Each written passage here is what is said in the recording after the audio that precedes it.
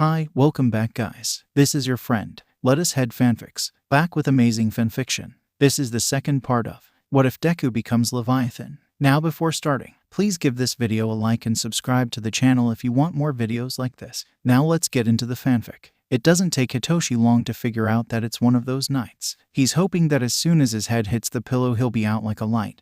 But no such luck. Even as he buries his face in his sheets and bundles the comforter around him, an alien restlessness hums under his skin and refuses to let him go. He knows from experience that it's better to just lay in his bed, even if he's not getting any actual sleep, but something refuses to let him do it. His tired limbs beg for sleep, still burning with exhaustion and blossoming bruises from today's hell, but his mind refuses. It's just past midnight when he groans in defeat, buries his face in his pillow, and shuffles out of his bed. His feet are freezing in the breezy apartment, but he pulls a pair of worn socks off of the floor and pulls them on before he walks down the hall to the kitchen. The faded gray carpet muffles his footsteps all the way until he steps onto cool tile.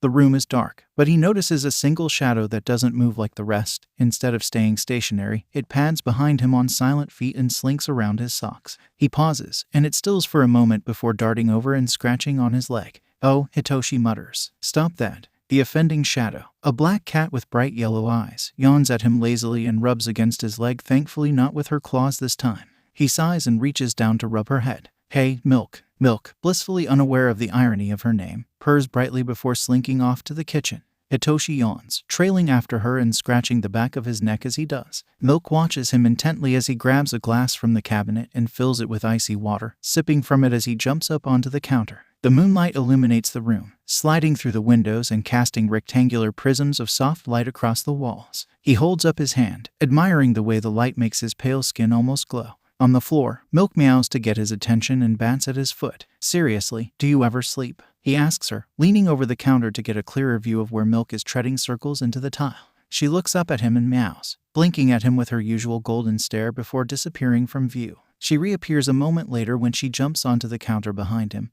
rubbing her head against his shoulder and purring when he pets her back. Talking to his cats is normal. It's not like talking to regular people, where he has to predict and guess at their moves and hope they won't ask about his quirk. His cats don't give a shit what he does, and he can say whatever he wants to them. They're good listeners, even if they don't act like it. It's still a valid question, too. Milk is always around on these nights when his brain just won't let him sleep. Whenever he shows even the slightest hint of being awake, she's there, meowing and scratching loudly at his door. He appreciates the companionship, even if Milk can be a little shit at times. "Speak of the devil." "Milk, don't you dare," Hitoshi says, realizing far too late the danger they're both in. Milk has slipped from his side to the far end of the counter, where she now sits with a single paw extended towards an old mug left over from that morning. She looks at him, then back at the mug, before slowly reaching out. "Milk," he hisses, sliding off of the counter and rounding the table. Milk, however, sees this as her opportunity and shoves the mug smugly off of the table. It hits the tile with a loud crack that reverberates through the small kitchen, and Hitoshi's head snaps up as he waits for the telltale noises of his foster parents getting up to investigate.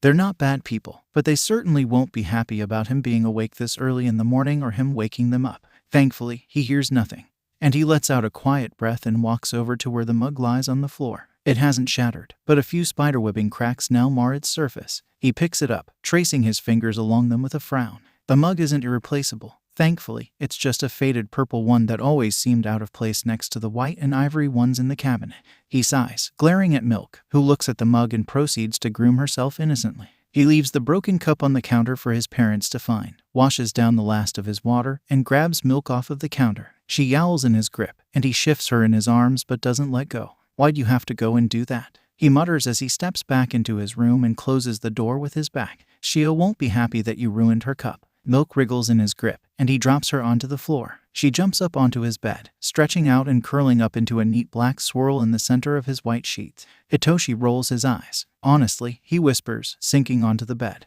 "Why can't you be more like Carpet?" He doesn't break mugs. Carpet is his other cat, a pale gray tabby whose dark stripes match the pattern of the apartment's carpet. He's lazy as hell, and he's always too busy lounging around to bother breaking things. Unlike Milk, he actually sleeps at night. Usually, Milk responds to this by reaching out and catching her claws in his left sleeve, tugging until the fabric threatens to tear. He extracts her with his free hand and a scowl, tossing her paw back onto the bed. "Jesus, what's your deal tonight?" Milk, unsatisfied, stands up and jumps over to his desk where she readies herself to knock over the old All Might figurine near the edge. It's cheap and poorly painted, but he's still fond of it and not very willing to let it get knocked over. He manages to catch it when it makes a desperate leap towards the ground, placing it back on the desk and whispering, "All right, you're banned," to Milk. She yawns and he rubs his forehead. "Please stop breaking things." Milk stretches and jumps back onto his bed, and he's not sure if she's ignoring him or she just doesn't care. He follows her, slumping back down onto his sheets but not bothering getting under them. His head is still full of erratically roving static, filling his veins with an itch to move, to think.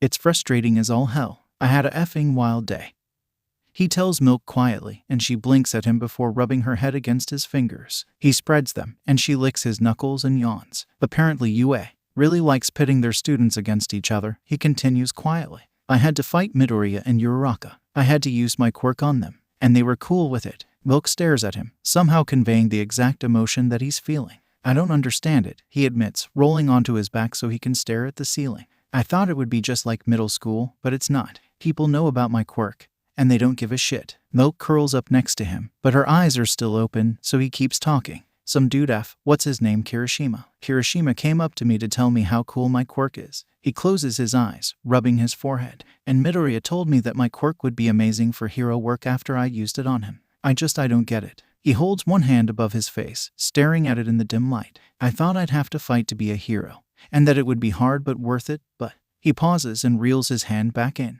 "I haven't. At least, not yet." He breathes in and out and lets his curled hands fall onto his face. Milk meows and shoves her face into them, purring as she does. He lets out a quiet laugh, and a small smile curls onto his face. "Thanks, Milk, you're a good listener." A pause. "When you're not breaking things." Milk sneezes on his face.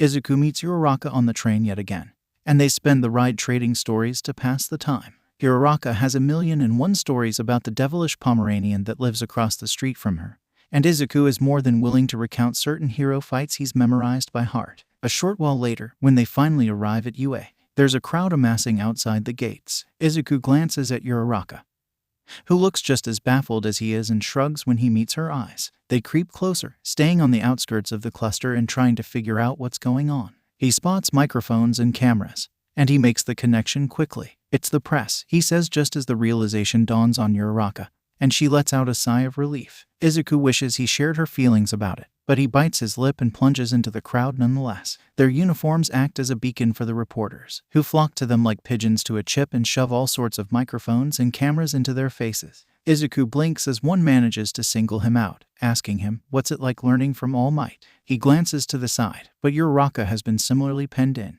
The reporter inches closer, shaking her microphone impatiently. "It's just like any other teacher," he says awkwardly, wringing his hands together. "Except it's All Might, which I guess takes some getting used to." The reporter looks annoyed, but she lets him go, and Izuku takes the opportunity to attempt escape. He almost makes it, but someone grabs his shoulder and turns him around. He tries to pull away from the touch, but the guy who's grabbed him doesn't let go. "Hey, kid, what do you know about woe? How'd you get that crazy scar?" Izuku locks up like someone's doused him with ice water, teeth gritted as his fins drop as far down as they'll go. He stutters out a response and turns to run, but the reporter grabs his arm. "Come on, it's just a quick question." Izuku's starting to panic now, because people are looking at him and his scar and his fins. And holy shit, what if someone recognizes who he is and what he is? The reporter's hand is wrenched off of his arm, and Izuku glances back to find Mr. Aizawa towering over him with an annoyed glint in his eyes. "Don't grab the students," he says through gritted teeth, "unless you want to get sued." The man backs off, gripping his microphone like a weapon, and Mr. Aizawa puts a hand on Izuku's shoulder and steers him through the crowd until he's on the other side of the gate and he can breathe. Izuku's never felt more grateful in his life. The reporters shout questions at Mr. Aizawa, mostly starting off with some sort of comment on his appearance, but Mr. Aizawa completely ignores them. "Vultures," he mutters. "He's not even here today." Izuku stumbles away from the gate a little further, reaching up to trace the pale skin on his face. Holy shit, he does not want to do that again. Mr. Aizawa glances at him, glances back to the gate, and mutters a gruff, "Homeroom starts in 5 minutes. Hurry up." Izuku nods, mutters a quiet, "Thank you," and hurries off towards the main building. He feels bad about leaving Uraraka, but he's pretty sure that if he'd gone 5 more seconds there, he would have gone into a full-blown panic attack, and that's the last thing he needs. Uraraka doesn't seem to mind, and when she gets to the classroom a minute later, she collapses into the desk next to him with a tired groan. "Oh, man," she mumbles. "There are so many of them. Is that even legal? Izuku rubs the back of his neck. I don't know. I guess so. It shouldn't be, she says. The last students to come in are Todoroki, who wears a blank expression that doesn't quite hide the anger rolling and white-hot at his beneath his skin, and Shinsu, who looks more tired than Izuku's ever seen him. Did they get you, too? Uraraka asks as Shinsu drops his backpack and settles into the desk behind Izuku, tucked against the back wall. He nods. It was crazy, she mutters. All those questions about All Might. They asked me what classes he taught. What'd they ask you? Izuku stares at his desk. They asked me what I thought about having him as a teacher, and then some guy tried to ask me. His fingers, which are rubbing up and down his scar, press too firmly and suddenly he's on the beach, gasping as he drags himself across the sand and presses his back against cool, cold metal. His blood is seeping from his back in a red-tinted torrent, and his glazed eyes are drawn upwards to the night sky while his body crumples like a dying star. He doesn't realize he's shaking until Uraraka's leaning across the space between the rows of desks and resting a hand on his shoulder. Hey, it's over, she says. It's okay. It's not over, not really. But Izuku takes in a deep breath and makes his hands still. Right. Thanks, Uraraka. She gives him a thumbs up right as the door swings open, and Mr. Aizawa trudges in. His bright yellow sleeping bag trails across the floor behind him, and he tosses it somewhere behind his desk and settles into his chair. He clears his throat, and Izuku figures that everyone's learned their lesson because the class goes silent. Good morning, he says in a way that makes it sound like the morning is anything but good. I have an announcement. The class goes so silent you could hear a pin drop. We're picking a class president. The sigh of relief is so intense it's more of a gust, and the piece lasts exactly 1 second before everyone registers what exactly that phrase entails. Immediately, a dozen or so hands fly up into the air, and everyone starts shouting some rendition of I'll do it. Izuku stays silent, although he can't help but quirk a grin at the cacophony. It's so normal. He keeps forgetting that UA is still a school, even if it does occasionally pit its students together in near-death matches. Part of him is interested in what the position entails. He's used to the class president being a mundane, work-heavy task that nobody really wants other than the ambitious overachiever, but this is UA. Being class president of a hero course class surely has to equate to something. Izuku still doesn't raise his hand. He just wants to be an underground hero. He'll be okay without the position. Mr. Aizawa watches the class scramble over each other in an attempt to get picked with an expression that clearly states he would literally rather be anywhere else. Thankfully, he's rescued or condemned by Ada, who slams a hand down onto his desk with enough intensity to make Izuku flinch. Quiet down, everyone. Surprisingly, it works, and the yelling quickly quiets into confused mumbling. Mr. Aizawa closes his eyes. Leading the group is a task of heavy responsibility, but ambition does not equate to ability. Ada starts, switching into the voice that Izuku has subconsciously dubbed the intellectual voice. Behind him, he swears he hears Shinsu mutter, "Oh, boy." The sacred office demands the trust of its constituents. Ada continues, and Izuku tilts his head. The sacred office. If this is to be a democracy, then I put forward the notion that our true leader must be chosen by election. It's not a bad idea, Izuku thinks to himself even as Ada's plan is met with mostly rebuttal. But Ada, we haven't known each other for long enough to build any trust, Asui points out, turning around in her seat to look at him. In the desk next to her, Kirishima rests his elbows on his desk and asks, and won't everyone just vote for themselves? That's precisely why anyone who manages to earn multiple votes will be the best suited individual for the job, Ida says with a striking finality, tilting up his chin in a silent challenge that no one rises to. Will you allow this, Mr. Aizawa? Ada asks, turning to their teacher, who looks like he's half asleep. Mr. Aizawa cracks open one bloodshot eye, rolls it, and says, do whatever you want as long as it's quick. Ida pulls out note cards from his bag and swiftly passes them out to the class, telling them to write the name of whoever they vote for on them and deposit them at the front. Izuku quickly scrawls Ida, folds it up, and drops it off on Ashido's desk in the front. He sits back down, and his attention is promptly called elsewhere until he realizes the results are on the board. Asui Tsuyu 3 votes. Yaoyorozu Momo 2 votes. Then, there are a bunch of people with 1 vote. Izuku raises his eyebrows, noting that both he and Ida are among them. Still, he hadn't expected Asui. He does understand, though. From what he's seen, Asui is calm under pressure and a good strategist. She managed to exploit the weaknesses of and defeat the 2 powerhouses of the class, snatching victory from the jaws of certain defeat and pumping up the whole class in the process. She's a good fit. Behind him, Ida stares silently at his desk. Izuku can't help but feel bad for him. The system was his idea,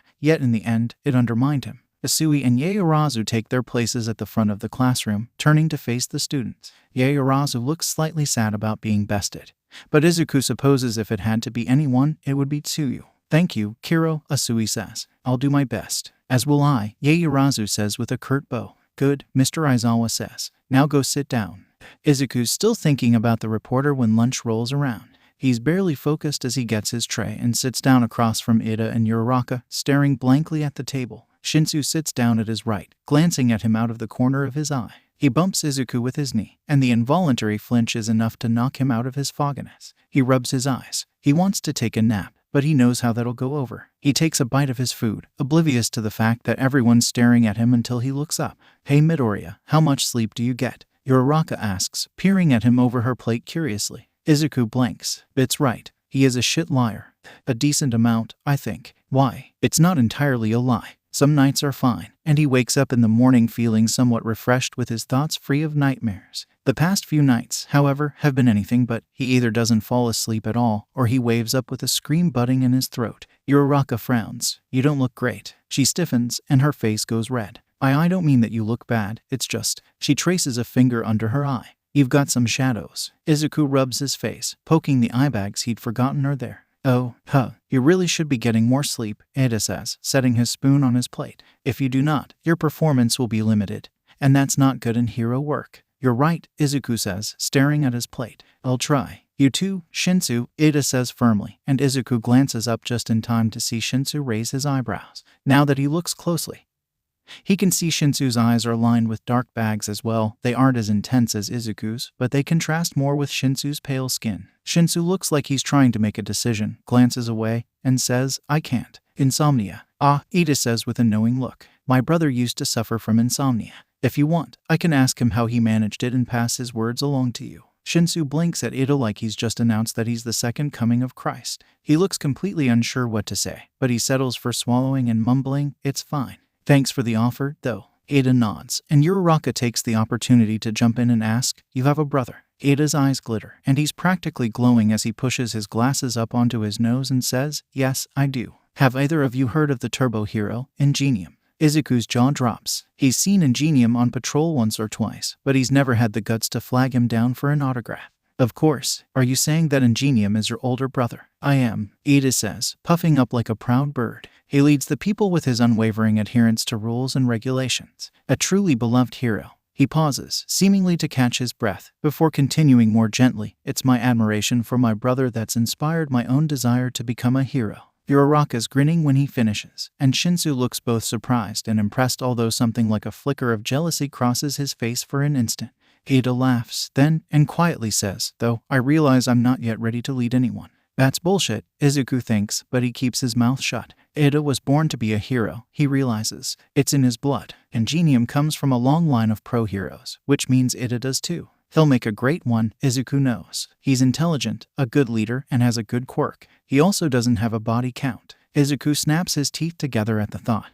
And he screws up his face when he suddenly tastes wood along with his rice. His tongue finds 2 pieces of wood in his mouth, and he spits them into a napkin, staring at them in confusion. He glances at his chopsticks, and his eyes widen when he realizes that he bit the ends of them off. He runs his tongue over his teeth and finds them razor sharp, and he wants to slam his head onto the table. Why can't he control his damn quirk? Thankfully, nobody's noticed. Ada's still staring wistfully into the distance, a soft smile on his face. Uraraka looks at him and says, you really love your brother, don't you? I do, he says, and it's not the prideful announcement that it was before, but a gentle confession. Izuku wishes he had someone like that. A sibling that he could turn to. He has his mom, and she's everything that he could ever ask for and more, but she works so hard. There are some things that he doesn't want to burden her with. He almost wonders. A high-pitched whine tears through the lunchroom, cutting off all conversation like a razor and filling the room with an echoing wail that makes Izuku flinch so harshly it almost hurts. He shakes his head, ignoring the trembling in his limbs that sounded like. The alarm. He mumbles, fins wobbling as he stands up.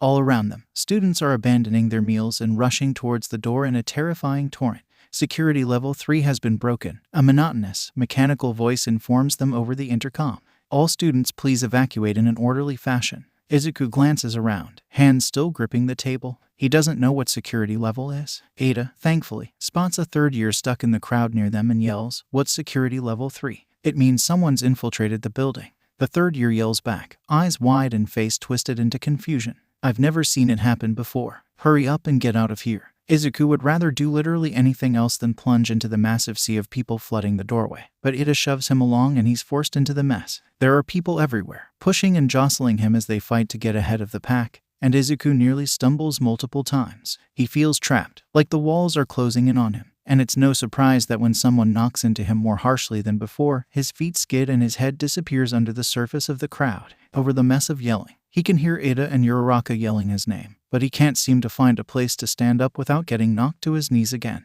Someone grabs him by the back of his uniform, hauling him from the floor with a single, strained tug, and he stumbles and turns to find Shinsu. "Thanks," Izuku says, and he doubts Shinsu can hear him, but Shinsu nods. Izuku turns back to the crowd, searching desperately for Uraraka and Ida, but it's like looking for a needle in a haystack. Izuku grits his teeth, and the Leviathan picks that moment to make itself known with a whispered hiss that's somehow louder than the screaming.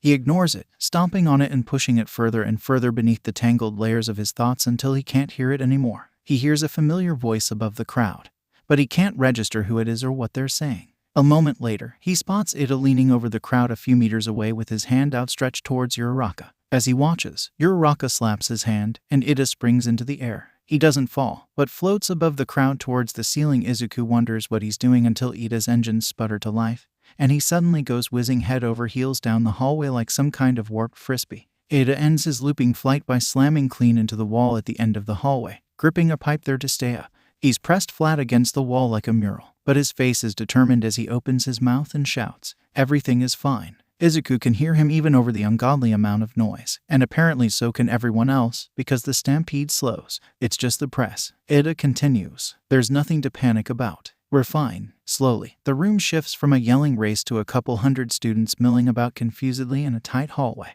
Izuku spots an empty corner not far away and carefully pushes toward it, wrapping his fingers around Shinsu's sleeve and gently pulling him along. Finally, they stumble into the thankfully open pocket, and Izuku takes a deep breath and tries to get his hammering heart to still. Shinsu steps past him and leans his head against the wall, and Izuku catches the tail end of a string of muttered curses. "Not one for crowds?" he asks quietly, leaning against the wall next to him, and Shinsu gives him a flat look. Izuku wrinkles his nose and stares out at the crowd dryly. "Me neither." Thankfully, a few teachers arrive a few minutes later to shepherd them back to their classrooms. Izuku waits until most of the crowd has passed, tapping Shinsu's shoulder when he spots Ida. They weave through the stragglers to get to him. "Oh, hello," Ida says when he spots them. "Are you all right, Midoriya? I saw you fall." Izuku nods. "I'm fine. Shinsu saved me from getting trampled." "Are you okay? It looked like you hit the wall pretty hard." Ida winces, rubbing his shoulder. "It was not a very graceful landing, but I'm fine." "It was pretty cool, actually," Izuku says with a faint grin. Ida's eyes crinkle at the edges. "I'm glad. They're the last ones to get to the classroom." Izuku slides into his seat and stretches, and Ida slips into conversation with an excited Uraraka. Shinsu lays his head down on his desk and doesn't move again. Out of the corner of his eye, Izuku sees Asui say something to Mr. Aizawa, who nods. She springs up to the front of the class, and Yaoyorozu slides out of her seat to follow. "We have an announcement, Kiro," Asui says. Izuku glances up, and Shinsu picks his head up off his desk and rests his chin on his hands. "We still need to pick the other council members, but first," she pauses thoughtfully. "During lunch, Ida managed to calm everyone down and keep us from getting trampled when no one else could. His leadership skills and experience are more suited for the role of president, and I think that he can guide you better than I can, Kiro." Izuku turns to find Ida staring wide-eyed at Asui, glasses sliding down his nose yet going completely unnoticed. "Sounds good to me," Kirishima says. "He really showed his stuff in the cafeteria. He saved me from getting crushed by some really scary third years." Kaminari adds. A few other people pipe up, eventually cutting off when Mr. Aizawa sticks a hand out of his sleeping bag and waves it irritably. "Just get on with it." Ida says, glancing around the classroom. "I accept. Thank you for the opportunity, Asui. I will not let you down." Asui smiles. "Call me Tsuyu, Kiro." Ida startles, but his response is drowned out by the class chanting, "Exit sign Ida. Exit sign Ida." Izuku laughs, and when Uraraka joins in, he does as well. Mr. Aizawa zips his sleeping bag up all the way, hiding his face from view. The day is otherwise rather uneventful. Hero training is thankfully just an intense workout, which Izuku survives only because he's been hauling rusty fridges and old motors around for a bit. Most of his classmates aren't so fortunate, as he discovers when he steps into the locker room and finds half of the people in there sprawled spread-eagled on the floor and panting. He steps over Kirishima and Takoyami, almost tripping over Takoyami's dark shadow, and claims himself a corner to change back into his uniform. They only have a short study hall after that, and Izuku uses it to finish most of his homework so that he can try and fit in a nap later. He still has to do English, but he's planning on doing that last. You're dismissed, Mr. Aizawa finally tells them, and everyone is immediately scrambling to pack up. Also, the door was damaged by the press, so you'll be using the side door. Don't go through the front. Go home. Izuku packs up his homework, still struck by the oddity of being able to pack up at his own pace instead of having to jam everything in his backpack and run. Still, he tenses every time someone laughs or raises their voice. The door was damaged, Ada says quietly as they leave the classroom. How? I saw the door before I came inside, Uraraka says. It was huge. There's no way someone just broke it. Right, Ada says quietly. That is strange indeed. They fall off into silence for a moment before Uraraka whispers, what if, really quickly, we went and checked out the door? Uraraka, Ada says, staring at her with a faint air of betrayal. Uraraka shrinks guiltily, but her eyes are pleading. Just a quick look. I won't go right up to it. I just want to see if I can tell what happened. Mr. Aizawa said not to go through it. Not that we couldn't look at it. She glances around. Who else wants to look? Izuku quietly raises his hand. Ada pinches the bridge of his nose. Not you too. It's just a look. We're not getting any closer than we have to, Izuku supplies, and Uraraka does her best puppy dog eyes. Ada sighs and shakes his head. I cannot believe I'm enabling you one quick look. But if you stay any longer I will tell Mr. Aizawa. Yes, Uraraka says, pumping a fist in the air. Let's go. Ada sighs, and Shinsu raises an eyebrow. But no one makes any move to stop them, so Izuku follows Uraraka's peppy steps down the hallway. They take the stairs with the rest of the students, but break off from the pack and head down the hallway that leads to the regular entrance. They get a few odd glances for that, and Ada looks uncomfortable, but he doesn't object. After checking behind them to make sure no one's looking, they step through UA's main entrance and onto the pavement outside. The cement path leads beyond them, cutting the green lawn in half before meeting what once might have been a door. The door is huge, made of interlocking jaws of thick steel plating that once completely blocked off the entrance to UA. Now, a massive section of it has been turned to a heap of gray dust, and the remaining sides are still crumbling. It gives a feeling of wrongness to the atmosphere that makes Izuku's blood run cold. What? Ada says, loyalty to Mr. Aizawa temporarily forgotten. Who could have done this? I don't think that was a reporter, Shinsu says warily. Izuku nods. A breeze blows, chafing more dust from the sides of the gate and scattering it across the pavement. Izuku wonders what kind of quirk is capable of turning thick steel to dust without being noticed. Someone's coming. Uraraka hisses, and they duck back into the doorway as Mr. Aizawa strides across the lawn, accompanied by Netsu.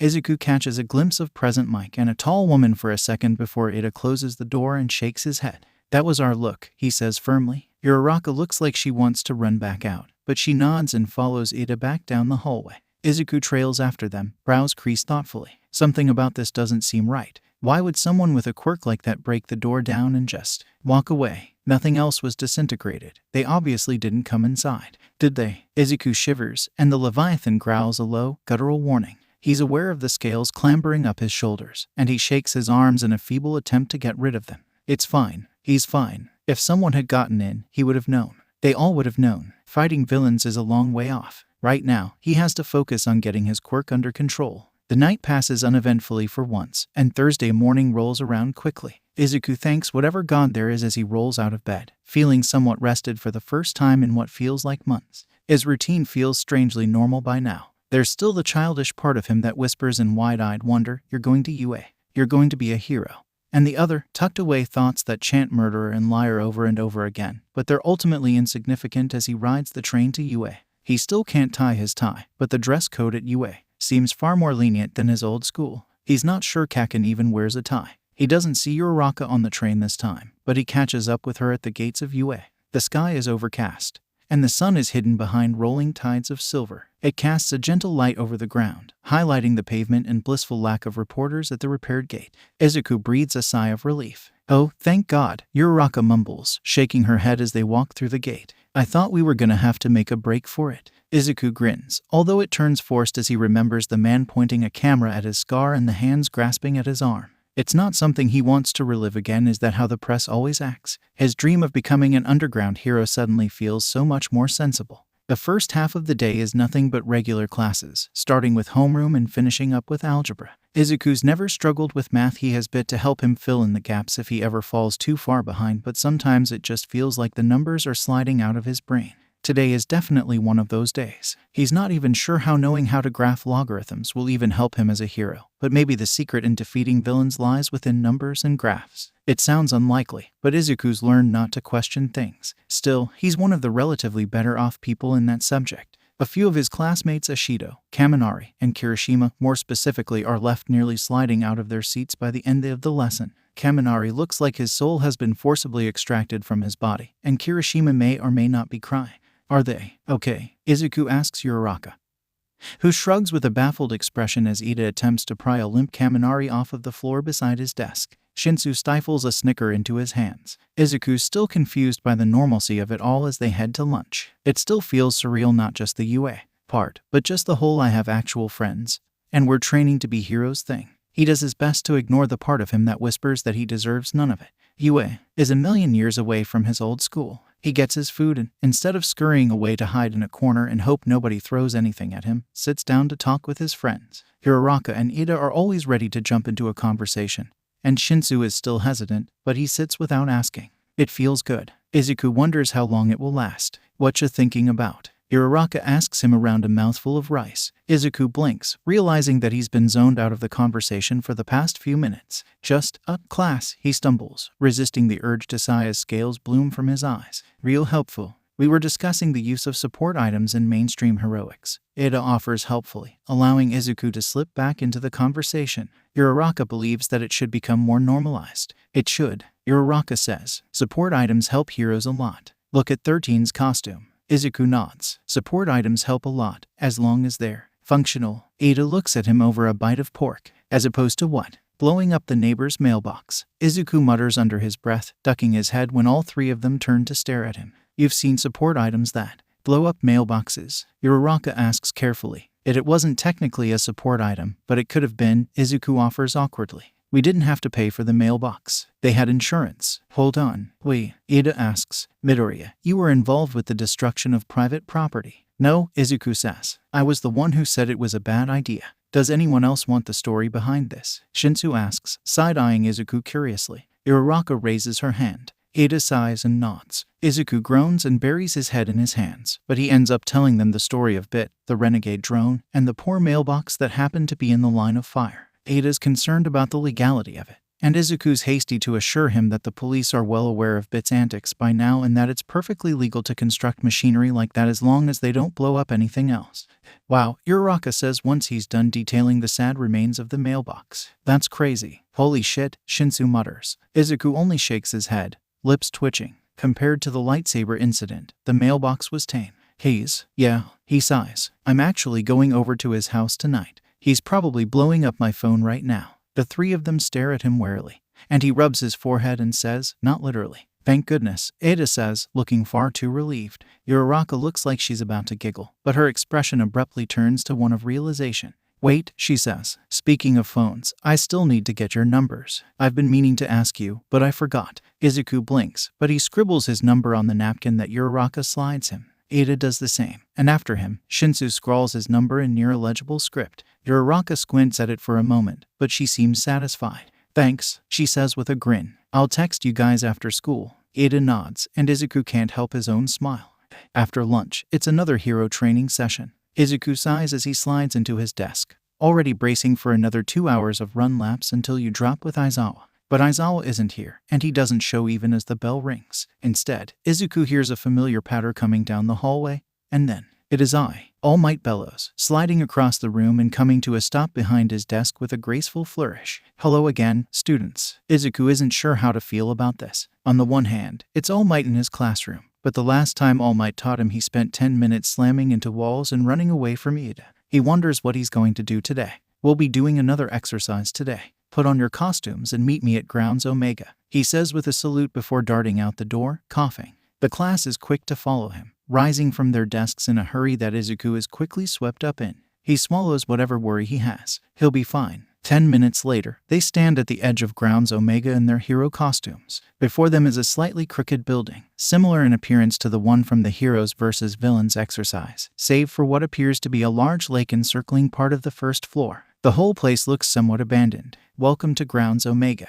All Might says, coming to a stop in front of them. In your career, you'll encounter many villains. When cornered, some villains will choose to fight. However, others will attempt to hide. Today, you'll be learning how to hunt down and capture a villain who is trying to evade you. Izuku tilts his head. That doesn't sound so bad. The exercise is simple. You'll be broken into groups of 4, with 3 heroes and 1 villain. The villain's job is to hide, and the hero's job is to find and capture them. As long as he isn't the villain, he'll be fine.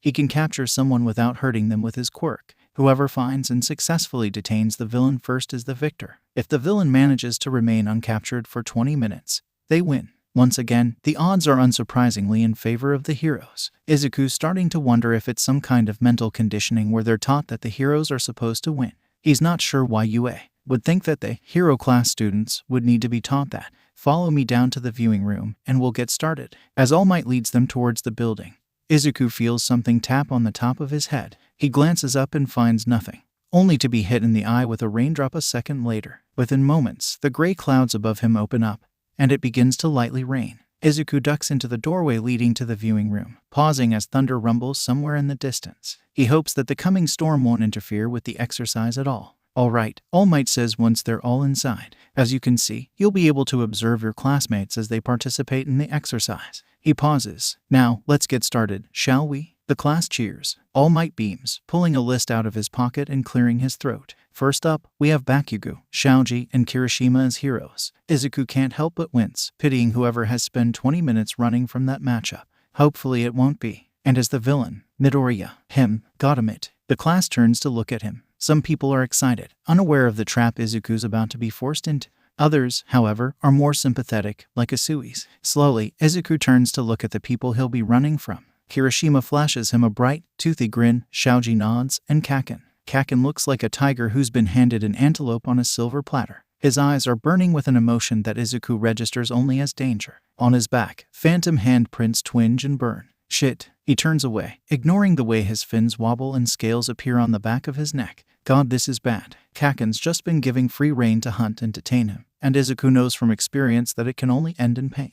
Unless, against all odds, he can actually avoid him for the whole thing. That's what he's supposed to do, right? Hide and run. Izuku's been hiding and running from Kaken his whole life. He'll be okay. He has to be okay. Midoriya, you'll have 5 minutes to find a starting position, All Might says. After that, you need to last 20 minutes without being captured. Izuku nods, sticking his hands in his pockets so that they don't shake. Heroes, you'll have 20 minutes from the whistle to find and detain Midoriya by any means necessary. You won't be given capture tape, so get creative. Izuku stiffens. By any means necessary. He doesn't like the sound of that at all. All Might won't let them go too far, though. He'll stop them if it gets out of hand. He will. Midoriya, you may head over to the building now. Good luck. Izuku nods, taking a deep breath and turning away from Kaken's burning eyes. He walks towards the door, hoping his trembling fins don't give away his terror at the thought of facing Kaken in such a small space. What if he loses control? He won't. He can't. As he closes the door behind him and starts to climb the stairs, he pulls his visor down and his mouth guard up. His hood comes up over his head, and his fins quickly pierce the fabric. He'll be fine, he tells himself, stepping onto the front porch of the building and reaching towards the door. He'll be fine. The building is a lot like the one that the Heroes vs. Villains exercise took place in, except smaller and much more run down. Instead of solid steel walls and plated floors, this building has rotting wooden floorboards and crumbling cement walls. It looks purposely abandoned, and the lower floor is completely flooded. The second floor, or the first floor if he doesn't count the basement, is a maze of hallways and shattered tile. The water here is mostly up to his ankles, except for a few drooping spots where it's almost past his waist. He makes a mental note to avoid those places. He doesn't waste much time finding the stairwell, knowing that the third floor is a safer bet to start out on. It'll take them longer to get to him, and when they do, he'll have more room to run. He still has 3 minutes, so he does his best to get the lay of the floor. It's all hallways like the one beneath, so Izuku makes sure he knows what turns to take to get where he wants to go. The sky is exposed in a few places thanks to the rotting ceiling, so Izuku pauses to get a breath of fresh air. The remnants of the ceiling lay on the ground around him, and Izuku stops to survey the area for potential hiding spots. A large sheet of metal, warped and scratched in places, catches his attention, and he lifts it to see if he'll fit beneath it. To his surprise, he finds a hole where the floor has fallen away that leads to the second floor. It's a pretty nasty drop, but nothing he hasn't faced before. He grins. If someone finds him, he knows how to get away. He's going to be okay. All Might warns him that he has a minute left, and he scurries away to find somewhere to start. The place he settles on is a small, tucked away hallway on the 3rd floor, halfway down. He stops in the middle, clambering on a pile of rubble. He's in plain sight, but if someone spots him, he has far more room to maneuver than he would if he were hiding. Before the exercise can begin, Izuku needs to get ready. He stretches out his arms and very slowly releases his grip on the ropes inside him. The Leviathan slams against the bars of its cage with a garbled scream that almost knocks him off the pile, but he channels its desperate attempts at control into his arms and legs. His bones shift with an uncomfortable feeling, and a few seconds later, his arms and legs have become reptilian talons. Izuku grimaces at how loud and close the Leviathan sounds, but he takes a deep breath. He needs to work on control. He can handle this. Balancing carefully on a piece of rebar, Izuku curls into a crouch and takes a deep breath. He stares at the ground, clenching his fingers, and breathes. He can do this. I'm ready, he says. And a few seconds later, a shrill whistle announces that the exercise has begun. Izuku's plan is simple. He's going to wait for someone to find him here. It should take them a little while as long as he's careful to not make any noise, and once they do, he loses them and finds another hiding spot. It's a risky plan, but the building is pretty small and the test is only 20 minutes. As long as he's quick enough, he can do it. Within a few seconds, he can hear the telltale sounds of the heroes breaking into the building. There's an explosion from below that rattles the walls and makes Izuku's breath catch in his throat, but he grits his teeth. It's from below, and it reveals Kaken's position. The good thing about the setting of this exercise is all the water, he notes. If he's lucky, it'll help to weaken Kaken's explosion should the worst come to pass. He thinks of Kaken, reaching for him with blazing fingers and none of the feeble restraints that his old school offered, and he shivers. If Kaken goes too far, All Might will stop him. Right. He swallows the thunder in his throat and the prickle of scales up his back. His spine tingles, offering him a tail, but he crushes the feeling. He's bordering too much as it is. He stays where he is, perched on the edge of the rebar like some kind of overly attentive gargoyle. His fins flare outwards, and he keeps his breathing quiet and waits for any kind of sound. There's nothing at the moment, save for the silent slosh of water around the rubble on the floor and droplets slipping from the ceiling.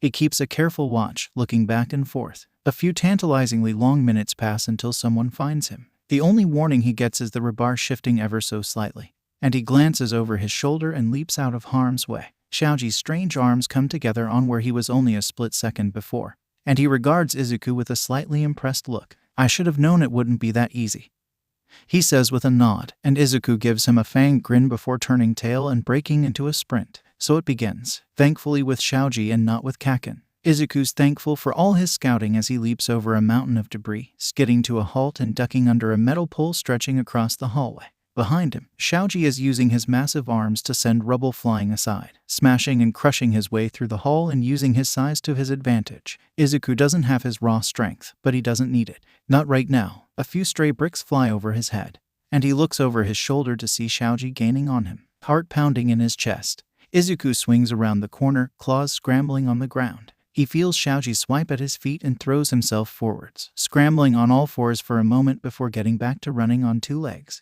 This is what he gets for being cocky, he guesses. Finally, he turns onto the hallway with the hole in the floor. As Shoji sends a stack of crumbling bricks flying out of his way, Izuku drops to his knees and skids on his knee guards towards the sheet of metal, yanking it up and over him and scurrying towards the hole. The metal covers him like a protective blanket, casting him in shadow. That shadow, however, abruptly disappears as Shoji yanks the metal from the ground and sends it flying over his shoulder, reaching out for Izuku with all six of his hands. Izuku throws himself forwards, and Shoji's hands miss his hair by mere inches as he slides through the hole and down to the lower floor. For a moment, he's in free fall. The ceiling is 10 feet high, which means he has approximately a millisecond before he hits the ground with a grunt, managing to weather the impact by letting his reptilian legs fold as much as they can. His feet ache, and he rolls his shoulders as he stands back up, surveying the area he's dropped into. The hallway stretches on in front of him, seemingly vacant. Satisfied, he turns around and comes face to face with a rather startled-looking Kirishima. For a moment, they just stare at each other, frozen with surprise. Then, Kirishima raises his hand, grins, and says, "Hey." Izuku runs. "Hey, get back here." Kirishima squawks behind him, but Izuku pays him no mind as he focuses on getting as far ahead as he can. He doesn't have the advantage of knowing the hallway now, so he needs to move as quickly as possible. Shit, he should have known Kirishima would have been in the hallway he dropped into, and Shoji's probably heading for the stairs. He needs to move. He hurtles over a piece of collapsed ceiling, glancing up when a realization hits him. If he's quick, he can get back onto the second floor through the open space the debris has left. If luck is on his side, Kirishima won't be able to follow. Digging his claws into the cracks in the cement wall, Izuku grits his teeth and starts pulling himself up. "Sorry about this, dude," Hiroshima calls. And a split second later, a brick flies up and hits him in the hand. It sends a bolt of pain through his arm, and he releases the injured hand to shake it out. He glances beneath him and yelps, scrambling upwards and barely avoiding another brick. Hiroshima frowns. Without warning, his skin hardens, and he suddenly throws himself at the wall hard enough to make it tremble. The already thick cracks start to spread, and Izuku realizes that the wall he's clinging to is coming down a second before it happens. Desperately, he hurls himself towards the ceiling, claws scraping it for a second before he comes down hard. He hits the ground the same time as the wall crumbles with a roar, obscuring the hallway in dust. "Crap," Hiroshima says somewhere to his right, and Izuku carefully inches away from his voice. His claws curl around whatever bricks or stones he steps on, keeping him from falling, so by the time the smoke clears, he's a good distance away. Hiroshima spots him and starts scrambling after him with a cry, and he grinds his teeth and breaks into another run. Hiroshima's fast, but his quirk doesn't enhance his running speed like Izuku's does, so he's able to outrun him with bounding strides. His legs fold and stretch like springs, sending him almost falling on his face a few times. Still, he's thankful. With Hiroshima yells growing distant and his heartbeat pounding in his ears, Izuku ducks into a hallway to take a breather. His sides burn, and his hand is sore from where it got bricked, but he's doing okay. The ambush comes without warning. He's standing there 1 minute, and the next he's throwing himself into the knee-deep water as he senses a searing heat swooping around the corner towards him. The place where he'd just been standing falls prey to a massive burst of crackling flames, the wall crumbling into ash. A plume of steam goes up as sparks hiss into the water, and Izuku chokes on the hot air as he scrambles away. Unfortunately, the water is loud, and Kaken is able to pinpoint his position with ease. "Stop effing running," he screams, lunging out of the smoke with an explosion burning at his back. Izuku slams his back onto the floor, soaking his costume and narrowly sliding under Kaken's explosion before hurling himself back into the fog. Behind him, he can feel Kaken's searing palms roving around like tiny suns, and the sensation makes his skin itch. Kaken's going all out. Deku, the first, connects with his back too quickly. How did Kaken move that fast for him to get out of the way and sends him sprawling? A boot crashes down on his back, making him wheeze and choke on water as panic fills his lungs. The Leviathan grows louder as scales appear on his shoulders. He rolls to the side as Kaken's boot comes down again, splashing him with a wave of dirty water. He shakes his head, sending drops of water flying everywhere, and throws himself out of the way of a punch that leaves a dent in the wall. "Stop running and fight me, you effing coward," Kaken screams. But over the roar of his heartbeat and the Leviathan's screams, Izuku pays him no mind. He takes off in a blind sprint, panic tearing at him. He needs to get away from Kaken if things get worse. He could lose control. The thought of that thing tearing into Kaken with a mangled, inhuman scream is enough to make fins start to sprout from his forearms. The Leviathan howls, louder and closer than it should be, and he covers his ears with his hands and yells. Kaken, unfortunately, has never taken no for an answer and is currently using his quirk to fly down the hallway at a speed that far outpaces Izuku's. He comes down like a shot, and Izuku pauses and ducks under the blow, only for Kaken to use his explosions to whirl around and nail him across the face, sending him sprawling. Kaken is supposed to detain him, not kill him, by any means necessary. Izuku doesn't hate All Might, he never could. Are you kidding? But he hates the way that the directions are worded. They give Kaken leeway to do almost anything, and it looks like he's going to take advantage of that. In the time Izuku takes to clear his spinning head, Kaken towers over him and blasts him with an explosion that sears his skin and makes him scream.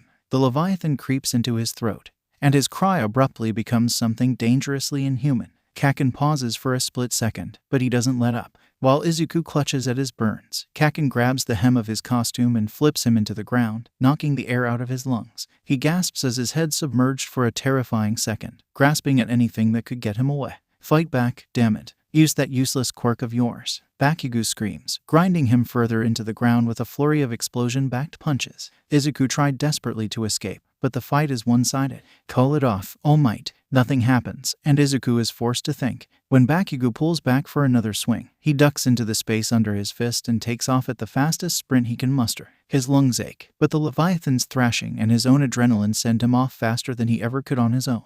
Behind him, Bakugo screams. Flying blind, Izuku veers right into a hallway that is darker and more watery than the rest. He quickly flips on his goggles, and the hallway is outlined with green. Thank God for the night vision. His feet slog slowly, tripping over invisible debris, so he gives up trying to desperately trudge his way through the waist-deep water and dives. The water feels natural and oddly calming despite the circumstances. He moves quickly, the fins on his forearms and legs streamlining him. He could move faster, but his costume drags him down. Maybe he should look into that. The water is cold, and the harsh difference between it and Kaken's fists is why he manages to sense and avoid the oncoming attack. The explosion sends the water flying into the air in a geyser of droplets and steam, and he rolls out of the way and kicks as fast as he can. He rounds a corner, losing Kaken for a moment only thanks to his swimming, and he wonders if he might have made it. A second later, his head hits something hard with enough force to make him gargle a grunt, and he surfaces and spits out murky water to see what it is. It's a wall. It's a wall, completely cutting off the hallway. It's a dead end. He turns, back pressed against the wall, and finds Kaken stalking closer. No, no, no. Why won't you fight me? Kaken roars, a furious snarl on his face. He's a mess. His explosive hair hangs around his face in waterlogged spikes, and his mask hangs lower than it should. His gauntlets, presumably full of water, have been abandoned, leaving him with 2 smoking hands. The water seems to have negated his explosions. Thank God. You're looking down on me, aren't you? He asks with gritted teeth. You think you're better than me. You have since we were effing 4, and you got that quirk and suddenly you wouldn't talk to anyone. Izuku stiffens, pressing himself flat against the wall. Kaken's right. He didn't talk for almost a month after that. But why would Kaken assume that Izuku was looking down on him? That's not it, he starts, only to be cut off when Kaken screams, Shut the F up. You've been looking down on me this whole time. You think with that quirk of yours, you're better than me, but guess what? You're not. I'm gonna be number 1, and your sorry reptilian ass is not gonna get in my way. He lunges, and Izuku ducks desperately. It's not enough, and Kaken's knee comes up and slams into his mouth guard. He's suddenly glad that he has it, but his face still throbs. Kaken grabs his head and slams him into the water, yanking him out a second later and throwing him into the wall with a blast of steam that might be an attempt at an explosion.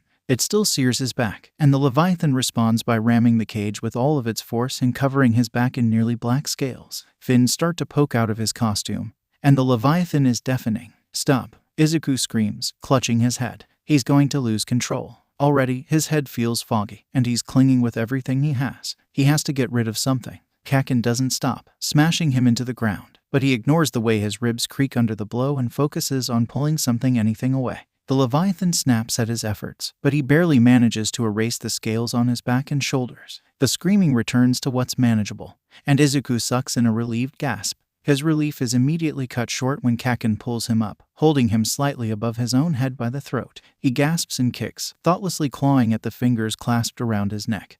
But Kaken sneers at him with eyes ablaze. Fine, he spits. I'll make you. Before Izuku can puzzle that out, he's suddenly being forced under the water again. He gasps right before his head goes under, sucking in a deep breath as water floods his senses. He waits for Kaken to pull him up and fling him somewhere, but it doesn't happen. He stays underwater, held there by the burning hands around his neck. The realization hits him a few seconds later. By any means necessary, Kaken is trying to drown him. The discovery comes with a new wave of panic, and he starts to thrash desperately, all holds forgotten. He claws at Kaken's hands, feeling his nails catch and tear, but Kaken doesn't let go. His panic increases, and the Leviathan starts to slip with a scream. It's so loud, louder than it's ever been, and Izuku has to grit his teeth to keep from screaming alongside it. Scales cover his torso, climbing all the way up to his jawline and coating him in a layer of ice. He can only hear the Leviathan, and he can feel it tearing at his insides. He's slipping. Even still, he hangs on through outright refusal. He digs his fingers in and won't let go, no matter how his lungs sear and his ears ring with screams. He won't. He's gotten this far. He won't. The Leviathan continues to seep out. His tail slides out, thrashing for a few futile moments before it's pinned under one of Kaken's feet. His teeth are sharper than they've ever been, and his vision wobbles and starts to split into more than one vantage point. He clamps down on it, pushing down with what waning strength he has. His lungs burn. Then, his sides sear with a sudden pain, like someone has slashed him open. He screams, the last of his air coming out in garbled bubbles. And before he can stop himself, he breathes. His lungs fill not with water, but with air. Even through his mouth is clamped closed. The Leviathan falters, and Izuku forgets for a moment the trouble he's in and crushes it with every bit of energy he has. For a moment, it's him and the Leviathan locked in a wrestling match for control. He pulls and pushes and holds as tight as he can, and somehow, through the smoke clouding his vision and the burning of his muscles, he manages to force the Leviathan back into its cage. The tail and fins slowly slide away, and he pulls the scales off of his shoulders and upper legs. His torso is still covered, but he's too exhausted to care. When he's sure he's back in control, his heart is still pounding. But he did it. He's okay. He focuses on the new development. He's breathing, and the air is murky and thick and not coming in through his mouth or nose, but he's breathing. Carefully, he reaches down to where his sides sear with pain. running his fingers over them and finding faint ridges beneath the fabric. They ripple when his chest rises, and water rushes out of them when it falls. Their gills. An incredulous, terrified laugh escapes his lips as he breathes, in and out, under the water. As thankful as he is, it only figured that he'd discover this now. Kakin is still holding him under the water, and now that he's no longer in a frenzied fight for both his and Kakin's lives, he can think. Kakin is trying to kill him. Kakin is trying to kill him. Izuku doesn't know how to feel. On the one hand, he deserves it, doesn't he? He's a fake, a murderer trying to infiltrate UA, with a power that controls him more than he controls it. But on the other hand, if he doesn't become a hero, how can he make up for what he did? How can he save lives so that his guilt no longer eats him alive? Who is Kakin to stop him from trying? As Kakin's hands refuse to let go, Izuku stares up at him, flexes his claws, and starts planning. When a thought comes to his mind, he takes a deep breath, closes his eyes, and goes limp. If he's a liar to Kakin, then a liar he will be. Ochako is panicking. She doesn't know what to do. She doesn't know what to think, quite frankly. All she knows is that everything has gone to shit and that there's nothing she can do. It started barely 5 minutes ago when All Might coughed and his hand came away covered in something that looked worryingly like blood. He'd laughed and announced that he had to take a short break. Ochako has been slightly concerned at the time, but it was just an exercise, so it should have been fine. She's right. It should have been fine. But it isn't. Not long after All Might had left, gasps had rippled through the class as Bakugo launched a sneak attack on Midori. He dodged, but barely. What ensued could only be described as a one-sided beatdown, with Bakugo crushing Midoriya into the ground and hurling him into the walls. No one had been able to look away, although Ochako had been covering her mouth at the sheer brutality of it. Midoriya's face had only come into view of the cameras once, and Ochako had felt sick. He looked terrified. The class had been silent as Midoriya desperately escaped, silently hoping that he'd make it.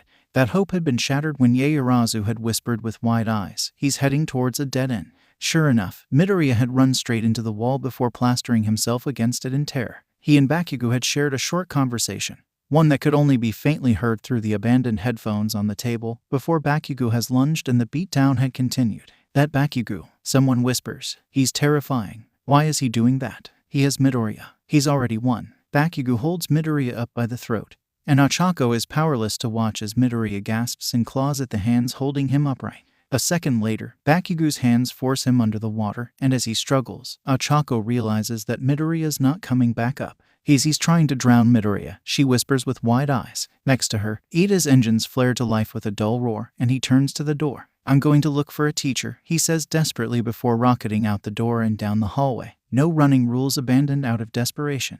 Ochako nods, turning numbly back to the screen where Midoriya is still thrashing beneath the murky water. "Come on," she whispers desperately. "Get up, Midoriya, please." Midoriya tries, and she stiffens when she sees his tail appear. Her hope is promptly crushed when Bakugo stomps on it, pinning it to the ground. Midoriya's flailing is growing weaker. "I think I'm gonna be sick," Kaminari whimpers. "Is this even allowed?" Ojiro asks, tail tense. "It can't be," Gyro whispers. "All Might said by any means necessary," Siro says with growing horror. I think he's taking that a little bit too seriously." They talk, arguing amongst themselves while Ochako grips the table with white knuckles and watched helplessly as Midoriya's struggling slowly ceases. Then it stops. Completely. Midoriya's hands go limp and fall away from Bakugo's, disappearing under the water. Bakugo stops straining, instead barely holding on as he stares with a smirk. "Oh my god," Ashido whispers. "Is he?" Before she can finish, Bakugo hauls Midoriya's limp form out of the water and tosses it onto a nearby pile of crumbling wood. He trudges over and kicks Midoriya in the ribs. Not gently at all. Midoriya doesn't move. Bakugo looks at Midoriya for a long while, not moving. The camera quality isn't the highest, but Ochako can make out something on his face, a mixture of emotions she couldn't place. He nudges Midoriya once, and then again, and then he takes a step back, away from Midoriya, and turns away with a scowl. His fists are clenched. Midoriya still doesn't move. "Holy shit," Kaminari says. Ochako feels like she's going to cry. It's only their first week. He can't be. Wait, Yaoyorozu says, straightening up. "Look," Ochako does, and she gasps alongside the rest of the class when, behind his shattered mask, one of Midoriya's eyes slowly opens. He watches Bakugo's back for a moment, hands slowly moving to position themselves on the ground. The class is dead silent. Then, right as Bakugo starts to turn around, Midoriya scrambled to his feet and sprints to the end of the hallway, turning on Bakugo with fire in his eyes. He's heaving and soaking wet, and his wild hair is plastered to his face, but his fists are curled. He looks furious. He screams something at Bakugo, And before Ochako makes a conscious decision of it, she's moving forward and slipping on the headphones that All Might abandoned. Some effed up things, but what did I ever do to you? Bakugo recoils, a snarl on his lips, but Midoriya beats him to it. All I ever did was try to be like you. Why are you trying to kill me, for FS sake? All you have to do is detain me. And you know it. Why me? He's crying, Ochako realizes. His fins are wobbling, his fists are shaking, and he's crying. Just leave me alone, Bakugo. Ochako doesn't know why, but the last statement sends Bakugo over the edge. He roars a horrible, angry scream that makes Ochako rip the headphones off and stumble backwards and lunges at Midori. He doesn't get far, though, because beneath his costume, Midoriya's chest glows a bright green. He opens his jaws, and the luminescent rushes up his throat and pours out of his mouth in a crackling spray of piercing green lightning. Ochako gasps, as does most of the class. The lightning rides along the ceiling, tearing the already rotting birds to shreds and raining a mountain of rubble down on Bakugo. He screams and tries to blast it away, but all that comes out of his palms is steam, and he's promptly buried. Midoriya stays there, eyes wide as smoke slowly drifts from his mouth. He's trembling, and he presses his hand against his neck. Ochako can't see, but she remembers what happened last time he used his lightning. It's horrifying. Quite honestly, Ochako doesn't know what lightning or fire-breathing quirks are supposed to look like, but it can't be this. His neck and the lower part of his face are charred black and flaking off, and his face is twisted into what Ochako can only describe as horrific pain. Before Bakugo can claw himself out of the rubble, Midoriya runs, tearing down the waterlogged hallway towards the stairs. He's stumbling, nearly blind from the tears he's trying desperately to scrub off of his face. On another camera, Ochako sees Shoji coming down them. If Izuku goes up, they'll run right into each other. What's he doing? Hagakure wails. He's going to get caught. Midoriya reaches the stairs. But instead of running up them and hurtling smack into Shoji, he ducks down, beneath the surface of the water and down to the first floor. The first floor, which is entirely flooded. Shoji spots him quickly and dives after him, swimming after him, but Midoriya is fast beneath the water. He paddles desperately away from the staircase, moving further into the flooded hallways and farther away from the area where he can breathe. He's going to drown again. Ashido yells. I am sure he has some sort of plan. Yaoyorozu says uncertainly. Midoriya keeps swimming, long after he should have run out of air. He swims all the way until he reaches the far side of the building, a place where nobody should be able to reach him, and he pauses. Then, he swims up to the top of the frame, sticks his head up, and then quickly tears back down. An air pocket, no doubt, so he can breathe. Why didn't he just do that in the first place? Midoriya, seemingly satisfied, slowly sinks to the bottom of the hallway, claws touching down on the rotting wood. Hesitantly, he drops to his knees and curls up in a ball in the corner, pressing his nose into his knees and wrapping his arms around them. Ochako didn't know it was possible to cry underwater. It's that moment, when Midoriya is tucked away beneath the water and Bakugo is screaming under a mountain of smoking floorboards, that Ida bursts in with Mr. Aizawa in tow. That's also the moment that All Might returns, looking cheerful and pleased with himself. He trots through the doorway, a smile on his face that promptly dies when he sees the pale faces of his class and Mr. Aizawa's pissed-off expression. Oh no, he says. They cart Midoriya off to the nurse's office after All Might ends the exercise only 2 minutes before Midoriya would have technically won. It takes him a long time to come out of the flooded basement, and when he does, he looks exhausted. All emotion has been wiped from his face. He says nothing when they coax him into laying down on the medical mat so the twin robots can drive him to the nurse's office. He doesn't respond to All Might's fearful apologies, just stares at him with a distant expression in his eyes that doesn't match up with the Midoriya that Ochako knows. His throat is smoking. The rest of the exercises run smoothly, but Ochako suspects that's only because Mr. Aizawa is standing in the corner of the room and watching All Might with eyes harder than steel. It doesn't take the class long to move on from the incident as more groups get ready and head into the building. Although the mood is significantly dampened, Ochako doesn't move on. No matter how she tries to focus during the exercise when she's supposed to be hunting for Kaminari, she can't stop seeing Midoriya in her mind's eye, curled up under the water and sobbing. Zero wins, wrapping Kaminari in a cocoon of tape, and she comes out and sits back in the observation room without a word. She won't be able to mourn her allies in battle. In the real world, her distraction would be her undoing. She can't let it get to her. She needs to move on. But she can't. She can't stop seeing Midoriya, lying limp on the ground with Bakugo standing over him. Ochako had watched him scream. She's so lost in thought, she doesn't register that they've been dismissed until a hand rests hesitantly on her shoulder and shakes her lightly. She blinks, following the arm to find Shinzu watching her with a careful expression. He nods towards the door, and she swallows and stands. They walk side by side towards the locker rooms and don't say a word. Ochako's grateful. She doesn't trust herself to speak. When they part, Shinsu pauses, turns to her, and nods with a knowing expression. Ochako forces a weak smile onto her face, and Shinsu's lips slowly curl to match it. Ochako makes small talk with the girls in the locker room as she peels off her soggy hero costume, storing it carefully in her locker and fixing her hair in the mirror. She's never been so glad to listen to Ashido ramble about bands she's into. And she laughs when Jiraiya refuses Ashido's requests to play dance music from the speakers in her costume. She feels lighter. The rest of her classes are a quiet affair. English is hard, but it always is, and math is, well, math. Ochako makes a valiant attempt. Midoriya doesn't come back for the rest of the day, and his desk feels empty. Ida is oddly quiet as well. Even Shinsu seems subdued. Bakugo refuses to talk for an entire period. When the last bell rings, Ochako doesn't wait for Mr. Aizawa to dismiss them. She jams her papers into her bag as quickly as she can and sprints out the door, stumbling through the growing crowds and towards the nurse's office. The burst through the door, nearly losing her footing as her feet squeak on the polished tile, and Recovery Girl turns in her chair with a tired sigh on her lips. "Yes, dearie, Midoriya," Ochako says. "Is he?" Recovery Girl smiles, and Ochako thinks she detects a bit of relief. "He's all right. I fixed him up with my quirk and then let him rest for a little while. You just missed him, right?" Ochako says, glancing over her shoulder. "Thank you." Recovery Girl waves her fingers in a sort of goodbye,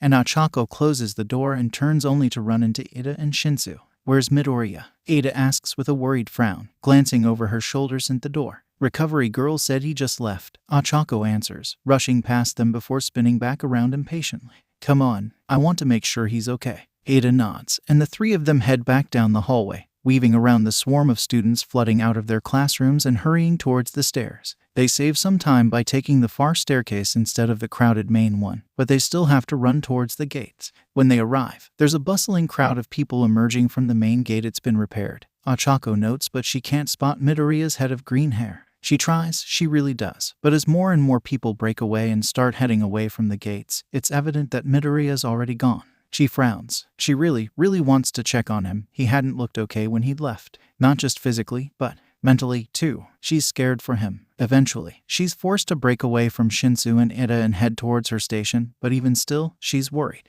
It's fine, she tells herself. Midoriya is strong. He'll be okay. Still, somewhere, she knows that it's not fine. Something feels very wrong, and she can't quite put her finger on it. It's like something deep in the back of her mind is trying to warn her of some unseen danger that Midoriya is facing. She shakes her head and resolves to text him as soon as she gets on the train.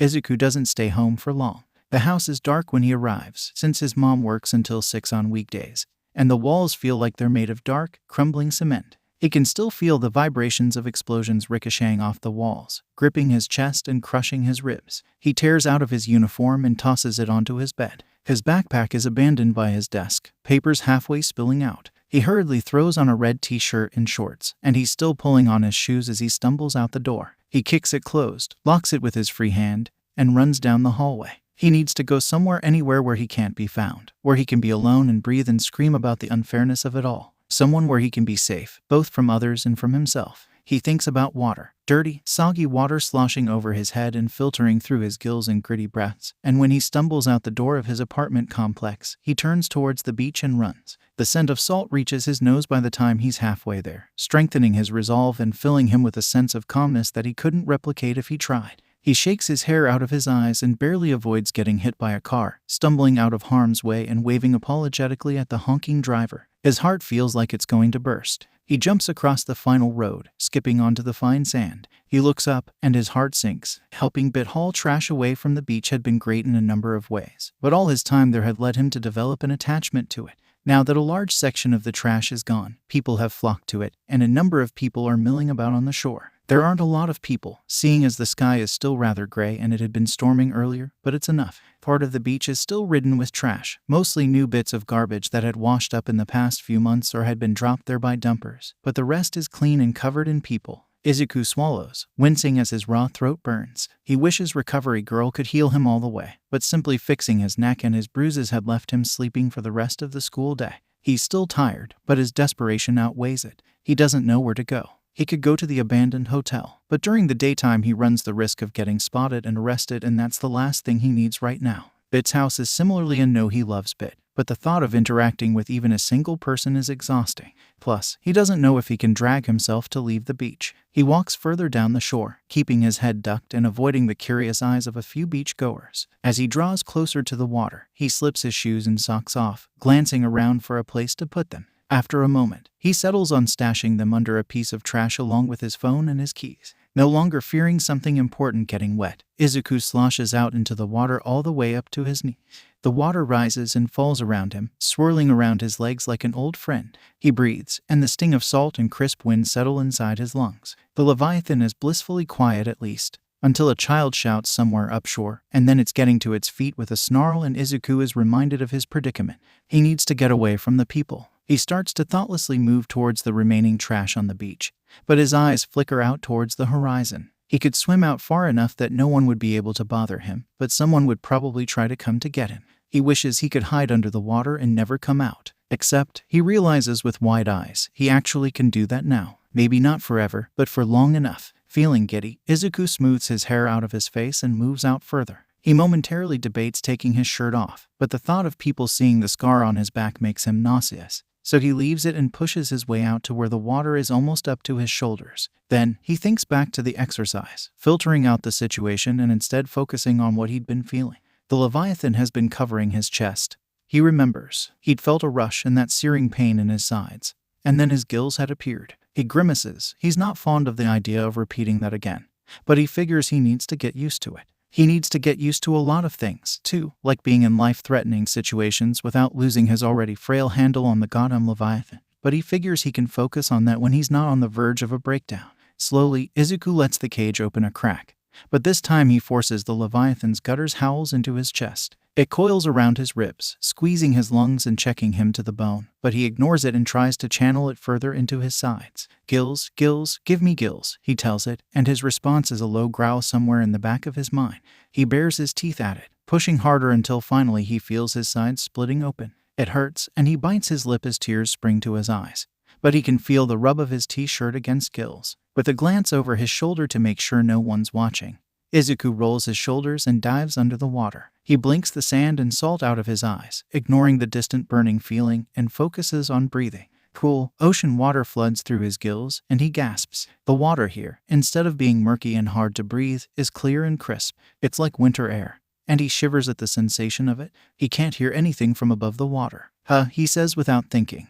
And his voice comes out strange and warbled, punctuated by a flurry of bubbles escaping his mouth. He coughs on the water that he almost breathes in, focusing on breathing through his gills. Thankfully, his body obliges, and he goes back to inhaling and exhaling through his sides. It's a weird feeling, but not too uncomfortable, so he ignores it and starts swimming. The water is a bit murky and hard to see in, but he doesn't care. He paddles further, hesitantly letting fins creak open on his arms and legs. The Leviathan tries to slip out further by spreading scales across his shoulders, but he slams down on it more harshly than he normally does. His revived anger only fuels the Leviathan, and he's drawn into yet another tussle, one thankfully not as severe as earlier's. He wants to scream at it, to yell, "Why won't you just let me exist?" and kick at it. But the angrier he gets, the stronger the Leviathan gets. So he swallows his anger and lets the ocean flood his chest in its place, erasing his fear with crystalline blue water. The Leviathan fades, although the parts he's already manifested give it enough leeway to growl at him. He goes back to ignoring it. The farther from the shore he gets, the more things he sees. The sand is covered in sunken trash, rusted metal appliances, and old furniture that the sea has reclaimed. Schools of fish dart past and around him, chased by unseen predators. A few larger, curious fish swim up to him, staying far enough away to escape but close enough to look at him with their bulbous eyes and wonder, "What are you?"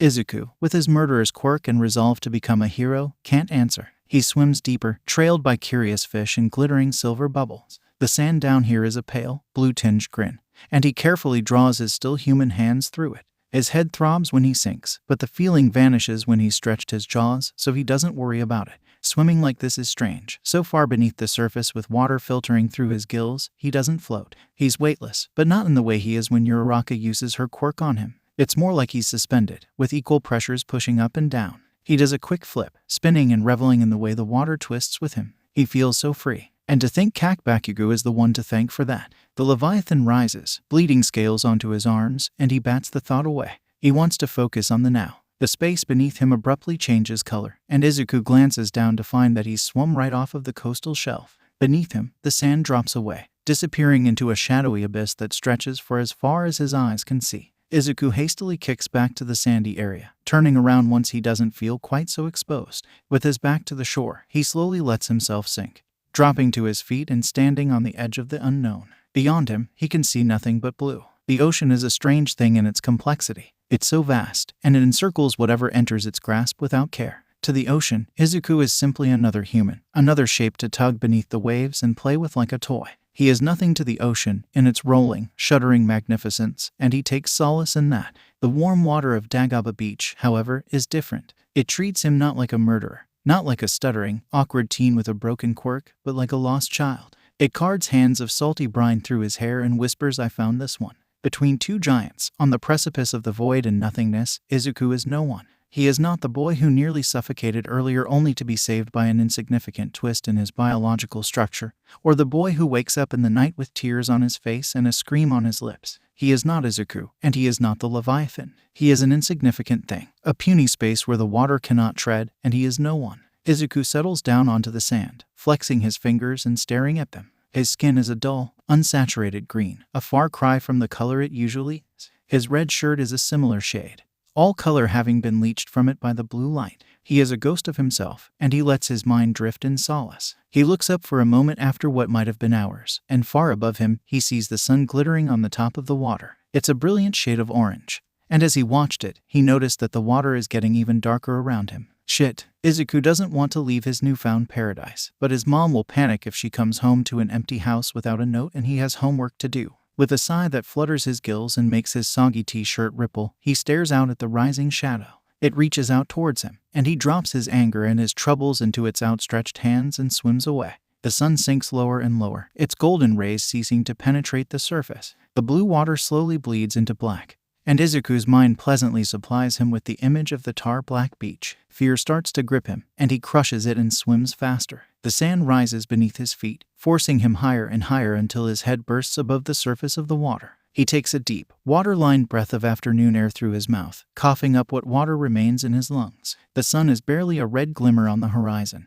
and Izuku quickly shakes his hair out, shoves on his shoes, and pulls up his phone. It's a good bit past 7. He winces. Mom 6:27. I just got home. Where are you? Izuku. Mom 6:49. Izuku, please answer. I'm getting worried. Izuku. Mom 7:12. Izuku, please text me back. Izuku swallows the guilt in his chest. Izuku 7:28. Mom, I'm okay. I went to the beach and forgot to text you. I'm really sorry. Mom 7:29. Oh, thank God. Izuku, you scared me to death. You know you're not supposed to be out past 7 on school nights. Izuku 7:31. I know. I lost track of time. I'm on my way home. Mom 7:32. Do you need me to pick you up? Izuku 7:33. I'm fine. I'll be home soon. I love you. Mom 7:34. I love you too, sweetie. Hurry home and stay safe. Izuku stretches his sore legs with a grimace. He'd gladly accept the ride home if he could, but he needs the walk home to air dry. If he tried to get into her car shopping wet, he'd be faced with a lot of questions he's not sure he can answer.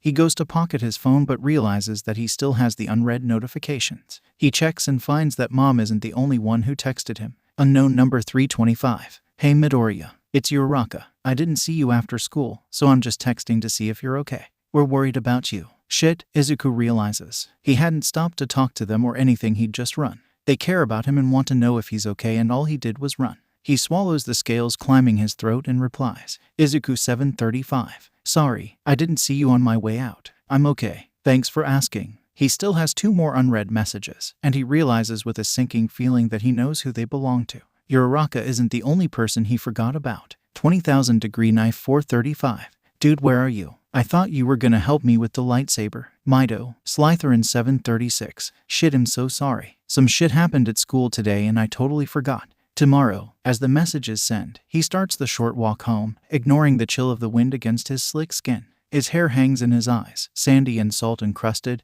and his grimaces. He needs a shower. He crosses the road, ignoring the stares of passerby who stare in confusion at the drenched teenager hurrying past them. He misses the ocean. His phone dings in his pocket, once, then twice, and he pulls it out. 20,000 degree knife 744. No dude, it's fine, don't worry about it. Are you okay? Slytherin 746. I'm okay now, I think. I just needed some time. He'll tell you about it the next time I see you. Thanks. 20,000 degree knife 747. NP. And tomorrow works for me. But don't push yourself if you're not feeling up to it. Slytherin 749. They'll see you tomorrow then. Wait, did you change my name again? 20,000 degree knife 750.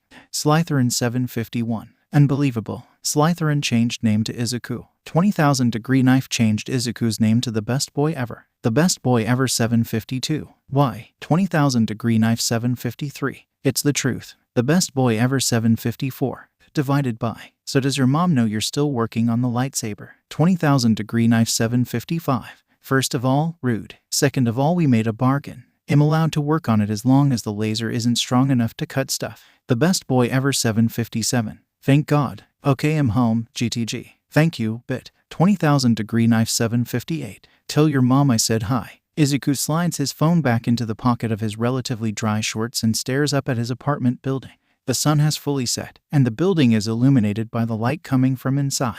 He swallows, heading up the door and heading inside to get his keys. He's still shaken and tired, but he can't hide from it forever. He'll just push on. Homework will help, and so will Mom after his obligatory earful and hug about being out so late. It's time to face the real world again. Mom is waiting for him when he gets home. He's well aware that something's off as soon as he steps in the door, his fins wobbling slightly. The air in the apartment is different, tense, almost. It lacks some of the warmth that's usually melted into the very walls, one of the things that makes it so calming. Then he sees Mom's expression, and he knows the night is going to be a long one. She's scared. That much he can tell in the tightness of her posture, the creases in her face. She's standing too stiffly. And if Izuku were anyone else, he might think she was angry. But he knows his mom may be better than he knows himself, and he can see the fear in her eyes. I got a call from the school, she says tightly. They told me what happened.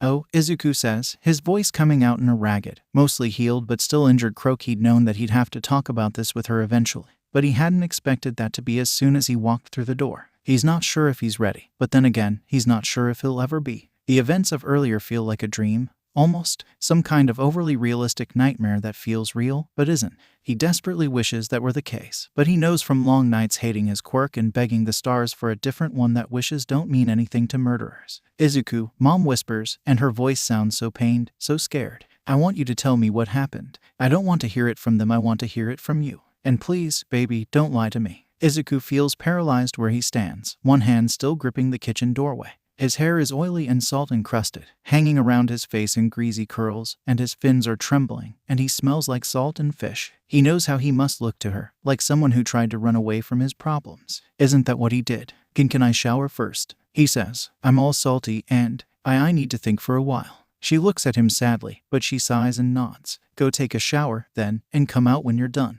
This isn't something I can ignore, Izuku. We need to talk about it. I know, Izuku says. I know. He steps past her and heads towards his bedroom, aware of how his hands are shaking. He can't put this off forever, but he can at least spare himself a few precious minutes to think about what he can say. He turns the faucet as far to the left as he can without throwing himself bodily out of the shower, letting the scalding water wash over his scuffed skin and scales. It's so different from the cold seawater, it brings relief, and at the same time, it brings nothing but empty promises and a sense of foreboding. He chases the salt out of his hair with shaking fingers, thinking about what he's going to say to his mom. He can't lie to her, there's no sense in doing so. Not when the school's already told her everything.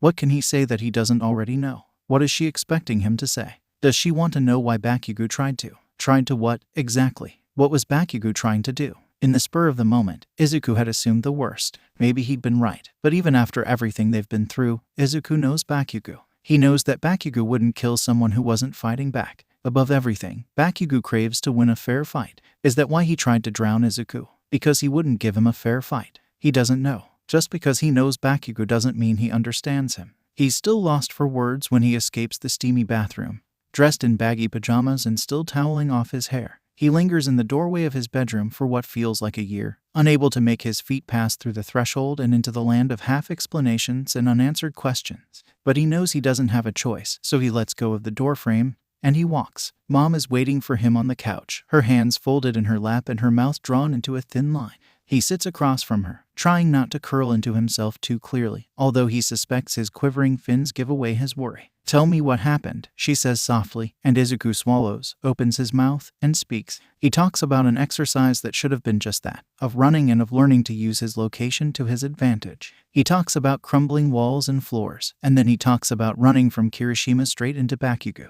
His throat tightens, but he keeps going. He talks about running, about getting slammed in a one-sided fight, and then he talks about water. And he talks about gills, about faking passing out so that he could keep fighting and escape. He talks about escaping to the flooded floor of the building. And he talks about staying there for the rest of the match. It hurts to say it, in a weird way. Up until now, he could pretend it didn't happen, but now that the words are out, he can't take them back. The ring in the silence of the apartment, hanging over his head like a heavy cloak that he can't shake off. He wants to sleep. And why didn't they stop this? Mom asks. The tightness is gone from her voice, replaced with something harder and colder than steel. Izuku glances up and finds her much firmer than before, her fists clenched. They said all might. Left, Izuku says flatly. He had something to do, and he thought that it would be okay to leave for a few minutes. His job is to keep you safe, Mom echoes. And he left you alone. I don't know why he did it, but Bakugo would have done what he did whether All Might was there or not. Nobody can stop Bakugo once he gets like that. Mom's mouth grows tighter, and you would know. Izuku realizes his mistake too late, and his fins jolt upwards as his eyes go wide. He's never hurt me like that before. Like that. He's Bakugo, Izuku says tightly. He hurts everyone. I wish I knew why, but I don't. There's silence after that. And Izuku can't bring himself to look up and see Mom's expression, so he stares at his hands instead. They're scaly and cold, covered in glistening teal scales and curled into loose fists. It's strange how used he's gotten to just having parts of the Leviathan out at all times. The screaming in his head that once would have driven him insane is hardly even noticeable anymore. Maybe he's getting stronger. He has to be. A year ago, Bakugo's attack would have triggered a loss of control in an instant. Yet somehow, he managed to keep himself from letting go. He's not sure how, but he's glad. Bakugo might have attacked him, made his life hell, but he doesn't know if he could live with Bakugo's death on his hands. The Leviathan tightens around his ribs, as if to whisper, but you can carry the lives of strangers. And he grits his teeth and forces it away. A few scales disappear from his hands. Well, Mom says after their silence has ended. Thank you for telling me. What are you going to do? Izuku asks warily, because he knows that look. I'm going to make sure something like this doesn't happen again, Mom says. And if that requires legal action, so be it. You're going to sue Yue. Izuku says incredulously. He wants her to shake her head and say nothing so intense, but she nods and never once loses that hard look in her eyes. You can't, Izuku says before he can think better of it. Mom, you can't just sue Yue. And why not? She says. I have plenty of material for a lawsuit. It's their job to keep you safe while you train to become a hero, one of their only ones, I might add, and they've failed in the first month.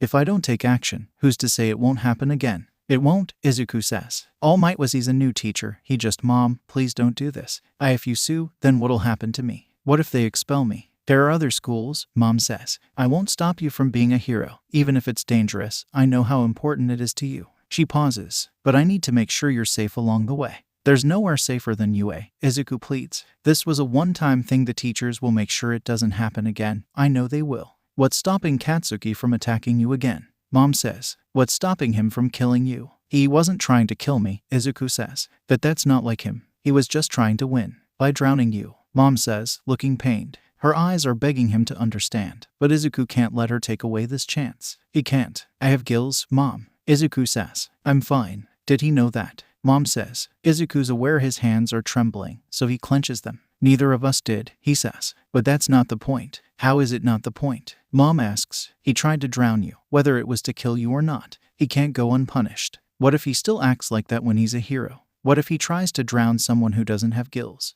Izuku grips his head. I don't know why he did what he did, but the teachers won't let it happen again. He's still trying to be a hero. He can learn. He's had years to learn, Mom says. This shouldn't have happened, Izuku, no matter if it was Bakugo or anyone else. I know, Izuku says. Just give Yue a chance. This was a one-time thing, I promise. I'll think about it, Mom says. But I won't make any promises. The school wants us both to come in and talk about what happened. I'll make my decision then. Oh, okay, Izuku says. Mom looks at him sadly. Izuku, she says softly. I hate to do this to you, but you have to understand. I can't in good conscience let you go to a place where I know you'll be injured. It's my job to protect you, hero or not. Izuku feels the fight drain out of him like a squeezed-out sponge. And he slumps and slowly nods his head. I know, he says. I've come so far. I don't want to let it all go to waste. It won't, Mom promises. Whatever happens, you're still the brave, strong Izuku that I've been lucky enough to raise. You're still a hero no matter what uniform you wear.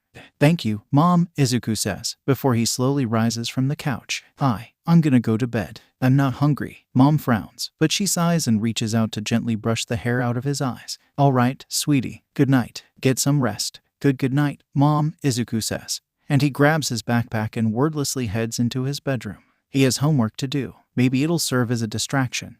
That night, Izuku dreams. Unlike the rest of his dreams, which cement him solidly within the bounds of what seems to be reality, this dream is far less lucid. It comes as a series of images and encounters swimming through his head, each one more surreal than the last. Through a distorted lens of kaleidoscopic colors, he sees strange things he doesn't recognize. Buildings that seem so far away, a full moon glinting against thousands of raindrops, and flashes of harsh, sparkling green. He sees people running, but their images are blurred and warped in so little. He sees broken buildings, falling debris, and he knows above all that he wants it to stop. His brain stutters and restarts like a dying film reel, spitting out images at a jerky rate. He tries to claw his way back into the realm of consciousness, but in the end, he's doomed to watch the strange images play over and over until his alarm screams at him from his desk and rescues him from his mind.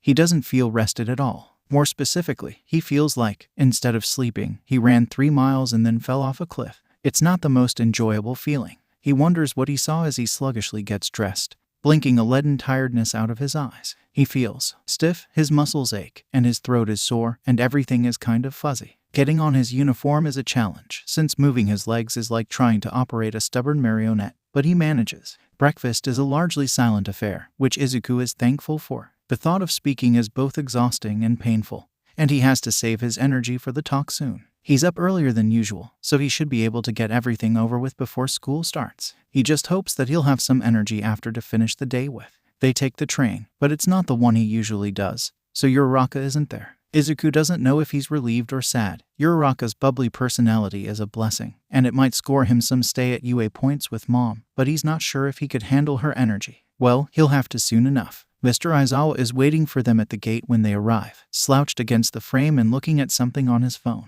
He glances up when they stop in front of him, and his eyes slowly travel from Mom to Izuku. Nedzu wants to see you both in his office, he says. Follow me. They do. The walk from the gates to Nedzu's office is strikingly long and very awkward, but Izuku manages to busy himself with looking around the halls. Despite it being almost a week, he hasn't seen much of the campus so far. It's huge, more expansive and pristine than anything even remotely similar to his old school. And from the upper floors, he can see the city sprawled out beyond the windows. Nedzu's office is on one of the highest floors, down the hall from the elevator. The room looks surprisingly normal from the outside, a simple door with 2 long benches on either side. Izuku wonders if the inside is just as mundane. It's not. Nedzu's office is strikingly huge, with one wall made completely out of glass and allowing the morning light to shine through. On the other side of a long, neat desk, Nedzu sits in a very high chair, his clothes neatly ironed and his paws folded in his lap. His black eyes glitter strangely. He's not alone in the room, Izuku notes with mild interest. Sitting in a chair to his right is a thin, skeletal man in an extremely oversized suit who looks like he might keel over at any given moment.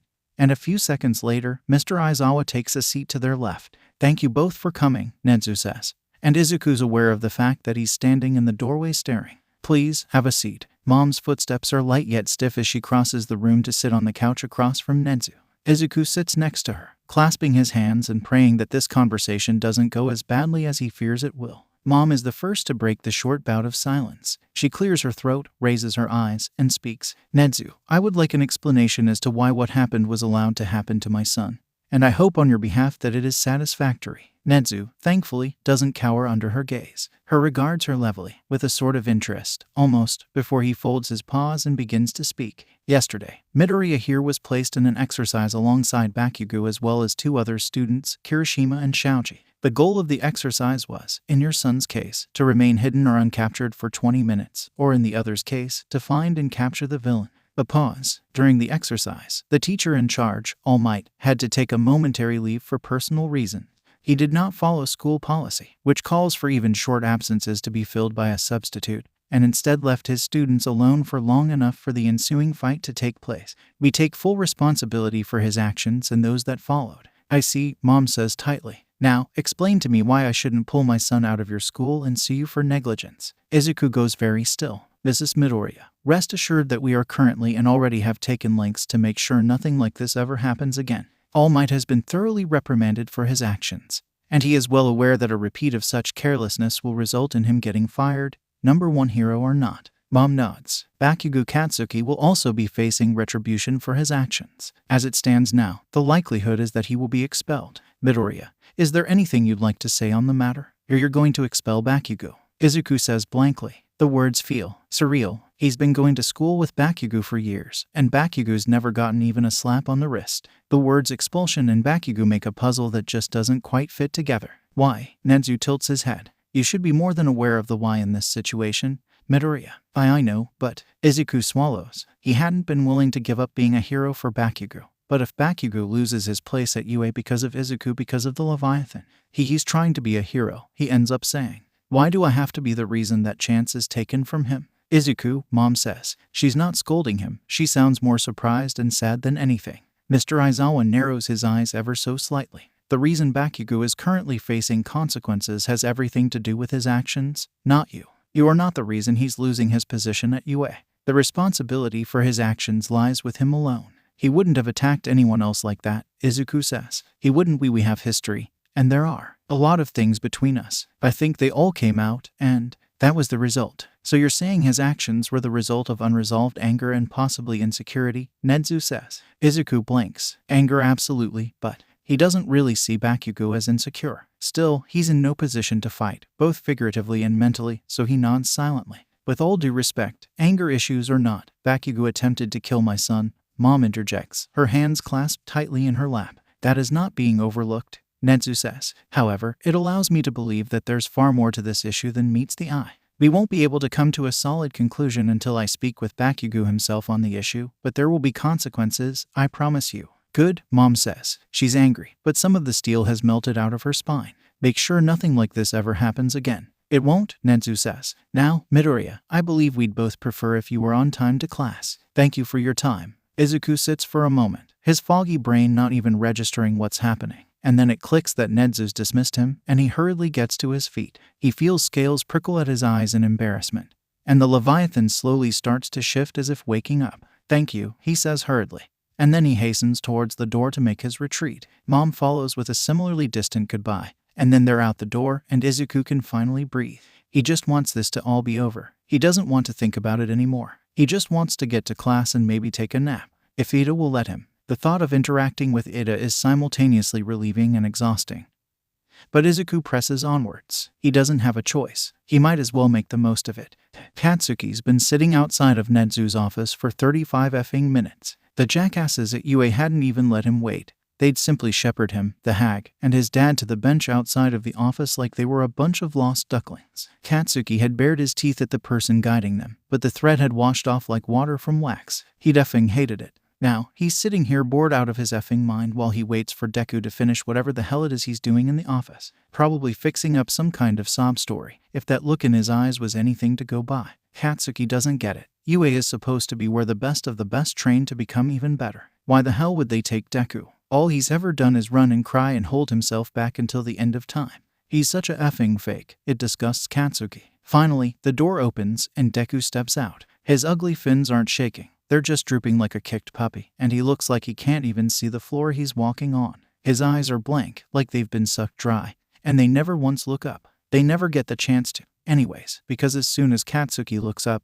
Mrs. Inko is standing between him and Deku with an absolutely venomous look in her eyes. Katsuki glances back to the side with a muttered TCH, not bothering to meet her gaze. Midoriya, head to class, Aizawa says, leaning against the doorframe. Deku ducks his head and nods, some of the glaze disappearing from his eyes as he hurries down the hallway after a rushed goodbye to his mom. Then, Aizawa's dull red eyes turn to Katsuki, and he meets them with a scowl. Bakugo, inside, he says, turning and walking back into the office without another word. Katsuki wrinkles his nose, but he pushes himself up from the bench and strides into the flamboyant office. The hag and his dad follow, albeit slightly less resolutely. He slumps onto the offered couch, stretching out his fingers and looking away when the hag sits down next to him. This ought to be fun. I take it you already know why you're here, Nezu says. I had the liberty of a long conversation with Mrs. Bakugo on the phone, so I won't bore you by re-explaining what you already know about the issue at hand.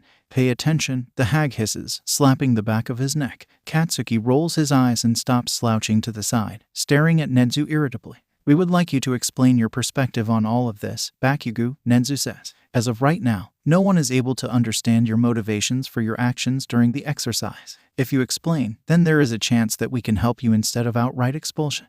I don't need your help, Katsuki sneers, leaning forwards in his chair and putting as much bite into his words as he can. They glance right off of Nezu, which infuriates him further. Katsuki, please, the hag says, but it's not a request. It's a demand, simple and desperate, probably for the sake of her own ego. Still, getting thrown out of UA all because of Deku could ruin him, so he lifts his chin and stares Nezu down.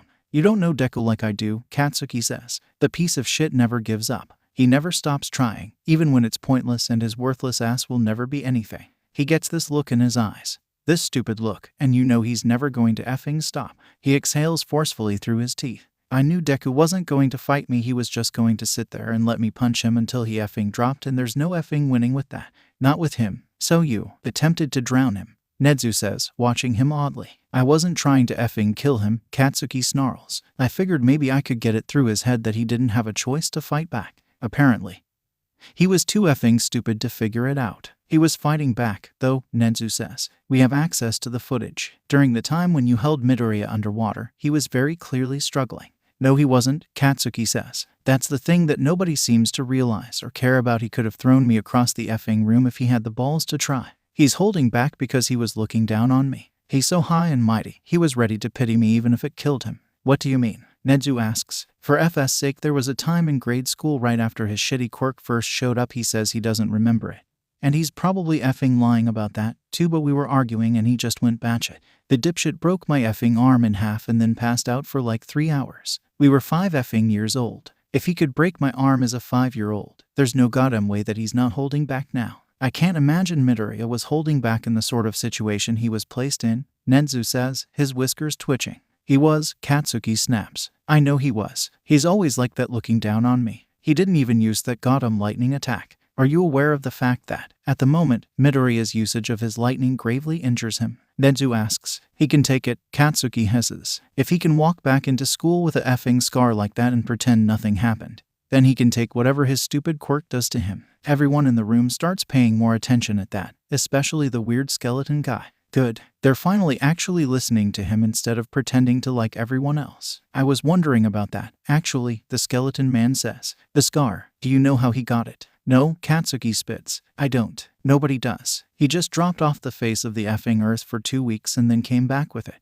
He won't effing talk about it. It's true that he disappeared, his father says quietly. Inko was in shambles. We'll speak with Midoriya about it at a later date, Nezu says. In the meantime, I'm still not sure I understand your motives, Bakugo. He wouldn't fight, so I tried to knock him out so I could win the effing exercise. Bakugo spits, tired of all of this. All Might said by any means necessary. And it's not like he effing said anything. All Might wasn't present during your exercise, Aizawa says sharply. If he were, he would have stopped you. The skeleton man looks oddly pained, too. Katsuki wrinkles his nose. All Might wasn't even there. As it stands, the easy option would be for us to simply expel you and move on, Nezu says with a calmness that makes Katsuki's fingers clench. However, I believe now that doing so would only lead you down a less constructive route. Your issues with Midoriya need to be worked out, not ignored. I fear that, should we overlook that, you might be led down a darker path. Are you saying I'd be a effing villain? Katsuki snarls. It is a possibility. Now, taking into account the circumstances present as well as what you've told us, I will give you 2 options. Bakugo Katsuki, Nezu says, folding his paws into his lap and staring at Katsuki with those creepy, beady black eyes. You can either accept your expulsion and a permanent mark on your record, or you can choose to stay at UA and agree to my conditions. What are your conditions? The hag asks carefully. Her grip on the arms of her chair is white-knuckled. For one, he'll be on a month's suspension, Nezu says. During that time and after, he'll be attending weekly anger management sessions with a therapist trained in cases such as his. I am not seeing a shrink, Katsuki hisses through his gritted teeth. Quiet, the hag hisses back. In the next, he'll be transferred out of Class 1A and into 1B, Nezu replies, and Katsuki's heart feels like it's made of lead. No, they can't just toss him out. He's the best of the best.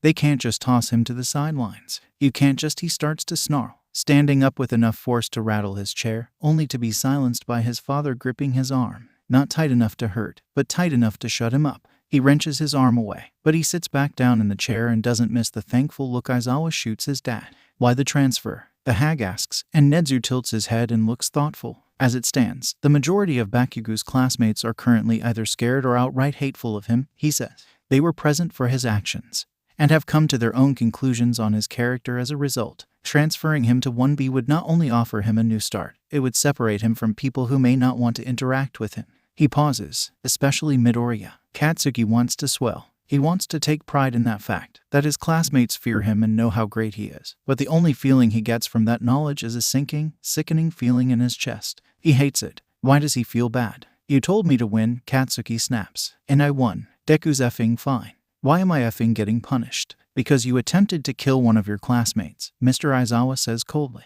I wasn't trying to kill him, Katsuki screams, almost knocking over his chair as he stands up, but the hag drags him back down. Shut up, you stupid brat, she snaps. You've done enough. Then, to Nenzu, she says, we accept the offer to remain at UA. Thank you. With all due respect, Mrs. Bakugo, Nenzu says. The choice is up to Bakugo here, not you. All eyes in the room go to Katsuki and he grits his teeth. This doesn't matter. He'll stay at UA, and he'll show them that they've made a mistake. He's the hero here, not Deku, never Deku. He's going to be number one. I'll see your effing shrink, he spits, the words tasting vile. And I'll accept your effing transfer. Whatever. I'm glad we could come to an agreement, Nenzu says. Now, this meeting has dragged on far longer than it should. Mrs. Bakugo, Mr. Bakugo, thank you for coming. Now, you're suspended. We'll send you a notice in a month when it's time for you to return. In the meantime, we'll get started on the paperwork concerning Bakugo's transfer. Right, of course. Thank you, the hag says, dragging Katsuki up and out of his chair. We'll be out of your hair now. I'm sorry for my idiot son's behavior. Mr. Aizawa's eye twitches, and he eyes the hag coldly. Please refrain from insulting your son in front of us. It's not an insult if it's true, the hag says. Come on, Katsuki, let's go. Katsuki rips his arm out of her grasp, but he wordlessly follows her out of the office and down the hall towards the doors. There's nobody to observe him, thankfully. Nobody to laugh at the misfortune Deku's cost him. This is just a step on the road. He's going to be the number one hero, no matter what the people at UA think of him or who the stepping stones in his class think he is. He has to, he's the best after all. Right. Izuku feels empty as he walks to his classroom. Not in a drained, bad way, just empty. A blank slate. The emptiness where his inner monologue usually sits is helpfully taken up by the Leviathan, which is hissing at him irritably. He looks down at his scaled hands, opening and closing them experimentally. His uniform rubs against his back strangely, and when he stops to think, he realizes that his shoulders are covered in slick scales as well. That, coupled with his usual fins, gives the Leviathan enough leeway to make a ruckus. He pulls back the scales on his back and most of the ones on his hands, leaving his fingers only slightly sharper and firmer than usual. The Leviathan doesn't stop snarling, but its voice is distant, a faint memory at the back of his mind. He blows out a long sigh of relief and hurriedly makes his way towards the classroom. The door has never felt larger when he stands in front of it, exhaustion wearing at his limbs and the sounds of his classmates' animated talking coming from within. He swallows, reaching out and slowly opening the door. Hopefully it won't have the figurative impact of setting off a bomb, but at this point, he isn't sure. If it were his old school, he'd be able to slip in without a problem. But UA is very, very different from his old school. His classmates actually seem to care about him. As strange and warm as the thought is, he's not sure if he can handle 18 overbearingly helpful teenagers right now. Still, if he stands here counting ceiling tiles for any longer, he's going to be late. Swallowing and willing his fins to stop shaking, Izuku slowly slides open the door and slips inside. It's not like setting off a bomb, at least. Nobody immediately looks his way. They're all wrapped up in their own conversations to the point that it's hard to hear the door close. Izuku ducks his head and carefully walks towards his desk, stepping around a distracted Hagakure and dropping his back onto the floor beside his seat. That gets people's attention. The first to react is Shinzu, who pulls his head up from where it was previously slumped onto his desk and blinks at Izuku. The next is Kirishima, who looks over from where he and Shiro are talking and grins. Midoriya, you're okay. Izuku jolts a bit at the volume of his voice, his fins flaring out in surprise, but he glances over and waves sheepishly. The action catches the eye of Uraraka, who immediately drops whatever she was doing literally. The pen just stays there in midair and rushes towards him. Midoriya, she says, we were worried you wouldn't be here today. Izuku rubs the back of his neck, barely keeping scales from appearing on his face again. It takes a bit more than that to put me out of commission, I guess. I'm glad, Ida says, appearing behind her. He looks more relieved than anything. Your determination is admirable. Izuku says. Thanks. Is your throat okay, Kiro? Isui says, picking up the pen Uraraka left floating and eyeing Izuku with a pensive expression. Your voice sounds rough. It's the lightning, Izuku says. It does that. It's not as bad as it was the first time around. I remember that, Uraraka says. It was super cool, but I was really worried about you afterward. Thank God for recovery, girl. Izuku says with a wry laugh, fiddling with one of the buttons on his uniform. No kidding, Uraraka says. Well, I'm glad you're okay. You scared us all yesterday. Izuku ducks his head, staring at the floor. Right, sorry about that. I had a lot to think about, and I ran off without thinking. You don't need to apologize, Ida says. We're glad you took care of yourself. Izuku thinks of abandoning his schoolwork to go hide in the ocean for a few hours, scaring the shit out of his mom and Bit. Is that self-care? He settles for a yeah, and hopes the conversation doesn't get any more awkward than it already is. Thankfully, or maybe not thankfully, that's the moment the door opens once more. Instead of Mr. Aizawa, the classroom is graced by the presence of Present Mike, who bounces up to the podium and surveys the class with an amused expression. Bell rings in 10 seconds, little listeners, he says with a grin. The resulting scramble might be funny if Izuku weren't so fogged over. He's right next to his desk, so it's easy to slide in and slump over right as the bell rings. The cool plastic feels nice against his face, and he absent-mindedly wonders what would happen if he fell asleep. Someone fell asleep in class in his middle school once. The results hadn't been pretty. Someone gently pokes his shoulder and he immediately snaps up, trying not to look like he'd been contemplating taking a nap. Thankfully, the offender isn't Present Mike or Ada, but Shinsu, who's watching him with an expression that's hard to read. When Izuku forces his shoulders down and turns to look at him, he tilts his head in a questioning gesture. Izuku mimics it without thinking, his fins wobbling. All right, students, Present Mike calls from the front of the classroom. He's not even using his quirk, but his volume overpowers the classroom like the sound of a jet taking off, and Izuku flinches and swivels in his seat to face forwards again. Shout is taking care of some homeroom-related stuff, which means I am going to be your lovely substitute on this fine morning. Can I get a yeah? To Izuku's utter relief, the rest of the class seems content to stare at Present Mike owlishly instead of taking him up on his offer. At least, until Mina brings her hands down on her desk with a loud bang and shouts, yeah. All right, Present Mike says, let's get this show on the road. The show turns out to be a completely normal homeroom, which Izuku takes advantage of by staring blankly at the worksheet he's supposed to be completing while his brain swims groggy laps. Uraraka keeps shooting him worried glances, but he's too caught up in tapping his pen on the desk with claw-tipped fingers, letting his head drift. He doesn't even register what's happening until Present Mike flippantly warns them that there are only 5 minutes left, and he looks down at his largely blank paper with a feeling of sudden alarm that sends scales skittering up his forearms. Shit, he really needs a nap. He ends up having to awkwardly explain to Present Mike that he didn't finish, but to his surprise, Present Mike smiles and takes it in stride. He offers to let Izuku come by after school and complete it then, and Izuku is infinitely grateful. The rest of the morning passes like that. Mr. Aizawa appears shortly after homeroom,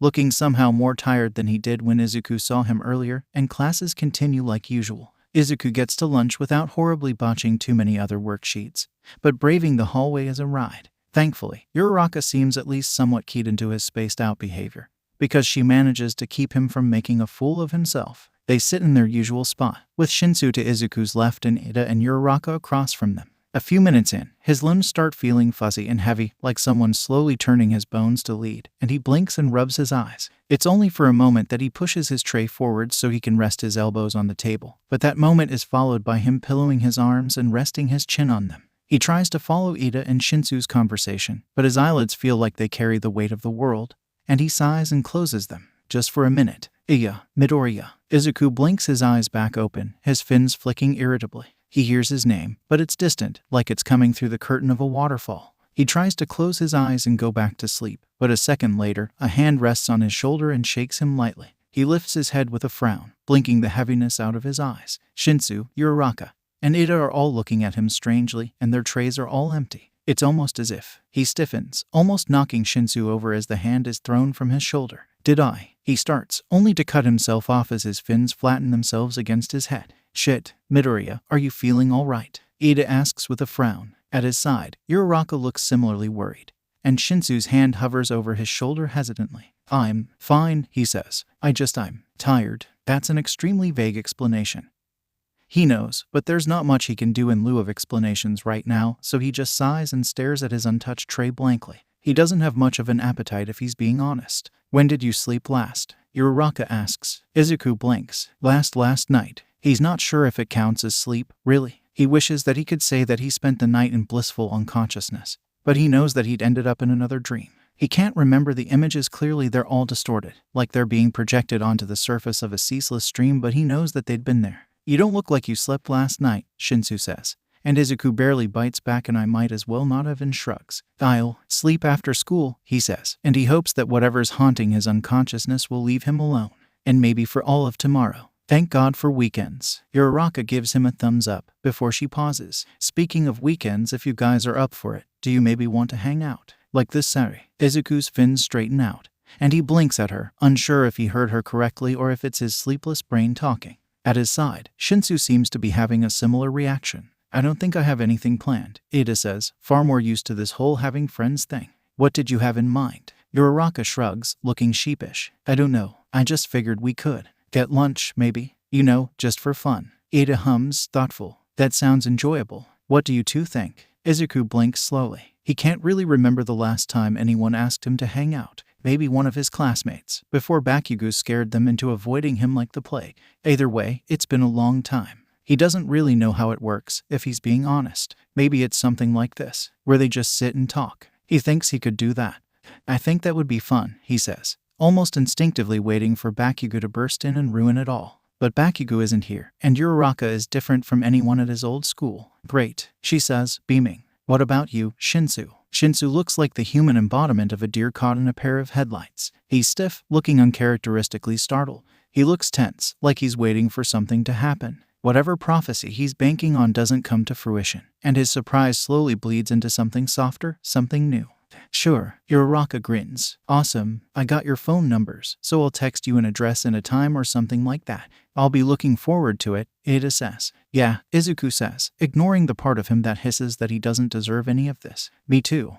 True to his word, the first thing Izuku does when he gets home is collapse into his bed and fall asleep for the next few hours. He's out like a light the second his head hits the sheets, not even bothering to change out of his uniform. Thankfully, whatever higher power that's been tormenting him recently seems content to have this short period of peace, and he sleeps without dreaming. When he wakes up, his uniform is wrinkled and his face is creased red with the imprint of his sheets, but he feels significantly less leaden than he did before. He yawns, peeling himself off of his bed and changing out of his uniform. Once he's in a t-shirt and shorts, a significant step up from his previous attire on the comfort scale. He picks up his backpack, fully intending to knock out his homework for the weekend now that he has nothing else to do. He's about halfway through when his phone buzzes. He assumes it's Uraraka as he picks it up, but it's Bit. 2000° knife 534. "Hey Mido, are you coming over tonight or no? My mom's making food and she wants to know if she should make extra." Izuku blinks. "Shit, right." He momentarily puzzles over his current energy reserves. He could say no, but if he does, he'll just spend the rest of the day lazily lounging around and sleeping. Plus, he did drop out on Bit without warning yesterday. Also, Mrs. Akaiwita's cooking is really good. "Hell yeah, Lizardman 613. Yeah, if it's not too much trouble. WH, did you change my name again? 2000° knife 615. Hell yeah. Also hell yeah. Hell yeah, Lizardman 616. Greater than T. They'll see you in a bit then. 2000° knife 618. Haha, a bit." Izuku doesn't even bother with a response. He just groans, sets his homework aside, and starts pulling on his shoes for the walk to Bit's house. He's still tired, and his head is fuzzy, but if anything can distract him from the guilt pooling in his stomach, it's Bit and a few well-timed explosions. Well, he's not sure if an explosion can ever be well-timed, but Bit sure can try. Mom's not thrilled about him up and leaving to run off to Bit's house, but she relents surprisingly fast. Izuku assumes it's due a mixture of a few factors. For one, she knows Bit. She can't not, seeing how many times Bit has dropped by their apartment unannounced. She trusts him a surprising amount, even despite his track record with destruction of private property. Also, she's spoken with Mrs. Akaiwita on more than one occasion, mostly due to Bit's said antics, and they seem to get along well. Their interactions are understandably different from Izuku and Bit's, so they don't have the somewhat ride-or-die dynamic that Izuku and Bit have cultivated.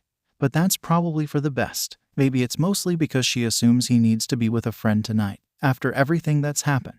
One that's not in the UA loop, that won't pry or ask him questions that he either can't or won't answer. If that's what she's thinking, she's right, but Izuku doesn't ask her to find out. He heads out the door after she agrees to let him go, pushing headphones into his ears. It's a meticulous process, since he has to do his best not to stab himself with his own claws, and he eventually just forces the Leviathan out of his hands. The end result is weird, and he finds himself realizing that he's gotten used to constantly having claws. Now, his hands seem frail, smaller than what he's used to. He flexes them, feeling clammy, freckled skin in place of smooth scales and leathery webbing, and he's not sure how to feel about it. So he doesn't think. He's tired of thinking. He's done nothing but think all day. About himself, about the Leviathan, about Bakugo, and he just wants to watch city movies with Bit and maybe fall asleep on the couch. He just wants a break. Blasting music is easier than thinking. He likes filling his head with a sound that isn't the constant grate of the Leviathan's scales against his skull or its vehement hissing. Music is calming, and he much prefers it to the cacophony that usually dominates his senses. So he presses play on his music and lets sound course through his headphones like a heartbeat,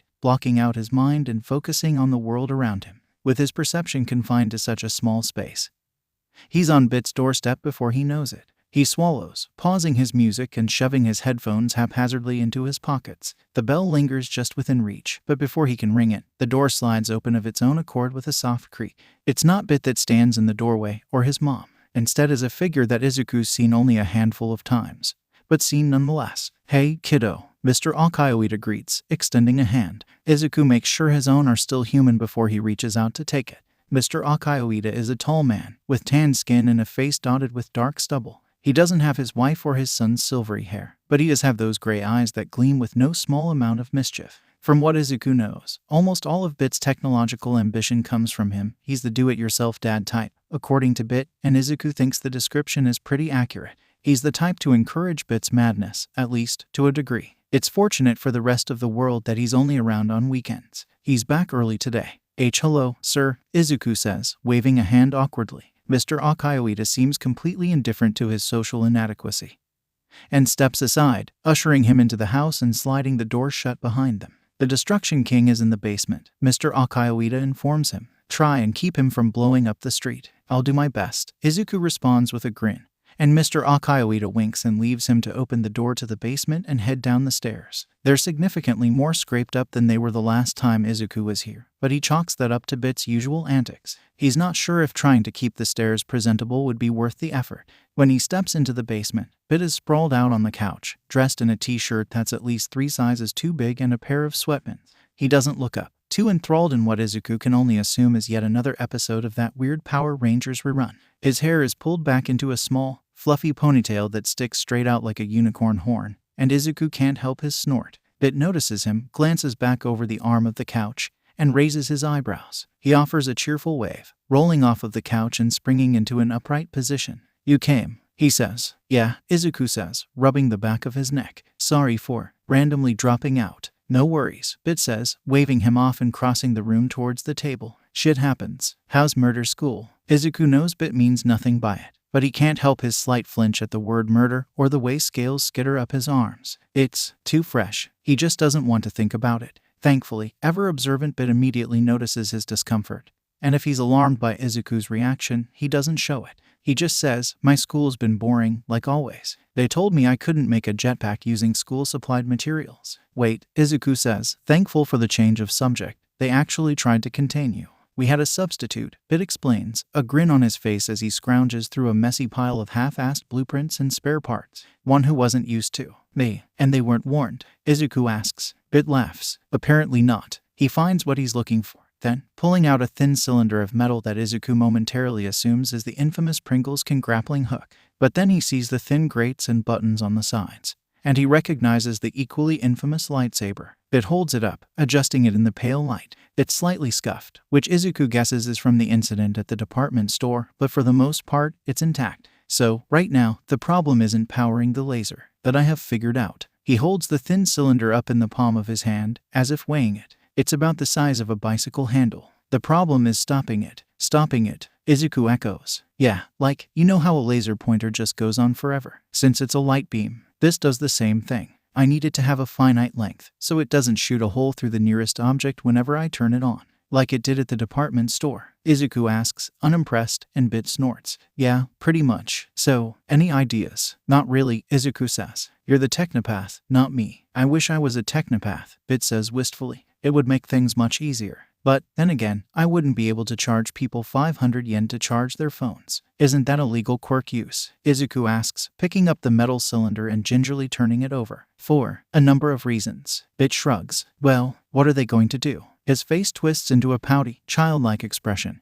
and he sticks out his bottom lip and starts to speak in a squeaky voice. Sorry, Mr. Tsukachi. I won't use my quirk for capitalism ever again. Would you get shut down for having a monopoly on chargers? Izuku asks as Bit laughs at his own impression and hops up onto the counter. Maybe. I guess my one-man business is just too lucrative. He leans over the table and picks up the remote, which is lying precariously close to the edge. Wait, Izuku says, staring at the hologram TV.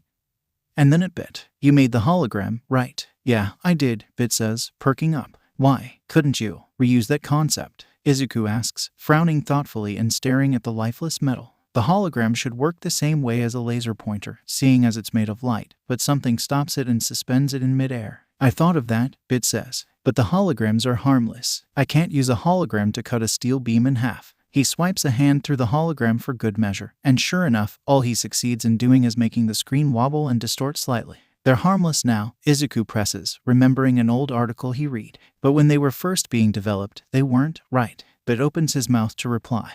And then his eyes go wide with realization. A moment later, they're glittering, and his face splits with a wide grin. Mother effer, he says. The old ones were made with ionized air instead of particle projections. Izuku, who only has a vague idea of how they work but assumes that's it, nods. And ionized air is, well, ionized, Bit says, his expression distant and thoughtful. Izuku can almost see the gears turning in his head. I don't know how strong it'll be, but it's definitely a start. Sit, I need a whole new thing of parts for that. I should be able to condense the pulse launcher into something that'll fit in the canister, but I don't.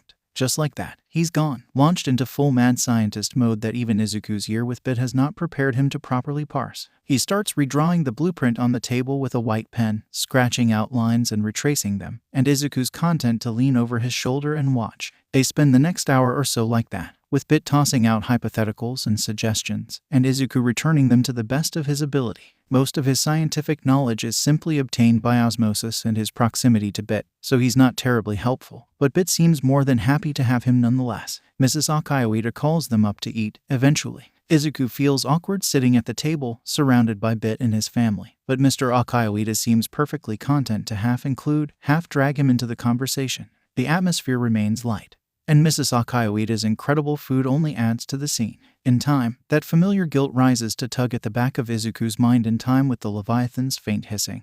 But he shoves it away. They ask him about Yue, of course, and he answers as well as he can. He talks about being taught classes by Present Mike, no, Bit, Midnight, and even All Might. The Akaioidas look surprised and enthralled by the thought of the number one hero being a teacher, so Izuku clenches his hands in his lap and tells him about the first training exercise. He doesn't mention there ever being a second one. He feels Bit's eyes on him every time he dodges a question. When they return to the basement, Izuku expects Bit to lunge right back into working on the lightsaber. However, that's not the case. Bit seems content to hop onto the couch and grab the hologram remote off of the floor, patting the spot behind him as he turns the screen on. Izuku falls into the cushions beside him, stretching and raising an eyebrow once he's confirmed that there are no loose screws or scraps stabbing him in the back. Bit starts to turn the hologram on, but at the last moment, he hesitates. Izuku, who's never known Bit as anything other than the poster child of impulsiveness, immediately starts paying attention. For a moment, they just sit in silence. Izuku's about to ask what's going on, but before he can, Bit shuts the hologram off with a flick of his thumb and settles back onto the couch. He stares up at the ceiling for a moment, and then he sighs. So, he says, I don't want to push or anything, but you've seemed off for a bit, and you mentioned something happening at school, and are you okay? Izuku blinks at the sudden shift in conversation, moving to respond yes, but he falters at the last second. He's been saying yes for the past few days, dodging questions about how he feels, refusing to admit them. Sure, Izuku is probably the figurative king of concealing important things, but he's tired. Maybe just once, he can oblige. It's incredible, he says, swallowing and looking up at the ceiling. But it's hard, and I knew it would be, and that's great, it should be, but some things are hard for the wrong reasons, and I'm tired. There's silence for a moment, where his words cling to the shadowed walls of the basement and stare down with beady eyes that he refuses to meet. Then, at his side, Bit leans into the couch and folds his hands in his lap. Can I ask what you mean? I guess, Izuku says, rubbing his eyes with his wrist, but I don't really know how to explain it.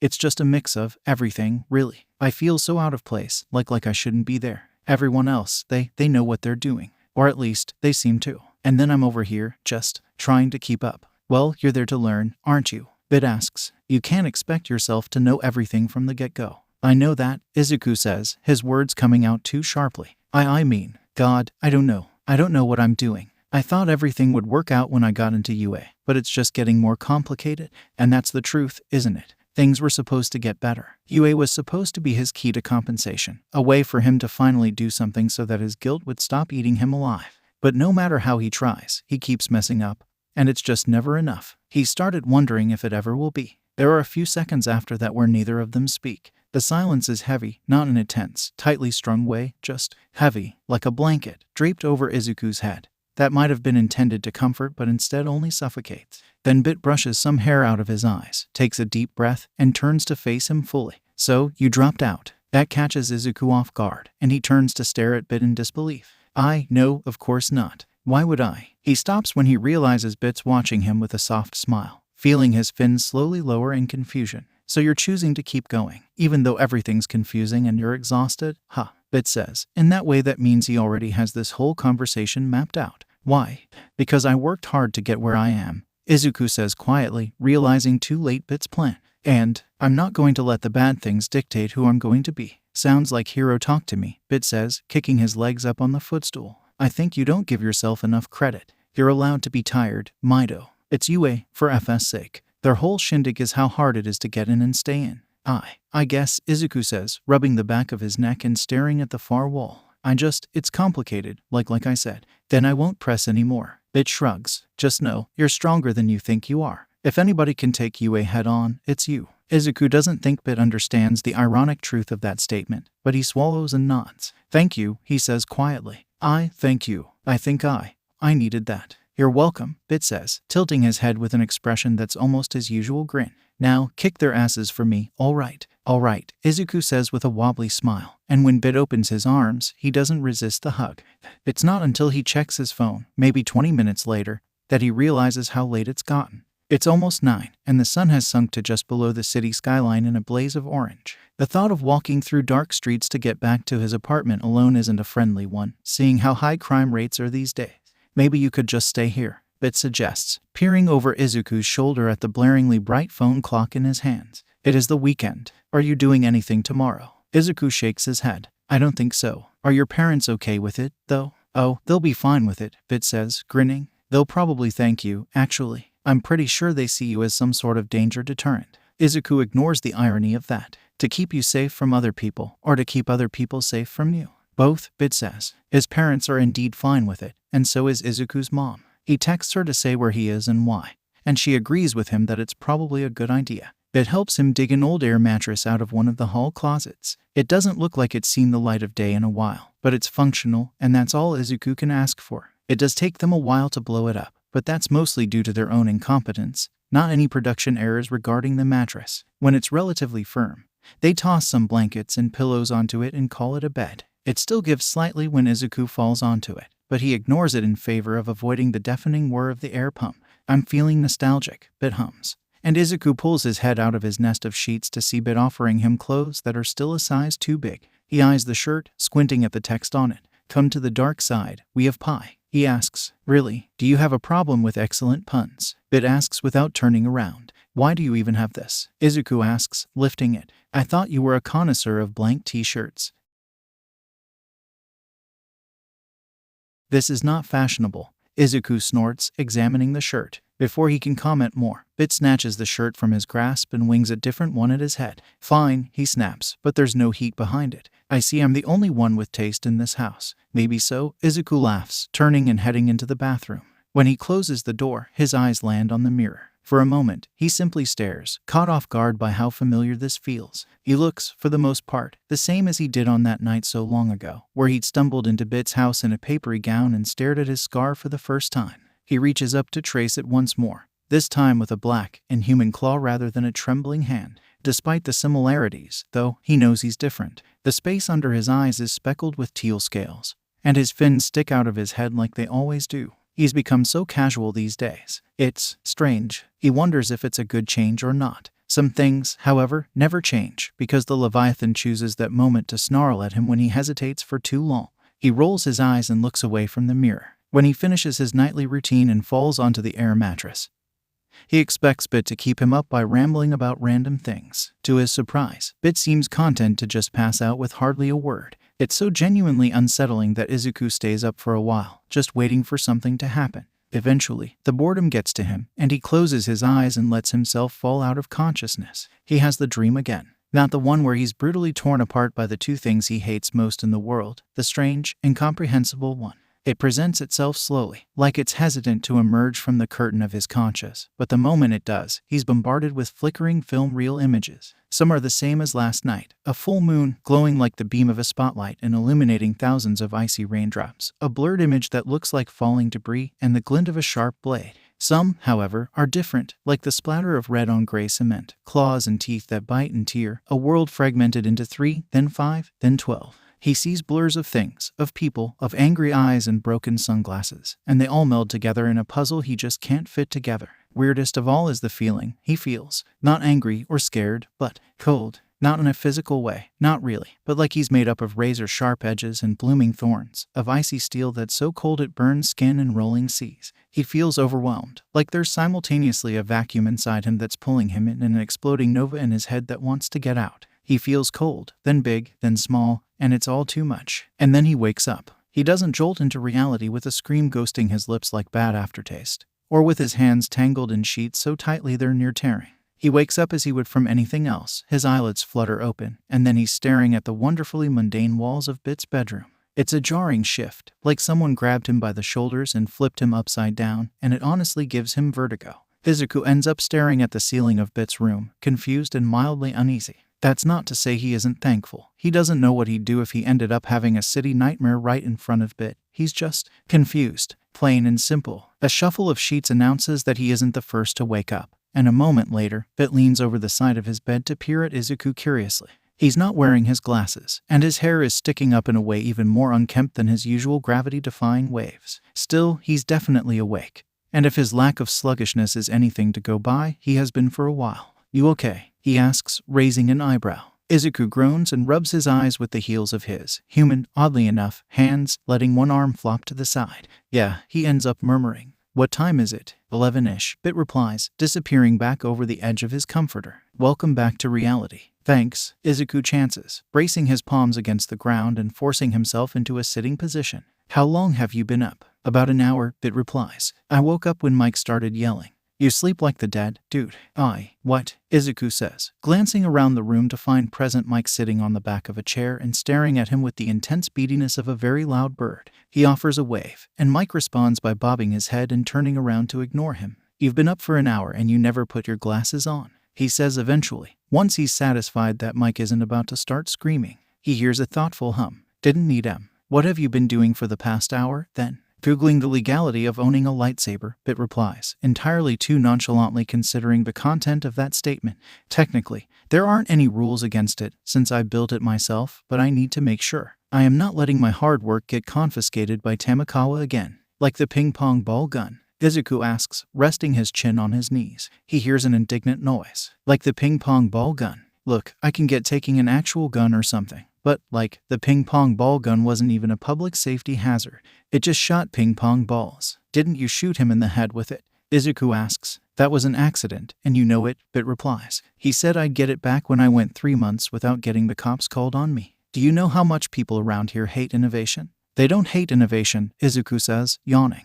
"They hate being woken up at 4 in the morning because somebody blew up a drone in the middle of the street. That's their loss," Bit says. "The future waits for no one." "It's too early for me to argue over this with you," Izuku says, rubbing his eyes. "Just don't get arrested, and we're good." "It's not even that early," Bit says. Izuku ignores him and rolls over so he can reach towards the desk, managing to snag the charger and pull his phone onto the floor. As soon as he unplugs it, the screen lights up to reveal 8 new notifications. Izuku frowns and unlocks it. The notifications are from a new group chat. Uraraka 934. "Hello, you. If you guys are up for it, there's a really good cafe near where I live. Uraraka has shared a location. If you want to come, we can meet at 12-ish. Ada 936. Thank you for the invitation. Uraraka. I will be there. Shinsu 946. Thanks, I'll be there. Uraraka 952. Great, I'll see you guys there. Are you coming, Midoriya?" It's currently 11:24. A glance at the top of the screen reveals the destination Uraraka has in mind is a 20-minute train ride away.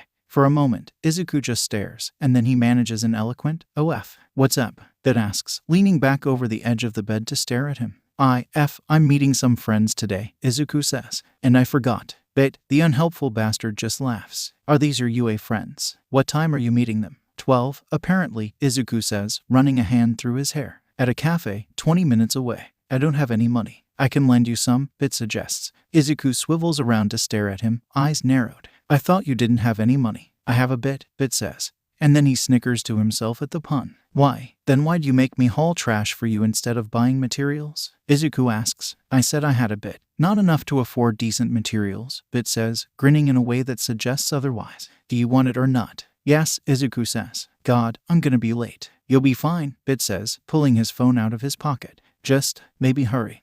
The little cafe is fairly busy when Ochako arrives, but not so much that she has to wait to be seated. A waiter guides her to a table of 4, which is thankfully near one of the walls and not awkwardly situated in the center of the room. She takes a seat with a grateful nod, and then she settles down to wait. The first person to arrive is, unsurprisingly, Ida. He's dressed in a button-down shirt and nice pants with cutouts for his engines, and he looks refreshed. When he sits down, he does so with a grace that Ochako can only hope to imitate. Hello, you're Uraraka, he says pleasantly. Hi, Ida, Ochako says, waving brightly. I'm glad you could make it. So am I, Ida says, his face brightening to match Uraraka's enthusiasm. This part of town is nice. Do you come here often? I used to, Ochako says. My parents live right around here, so I spent most of my weekends here with friends. I haven't had time to come here recently, though, since I moved to an apartment closer to UA. I see, Ida says. Do you live alone? Uraraka nods, smiling. Yeah, my parents work right around here, so they couldn't move with me. It's alright, though.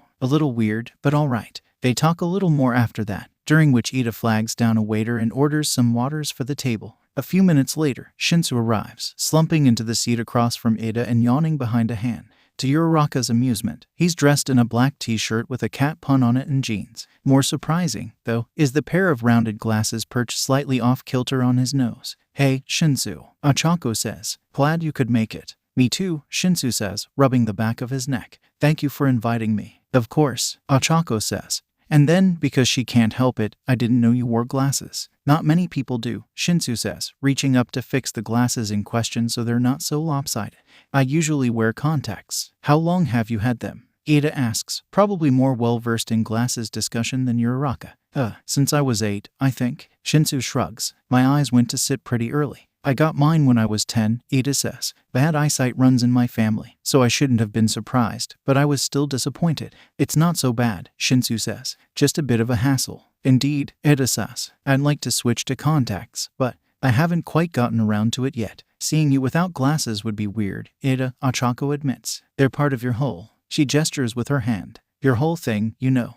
Ah, Ida says, looking lost. Across from him, Shinsu looks like he's trying not to smile. Before Uraraka can stumble through the conversation more, however, Midoriya finally slides into the last seat, looking somewhat disheveled. Am I late? He asks, looking between the three of them nervously. His fins flick at the sides of his head erratically. No, you're fine, Ochako says. Midoriya seems to relax, and his fins falter in their flitting. She's about to say something else, but to her surprise, Shinsu cuts her off. Is that effing Naruto shirt? When Ochako turns, she finds Shinsu squinting at Midoriya, looking more awake than she's ever seen him. His eyes are narrowed slightly, and his expression has shifted to something akin to disbelief. Midoriya, on the other hand, has gone very still. There's a long moment where he just stares back at Shinsu, his mouth partially open, and then he looks down at his shirt. The shirt in question is a simple black t-shirt, with a cartoon character Ochako doesn't recognize holding up a peace sign with a cheery grin. Ochako can't be sure, but she's pretty sure she hears Midoriya mutter a near silent, I swear to God. What's Naruto? Ida asks, clearly just as lost as Ochako is. It's, God, I forgot I was wearing this, Midoriya groans. It's not mine, Shinsu. It's my friend's. You have a friend who watches Naruto? Shinsu asks, cocking his head. Who owns Naruto merch? Watching Naruto is on the tamer side of things he's done, Midoriya says, hiding his face in his hands. Am I missing something? Ochako asks, who is Naruto? He's a character from a pre-quirk TV show, Midoriya mumbles into his hands. Naruto is so much more than that. And you know it, Shinsu says, jabbing Midoriya's shoulder. No, I don't. I've watched like one episode of Naruto. Midoriya squawks, turning to Shinsu. Just like that. The two are bickering over some TV show Ochako's never even heard of, like members of a professional debate team. Ochako's never seen Shinsu so unafraid to speak. It's nice, she muses, even if she has no idea what the hell is going on. Eventually, Ada leans over to quietly ask her, "Have you ever heard of Naruto?" Ochako slowly shakes her head. No. Once Midoriya and Shinsu have finally exhausted whatever debate they're having, Ada flags down a waiter and they order. Ochako decides on the same ramen she always gets, since it's both inexpensive and quite tasty. At the same time, Ada attempts to talk Shinsu out of ordering a coffee at lunch, but he's shut down by Shinsu leveling him with a completely emotionless stare. Ada's complete, stuttering bafflement as he attempts to uphold his argument, in Ochako's humble opinion, hilarious, and she and Midoriya end up laughing so hard that Ada just gives up. At one point, Ada raises a question regarding the city. Leave it to Ada to notice little details, Ochako thinks with a hum. It'll serve him well as a hero. Why is most of the architecture here so modern? Ada says. The rest of the prefecture looks more like pre-quirk times. Most of the buildings in this section of town are new, Ochako says, taking a sip from her tea. A while ago, there was a huge villain attack, and they had to rebuild almost everything. I heard about it from my mom. Really? Ada says. That's horrible. Ochako nods. I was only a kid at the time, so I didn't hear about it until a while after. My mom said everyone was really scared for a while, since they never caught the villain who did it. They didn't, Shinsu asks, setting his coffee down. His expression is blank, as per usual, but Ochako thinks she sees a hint of surprise. She shakes her head. No, it never showed up again, though, so everybody more or less forgot about it. That's good, Ada says. Still unsettling as well. Perhaps, when I'm a hero, I'll make it my job to hunt down that villain. I doubt they're still around, Shinsu muses. Probably booked it after a stunt like that. Ochako can't help her slight giggle. Yeah, probably. Wait, Midoriya says, turning to look at the city past the window. His expression shifts, like something has suddenly fallen into place for him, and he seems to pale. This whole block got destroyed by one villain. Yeah, Ochako says. Crazy, huh? Midoriya says. His brows are low, and Ochako sees the familiar glint of scales speckled around his ears. He looks nervous. Does he think they're in danger? Don't worry, Midoriya. I doubt it'll show up again, she says, reaching out to pat his arm. Like Shinsu said, whoever did it is probably long gone. It was a long time ago. Yeah, Midoriya says eventually, looking back to his cup. You're right. Yatsuhiro is getting sick of this goddamn warehouse. The barracks is what Hansi's misty babysitter calls it. Kurogiri's his name, but Yatsuhiro only uses it when he absolutely has to. Hansi himself has dubbed it a save point. Whatever that's supposed to mean. Just about everyone else calls it the shithole. As it turns out, Yatsuhiro isn't the only jailbird Hansi sprung. The gloomy, stagnant warehouse is populated by an assortment of colorful characters, all with decent quirks and a grudge against society at large. Some of them are tolerable, like the strange paper cutout covered in blinking red eyes. Others are less so, like the vaguely egg-shaped demon of a creature or the ghoul-faced, worm-like menace. Some of the people here are so utterly monstrous that Yatsuhiro barely believes they're human at all. They slobber and spit, and a few try to start fights amongst themselves when Hansi isn't looking. They're mongrels, all of them. Still, the poorly condensed chaos of the warehouse is better than the bleak emptiness of the cell. Sure, Yatsuhiro occasionally finds himself missing the silence, but then he remembers staring at empty walls and chipped paint and can't bring himself to want to go back at all. The warehouse serves as, not a base of operations, certainly, but a holding center for what Shigaraki not so humbly refers to as his minion. The warehouse offers a home to the homeless of his army, which consists of fugitives who can't afford to show their faces and those with nowhere else to go. The former category is made up of the more desperate and unhinged ones, while the latter is home to the quieter ones. Yatsuhiro prefers to avoid both groups entirely. The warehouse itself is nothing special, entirely nondescript and about the size of a small jet hangar. Its inhabitants themselves have each claimed and outlined a small section of space, of which each contains a stained mattress and whatever personal belongings they've managed to hold on to. Yatsuhiro's sector is in the corner, which is home to a rather large spider that he hasn't been bothered to kill. He's had to piece together Hansi's plan via gossip from his fellow shithole mates and overheard whispering, since Hansi himself can't be bothered to actually explain anything beyond giving flaky smiles and, on occasion, the bird. At first, Yatsuhiro hadn't even believed what he was putting together. It had seemed like unbelievable, utter bullshit. But then details had clicked into place, and things had started to make bloody shreds of sense. Apparently, he's been inducted into some crackpot plan to go after and kill All Might. That, in and of itself, is a suicide mission. Running into All Might period is just about the worst thing that can possibly happen to anyone who finds themselves on the wrong side of the law, whether accidentally or intentionally. Seeking him out is beyond insane. But Hansi seems to have crossed that line long ago. Yatsuhiro had been horrified at first, wondering if that was Hansi's plan, to throw leagues and leagues of nobodies at the number one hero, trying to wear him down with a half-baked attempt at victory. But then, one of the other inhabitants had directed his attention to the lone corner that everyone avoided, and he'd realized that that wasn't the plan in the slightest. He and the others are nothing but background characters, chess pawns, cannon fodder. Normally, such a remark would drive Yatsuhiro to the point of bloodshed.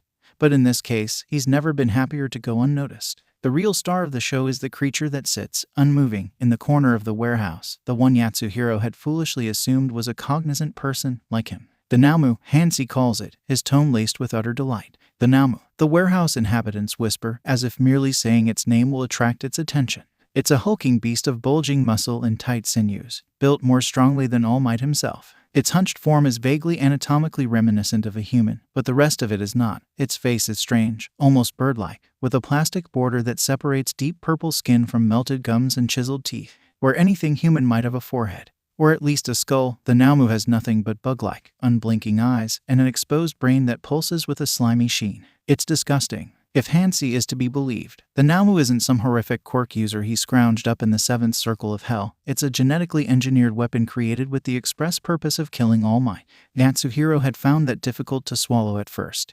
But after the 9th day of the creature remaining immobile yet still, some strange sort of alive, he'd been forced to believe it. He's not sure who or what gave Hansi the resources and scientific knowledge to put together such a being, but he does know that he never wants to meet them. So, like the others, he avoids the Namu. His position at the corner of the warehouse allows him to stay on the opposite side of the building for the most part.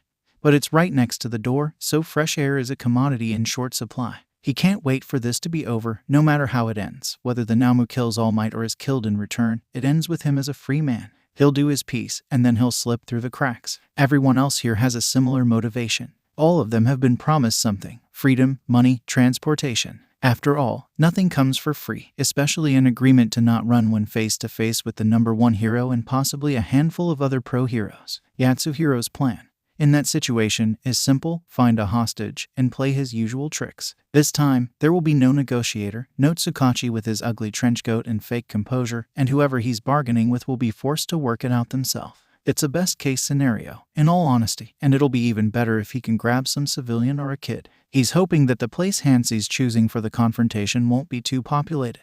The closer to a major city it is, the higher the chance the big guns will pop up, and Yatsuhiro is not going toe-to-toe with pros like Ryukyu, or, worst-case scenario, Endeavor. He knows that All Might will have to be there. This whole sitcho revolves around him, for God's sake, but he's not sure how exactly Hansi is planning on making that happen. Hell, Hansi probably has it already mapped out. He's just not telling anyone. Go effing figure. Yatsuhiro's gotten used to not knowing anything. It bothered him at first, itched at the part of him that needed to be in control. But after the 4th week of watching two bulky nobodies fight over a block of dry ramen, he figured that trying to puzzle it out wasn't worth the effort. He just has to bide his time and wait it out. That leaves him with a lot of free time, the majority of which he spends sitting in his corner, avoiding the eyes of his fellow sit-hole mates. Most of them have learned not to bother him by now, or are too stupid or brain-dead to notice him at all. However, most does not mean all, and from time to time, he's sought out by the more naive or stubborn of the group. Today seems to, unfortunately, be one of those times. He's sitting against the wall, reading a magazine that one of the bulky mutant types dropped, when a familiar rope of gray hair appears in his vision and taps his leg.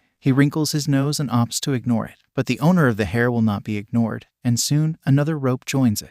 Hey, Dago. Yatsuhiro closes the magazine, setting it to the side and looking up with the most disdainful expression he possibly can. What do you want? The speaker is the person who annoys him most frequently in the warehouse, a tall, gray-haired woman with red eyes and an annoyingly cocky disposition. Her name is Sayaka, and her quirk allows her to manipulate her hair and use them as extensions of herself. So far, she's majorly used this ability to pester him. Sayaka drops to a cross-legged position across from him, thankfully avoiding the mattress but still planting herself firmly in his space. Yatsuhiro feels his hands return to sharp, polished blades, and he makes no move to stop them. If Sayaka notices, she doesn't comment. So, she says, folding her hands in her lap and grinning widely. Did you hear? So she is gossip. No, and I don't care, Yatsuhiro says. Go bother someone else. Oh, I think you'll want to hear this, Sayaka says, her grin only widening. I got this straight from the Kingpin. The Kingpin is Sayaka and many others' nickname for Hansi, and also the reason Yatsuhiro begrudgingly looks back up and waits for her to continue. She seems content to pause for a moment, enjoying the feeling of withholding information before her enthusiasm gets the better of her, and she speaks. It's tomorrow. What? Yatsuhiro says. The attack, she says, her eyes gleaming. Where we kill All Might.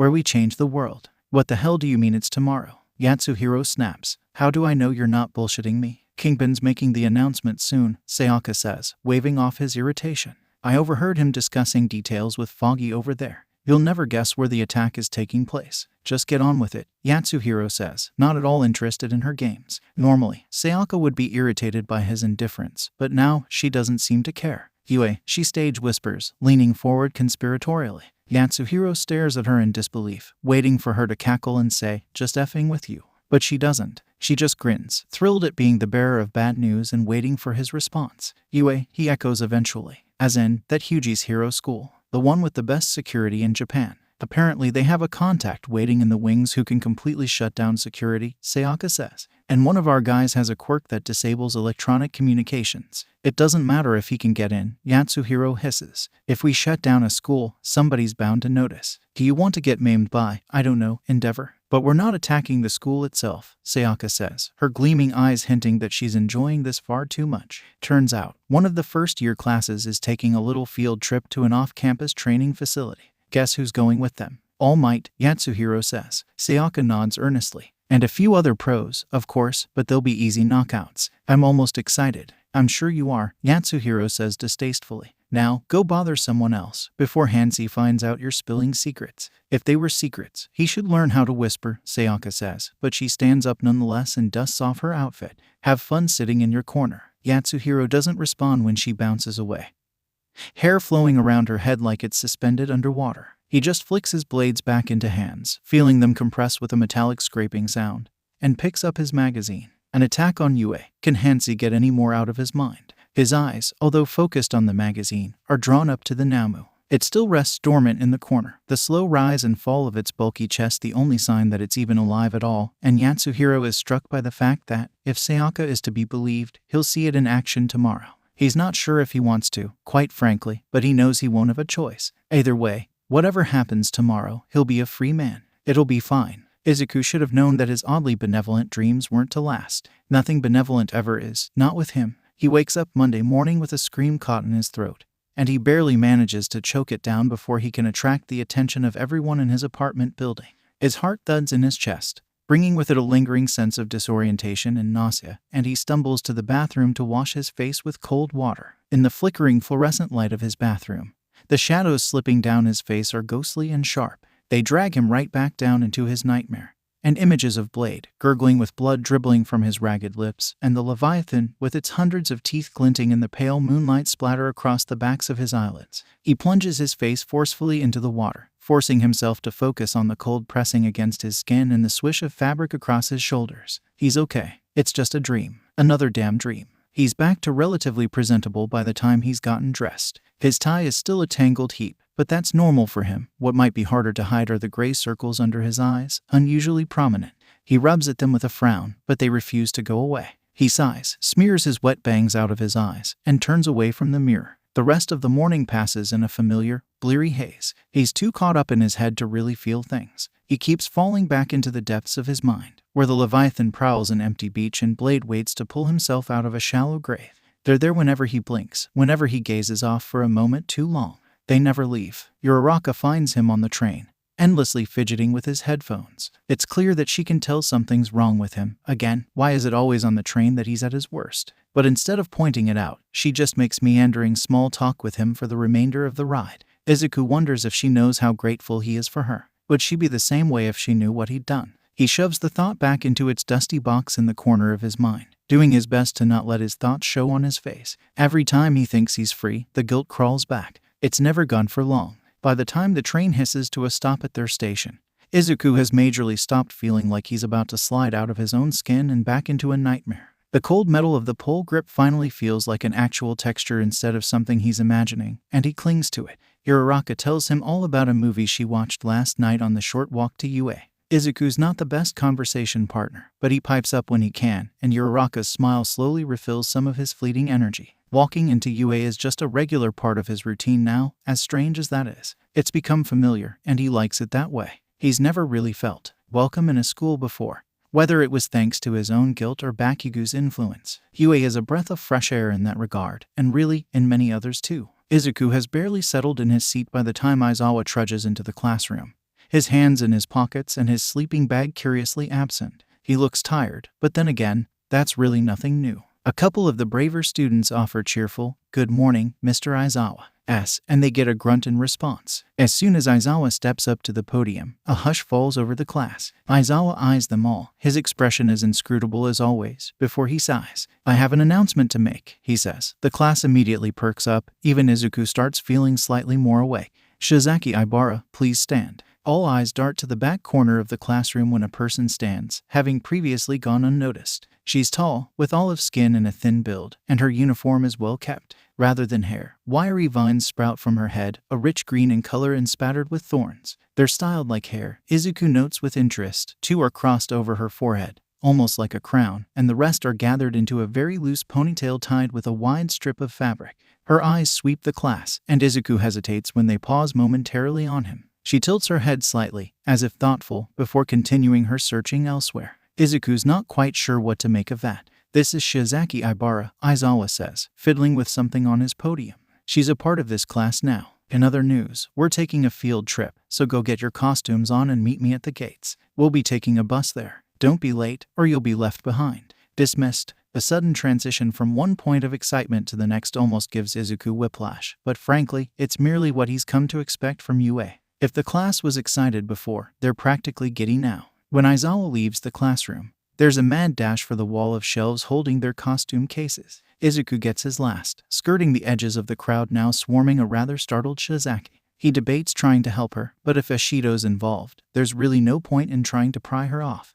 It's a warm welcome, he supposes, heading out the door. As he leaves the classroom, a distant rumble catches his attention, and he glances out the window overlooking UA's wide campus. Overhead, the sky is an oil painting of deep blues and grays, drifting ever closer with each passing breath. There's a storm brewing in the distance. The bus they board is divided into 2 segments. The front half is made up of regular segmented rows, and the second is an open area with the seats fastened to the walls. Ida tries to get them to load in an orderly fashion, but he's swept aside in the mad dash to get good seating. The row seats are filled with breakneck speed, so Izuku makes his way to the back of the bus and finds a seat against the wall. Shinsu drops into the seat on his right, and Uraraka claims the one on his left. Ida sinks into the seat on the other side of Uraraka, looking defeated. "It's okay, Ida," Uraraka says, patting his shoulder consolingly. "You tried." Izuku smiles slightly and looks up. Across from him, Ashido has managed to secure a seat next to the new girl, Shiozaki. She's leaning forward, with her elbows resting on her knees and a bright, toothy grin on her face. Her hair, in its messy, curly glory, reminds Izuku of Bits. "So," she says, "what brings you to our humble abode?" "I'm sorry," Shiozaki asks, blinking at her. Our class," Ashido hastens, and her cheeks color slightly. "Oh," Izuku thinks, "so that's what it is." "Ah," Shiozaki says, and her baffled expression melts into a warm smile. "Our teacher, Vlad King, told us that one of our students would be switching with one of yours. I offered to make the trade." Ashido's brows lower, and she opens her mouth. Then, her eyes catch Izuku, and she closes her mouth. Izuku looks away, gritting his teeth behind loose lips. "Oh," Ashido says. "Well, it's great to have you here." "Thank you," Shiozaki says, tucking a loose vine behind her ear. "If I may, what is your name?" "Oh, my name's Ashido, but you can call me." Ashido seems to realize what she's saying and goes stiff. "Ashido, nice one," Shinsu whispers, quiet enough that nobody hears him except for Izuku. And, apparently, Uraraka, who leans over Izuku to swat Shinsu's shoulder and whisper, "SHH. It's a pleasure to meet you, Ashido," Shiozaki says, and her eyes momentarily dart over to Shinsu. He freezes. "PL, pleasure's all mine," Ashido says, oblivious to the invisible battle of dominance taking place right in front of her. "So, what's your quirk? It has to do with your hair, right?" "It does," Shiozaki says. She reaches up and tugs the strand she tucked behind her ear loose, letting it hang down in front of her face. "It allows me to manipulate the vines that grow from my head." To exemplify her point, the loose vine suddenly jumps to life. It rides in the air, moving with surprising dexterity, before suddenly jetting forward. For a moment, it simply swirls upward, twisting itself into a spring before rapidly reversing the process. In no time at all, it's back to its normal length, and Shiozaki tucks it behind her ear once again. "Whoa," Ashido says faintly. "That's incredible." Izuku can't help but mirror her thoughts. "That's one hell of a quirk, and with seemingly no drawbacks." "Thank you," Ibara says with a soft smile that makes Ashido look like she's about to melt into the floor. "What's your quirk?" "Oh, mine. It's acid," Ashido says. She immediately holds one of her hands palm up, but seems to realize what she's about to do and sheepishly pulls it back. I'd show you, she tells Ibara, but, it's acid and, well, property damage, you know. Also, I really don't want to get on his bad side if we're doing something fun. She jerks her head towards Aizawa, who Izuku is vaguely certain heard exactly what she said and has elected to ignore it. I see, Ibara says, laughing quietly. That sounds like an excellent quirk. Thank you. Ashido practically squeaks, her cheeks coloring. Izuku's not really sure what else she'll come up with to say, but he doesn't have to wonder, because that's the moment the bus finally creaks to a halt. We're here, Aizawa grunts, standing up before the bus has even fully stopped moving. Look sharp. The class quiets with startling speed, but Izuku's pretty sure it's more out of eagerness than respect at the moment. Before them, to the side of the road, looms a massive structure, a metal frame dome, covered in white-tinted glass that hides whatever's inside from view. The base of it is surrounded by purple and teal walls, and a gateway emblazoned with the letters USJ in bright gold. Izuku's classmates peer at it, chattering among themselves excitedly. Uraraka lightly shakes Izuku's arm, a bright grin on her face. All right, off, Aizawa says, stepping back to allow the students to all but stampede off the bus. Once everyone is relatively orderly, he leads them through the sliding doors of the USJ and into what might be, for all intents and purposes, a whole different world. Before them, past the banister and down a long staircase, is a massive training facility sprawling out across the interior of the structure. In the center, directly at the base of the staircase, is a flat plaza area complete with a fountain in the middle. From there, paths branch out connecting it to a variety of different stations. A huge pool of water with a few sunken boats and one hell of a water slide, a city engulfed in flames, a miniature mountain, and so on. It's absolutely breathtaking in its entirety, and Izuku can't help the way his jaw drops. While they're all gaping, a new voice suddenly interrupts their chatter, a fuzzy, staticky voice, like the drone of an old-fashioned radio host. There's the flood zone, the landslide zone, the conflagration zone,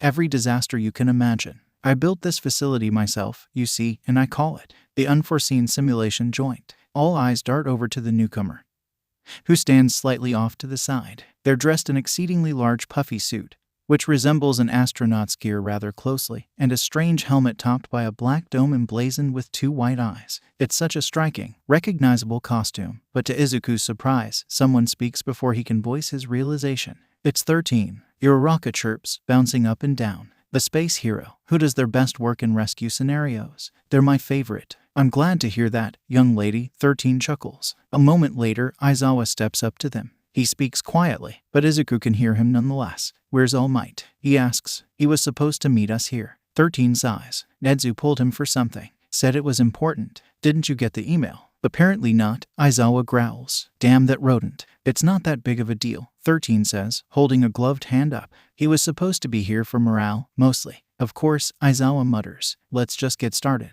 Hopefully, he'll show up whenever Nedzu releases him. I'm sure he will be, 13 says. But, before we start the training, I have a few points to address. A lot of points, actually. Do you mind? Go ahead, Aizawa grunts, stepping to the side, with surprisingly light steps. 13 strides to stand in front of the class, folding their hands in front of them. Hello, they say, oddly cheery. If you didn't hear, my name is 13. I'm a hero who specializes in rescue missions. A few students start to cheer, but they're silenced by a look from Aizawa. As I'm sure many of you are aware, my quirk is called Black Hole, 13 continues. It can suck in and tear apart anything. And you've used it to save people in all sorts of disasters, Izuku adds hesitantly. Indeed, 13 says. However, my power could also easily kill. I've no doubt that among you, there are some with similar abilities. Izuku freezes, suddenly feeling like someone punched him square in the gut. In our society, the use of quirks is heavily monitored and restricted, 13 says. It may seem that this system is a stable one, but we cannot forget that it only takes one wrong move with an uncontrollable quirk for people to die. Izuku's chest constricts, leaving him quietly gasping for air. He's aware of his fins folding low against his head, and he hopes that his classmates are too involved in 13's speech to notice the effect it's having on him.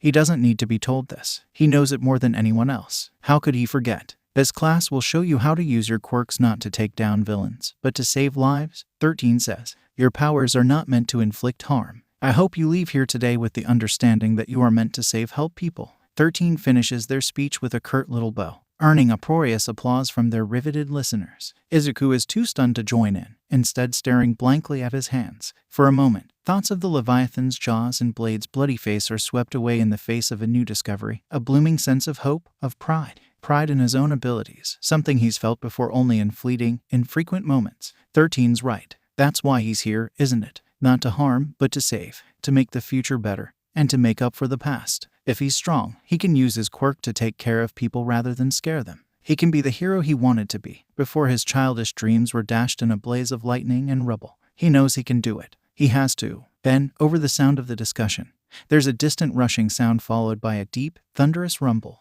Izuku almost chalks it up to the beginning of the storm outside.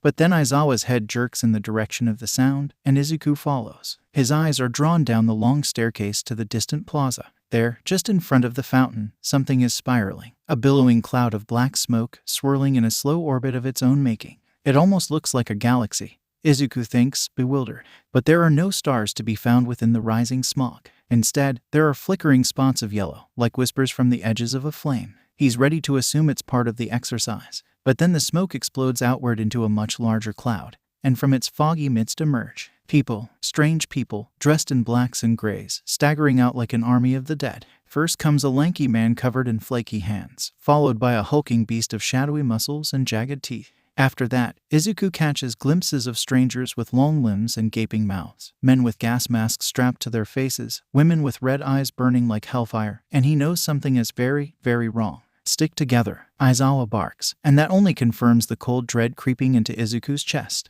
Do not allow yourselves to be separated. His command is met from startled murmuring from the other students, who have turned to stare at him in confusion. Nobody else seems to have noticed the army approaching them. At least, not at first. Izuku can pinpoint the exact moment people start to realize what's going on.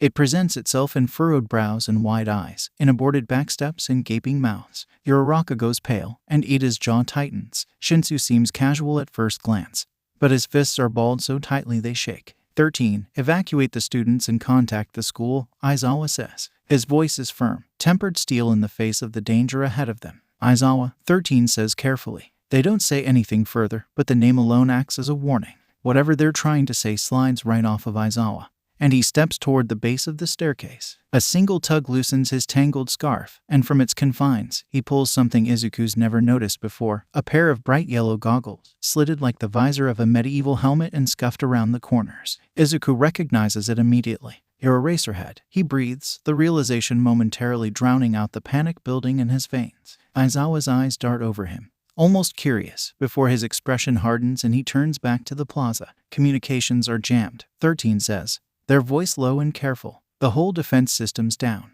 I can't get through, Aizawa swears, his fists tightening. For a moment, Izuku thinks he's going to turn back around.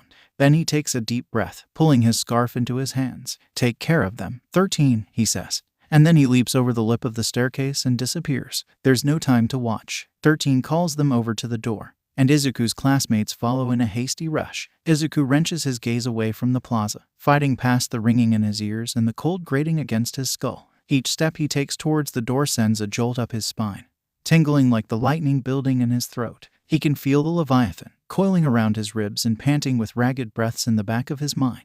He needs to get out of here. The biggest threat here isn't the villains, it's him. If they get to him, there's no way in hell he'll be able to keep the Leviathan chained, and if it breaks free. He looks towards the backs of his classmates as they hurry towards the exit.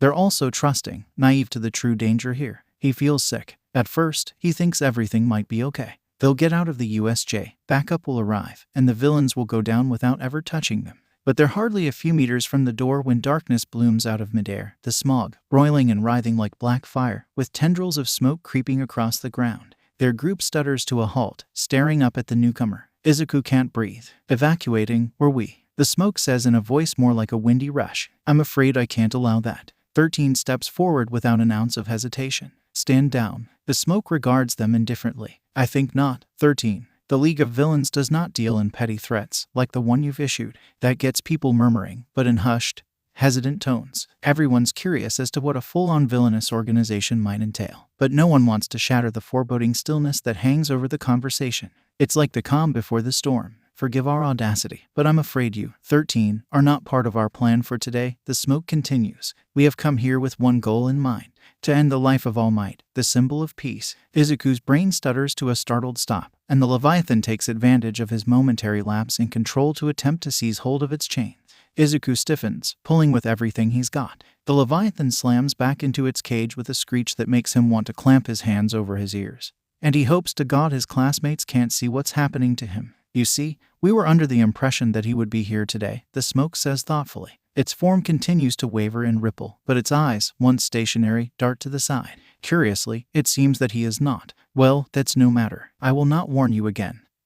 13 says. A quiet click announces that they've uncapped their fingers, keeping their quirk at the ready. Stand down. Why yeah, a new voice announces, and attention shifts to the lone speaker. It's Kirishima, crouched in a fighting position with his hands hardened into jagged blades. Back down, or we'll end you. His declaration is met by a few hesitant murmurs of approval. And Izuku watches as a few of his classmates shift into ready stances of their own.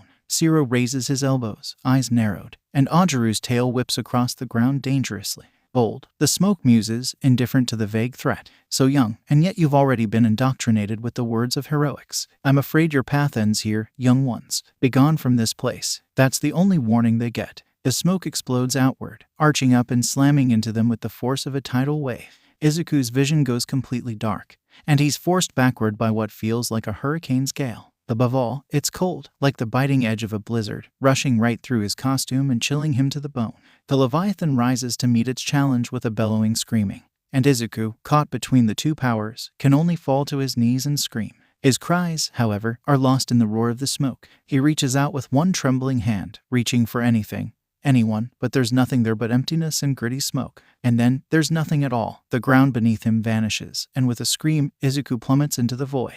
Hitoshi's only falling for a few suffocating seconds before the fog releases him, swept away by a new source of wind. He blinks as brightness pierces his eyes, only vaguely aware of the twisting sensation of falling. For a moment, he sees the distant blur of the USJ ceiling, and then he slams into something hard. That something proves to be water, which he realizes as soon as he shatters the placid surface of it with a burst of foamy white. The water is on him in an instant, soaking his costume and dragging him downward, and his momentary stupor allows him to sink further. At first, he's shielded by a cloud of silver-laced bubbles, but their protection is fleeting, and they hastily scurry towards the surface and leave him alone in the murky abyss of the pool. He distantly remembers someone mentioning a flood zone at the USJ, and he figures this must be it. His heart pounds in his chest with the rapid rhythm of gunfire. But he manages to reorient himself and starts kicking toward the surface. The water stings his eyes, but he forces them open, focusing on the rippling light above him. A moment later he breaches, coughing and sucking in a deep breath. It's lucky he does, because immediately after, something wraps around his ankle and yanks. He submerges again with a yell of pain, twisting around to see what has a hold of him. To his horror, it's a villain, a bloated, misshapen excuse of a man with beady eyes that glint even in the shadows of the water, whose webbed fingers are wrapped tightly around Hitoshi's boot. He tries to kick it off, but the villain just smiles at him with far too many teeth and drags him further into the depths. Hitoshi can't remember a time he's ever been so utterly terrified in his life. He's seen villains before, sure, but never up close. Never like this. He knows that he's training to fight them. That's UA's whole shindig, but he never expected to face them so unprepared, so soon. But he's not entirely unprepared, he realizes through the haze. He reaches up, groping with hasty, trembling fingers, and his nails manage to find the groove between one of the spikes of his headpiece and the base. With a yank, he pulls it off, and a tasteful part of his costume becomes a miniature blade in his hand.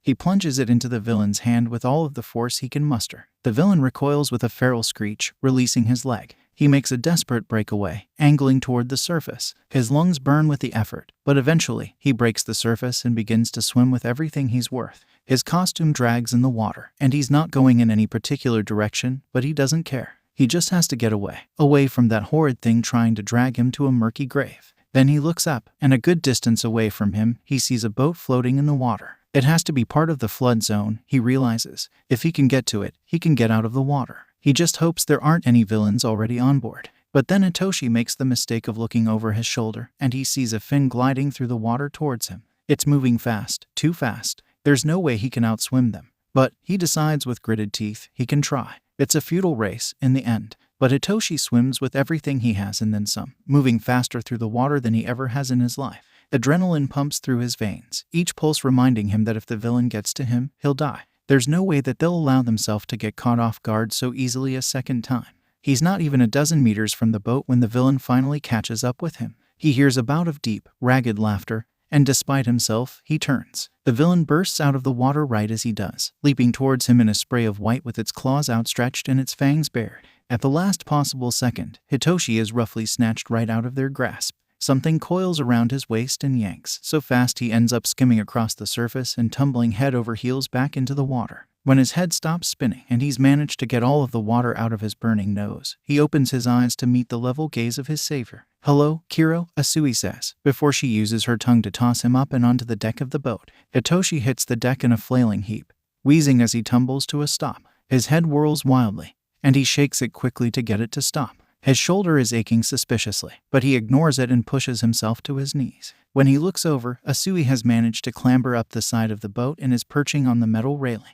Her wet hair is plastered to her back, tangled around her goggles, but other than that, she looks no worse for wear. Hitoshi, on the other hand, is still trying to push his own sopping wet fringe out of his eyes. "Thanks," he manages to wheeze. Asui, right." "Suyu," Asui replies, turning to look back out at the water. "I think we're in trouble." "Yeah, no sit," Hitoshi can't help but mutter as he stumbles across the deck to stand beside her. As soon as he looks out, he can't help the breath he sucks in through his teeth or the way his heart staggers in his chest. Scattered throughout the water are villains, far more than just the one chasing him, numbering a dozen at least. They come in all different shapes and sizes, but they're all drifting on the surface of the water and talking among themselves with hushed voices. Most of them are staring intently at the ship, but a few keep glancing down below. "Holy shit," Hitoshi mutters, ignoring the way his voice tightens. Suyu's expression darkens with something almost guilty, and her grip on the railing tightens. "Midori is still down there," she says quietly. Hitoshi blinks at her for a moment, before her words sink in and an icy chill runs through his chest. "What? I tried to grab him, like I did you." "But," Suyu tenses, obviously frustrated. "He swam down, and I couldn't get to him. I had to go after you instead, Kiro." Hitoshi says through gritted teeth, staring at the water. There's no way Midori is gone. He can't have just disappeared in the few seconds they were apart. Yet, deep down, Hitoshi knows he could have. In fact, he likely did. They're surrounded by bloodthirsty villains who won't hesitate to tear them to shreds. If Midoriya hasn't surfaced already, it's likely he's already gone. He's definitely shaking now. The reality of his situation hits him like a slap to the face. They're trapped, separated from their teachers, and surrounded by villains. There's no one coming to save them, at least, not soon enough. Either they'll fight their way out on their own, or they'll die, and they have no training to back them up. "Breathe, Kiro," Suyu whispers, and a webbed hand settles lightly on his back. Hitoshi forces himself to suck in a long, trembling breath before he releases it more harshly than may be necessary. He wants to give in to the panic clawing at the edges of his senses and start hyperventilating on the spot,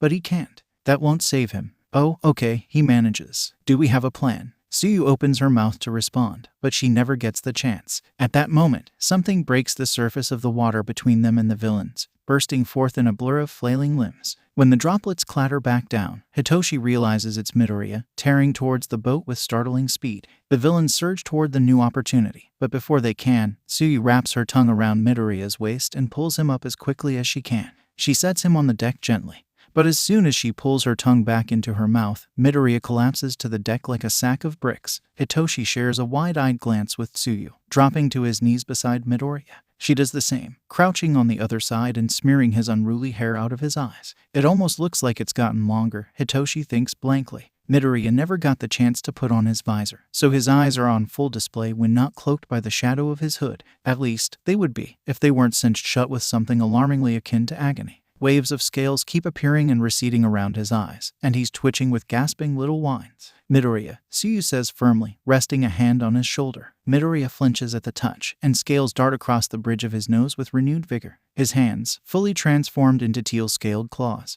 drag long white scratches across the deck of the boat. And then, without warning, it stops. Midoriya's eyes fly open, and he sits up so quickly he slams right into Hitoshi's chin. Hitoshi recoils with a barely stifled shout of pain. Midoriya, on the other hand, physically hurls himself away, landing in a crouch a few meters to the right. When he spots Hitoshi and Suyu, he blinks, as if not quite sure what he's seeing. "Are you okay, Kiro?" Suyu asks, tilting her head. "What happened?" I'm fine," Midoriya says, although he doesn't look convinced of his own words. Something lashes across the ground behind him, and Hitoshi realizes it's his tail, making another rare appearance. I freaked out. Bad. Hitoshi, frankly, can't blame him. If he'd been stuck underwater with dozens of villains for any longer than he had been, he'd probably be the same way. In any case, he swallows and slowly gets to his feet. Suyu straightens beside him, And after a moment's hesitation, Midoriya does the same.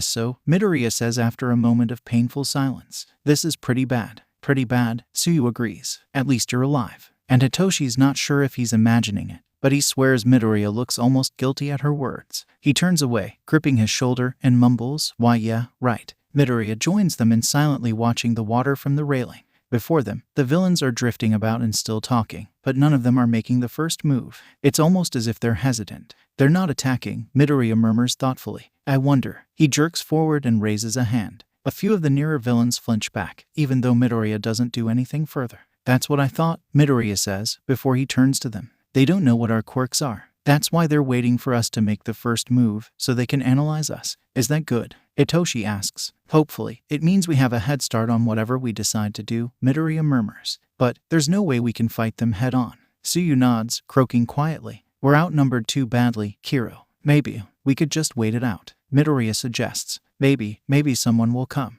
13 said communications were shut down completely.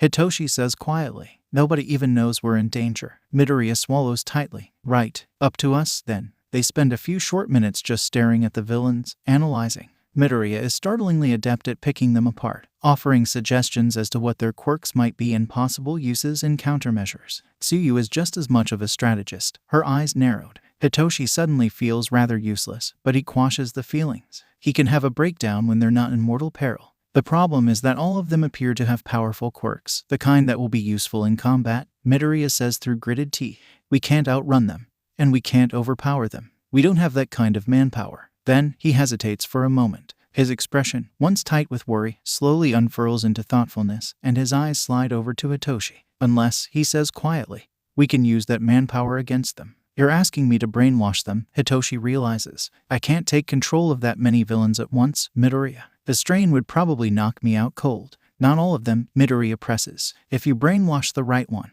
we could use them to keep the others away and get off of the boat. He points towards the distant plaza, separated from them by a wide span of water. Once we're there, we can maybe get out. Do you think you could do it? I don't know, Hitoshi says, startled. Maybe, Midoriya frowns thoughtfully, his tail lashing furiously across the deck. It's different, Hitoshi realizes, but in a way he can't pinpoint. It's just a long tail, for the most part, dark teal with flecks of bright green, but in places, he sees slight ridges, as if something is trying to poke out but can't quite. Okay, Midoriya says. Here's what we'll get down, Tsuyu yells, prompting all of them to drop to the deck. A moment later, a huge tidal wave slams into the side of the boat, arching to cleave the entire thing in half. Hitoshi tumbles backwards as the boat folds inward, its two halves breaking away from each other. At the bottom of the rift between them, water froths dangerously, swirling with sharp chunks of debris. Can they just effing leave us alone? Hitoshi snaps, venom in his voice as he clings to the railing. For 5 minutes, apparently not. Kiro, Tsuyu says, creeping across the sharply angled deck on sticky feet to crouch beside him. Midoriya follows, his head ducked low and fins twitching wildly. His tail keeps warping, like it's not sure what it wants to be. It's bizarre, but after a moment, it stops, and Midoriya raises his head. We need a plan, fast, he says, glancing past Hitoshi towards the water. For a moment, he's silent, brows pulled low in thought. Then, his eyes widen, and he taps the back of Hitoshi's calf with his tail. That villain, with the striped mask, he says, jerking his head towards the water and prompting Hitoshi to stare at the villain in question. He's the one who controls water. I think I have an idea. Can you get him? Not from here, Hitoshi says, bewildered. Great, Midoriya says through gritted teeth, before he turns to Tsuyu. We need your help. At Midoriya's command, Tsuyu uses her tongue to snatch the masked villain right from the water. He thrashes, but Tsuyu just narrows her eyes and ignores him. Put me down. The villain barks once he's suspended above the deck. Would you shut the F up? Hitoshi snaps, even though for once, he wants the opposite. Funny how people love to disobey commands just for the fun of it. You little, the villain starts, never to finish. Hitoshi reaches out and takes, and he feels the connection to the villain before him in the tightness in his head and the weight in his chest. Distantly, he's aware of the villain fighting, but it's like listening to someone scream on the other side of 6-inch glass. There's no worry of him getting out. Okay, Midoriya says, grimacing. Fun part. Shinsu, can you get him to clear a path through the water? I can try, Hitoshi mutters, ignoring the almost magnetic pull of his voice even when he's not issuing a command.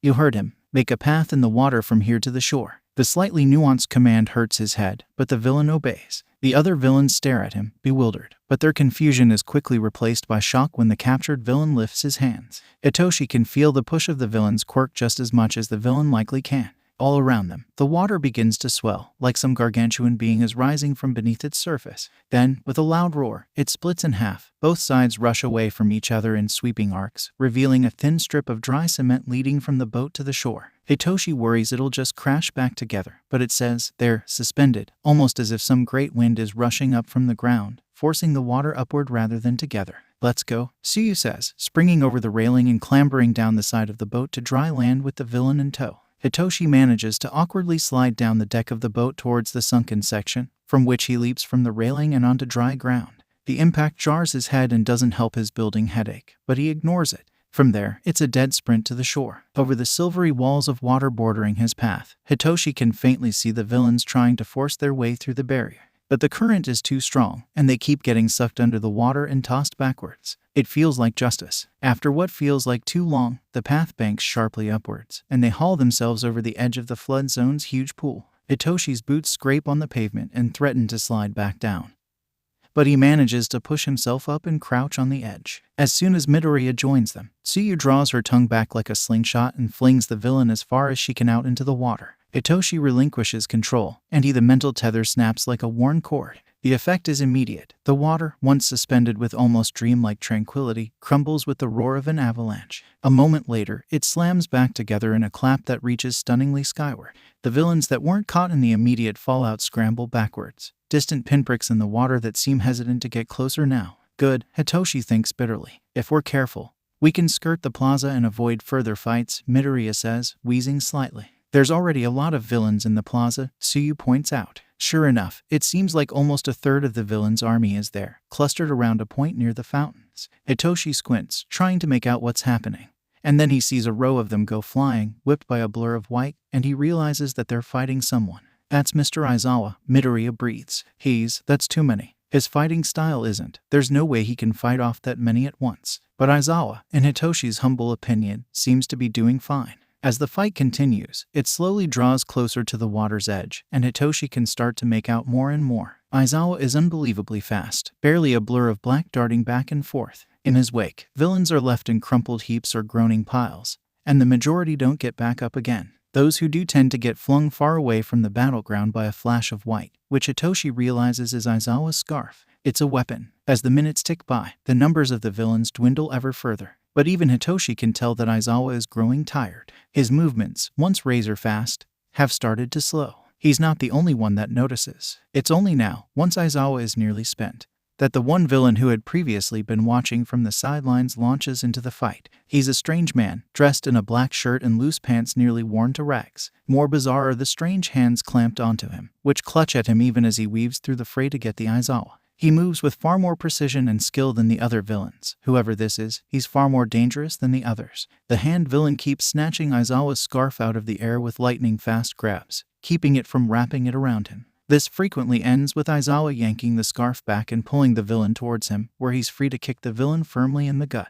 The villain, however, just keeps getting up, head cocked thoughtfully. It's on their fourth round that the pattern changes. Aizawa rips the villain towards him and tackles them to the ground, likely attempting to pin him there. But this time the villain reaches out, and Aizawa jerks. The villain is quickly sent sprawling by a punch to the jaw, but when Aizawa leaps backwards, he staggers. His elbow, Tsuyu says, her voice oddly flat. Sure enough, when Aizawa lunges at a few encroaching villains, Hitoshi catches a glimpse of Aizawa's elbow. It's flaky and raw, revealing muscle and bone beneath the skin, and it's utterly sickening. Disintegration, Midoriya breathes, his eyes wide. Distantly, thunder rumbles. Despite the fact that his elbow is still flaking with blood and bone, Aizawa charges the hand villain again. The villain doesn't try to stop him, he just stands there, head tilted, waiting. His pose almost reminds Hitoshi of a vulture, watching its twitching prey and wondering why it's still moving. So cool, the villain muses, and his words ring loudly in the suddenly silence of the plaza. Their voice is like their quirk, grating and chafing,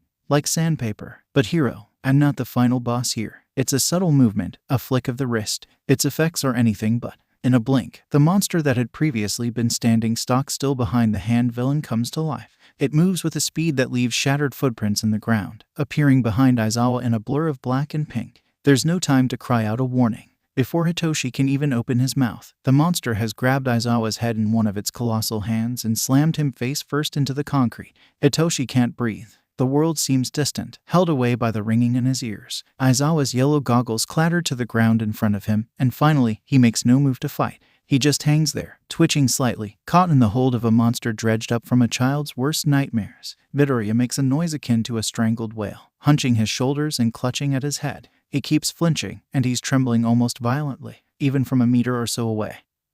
Hitoshi can hear his ragged, desperate wheezing. He looks terrified, and his furiously thrashing tail only gives him away further. The hand villain walks over to stand over Aizawa, kicking the shattered remnants of his goggles aside distastefully. Hitoshi wants to leap out into the fray and scream get away from him, but beyond his fury, he knows that he'd die. It's not a question of his skill or luck, it's a fact, cold and stinging. Interesting, the villain says, scratching at his throat. It seems you're down to the last of your health, Eraserhead. Will you continue to fight? Or will you watch, silent, as your world crumbles? Aizawa doesn't reply. Boring, the villain says languidly. Namu, that must be the monster's name, because it pulls Aizawa's head back. For a moment, Hitoshi sees his face. It's broken and bruised, with a thick trickle of blood running down from his hairline to his chin. Then, the Namu slams him into the ground once again, and his twitching stops. No, someone whispers. Hitoshi belatedly realizes it was him. A vein of shadow ruptures the air beside the hand villain, swirling into a familiar spiral of black smoke.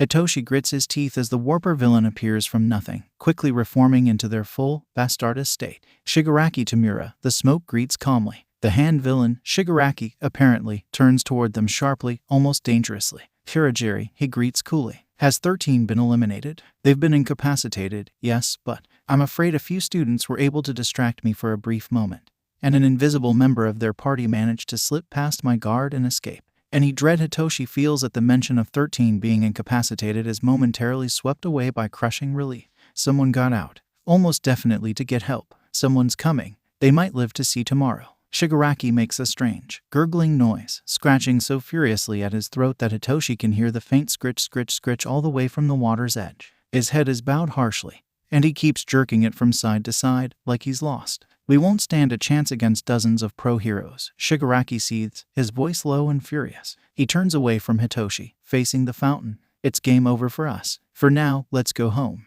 Those simple words offer something Hitoshi's been grasping for this whole time, hope, thin and fleeting. He should have known that it wouldn't last, couldn't last. But, before that, Shigaraki muses, tilting his head thoughtfully. It's best if we make a statement. There's no use in vanishing without achieving a single objective. It's time the heroes knew that their golden age is coming to an end. He pauses for a moment, still itching at his throat. Then, he says, but why dirty our hands, if the symbol of peace won't even show his face? Let's let the pawns have some fun. He reaches out a bony hand and beckons. From the outskirts of the plaza, a handful of villains emerge, the ones who waited, eyes narrowed, as their fellow soldiers fell to Aizawa's merciless hand.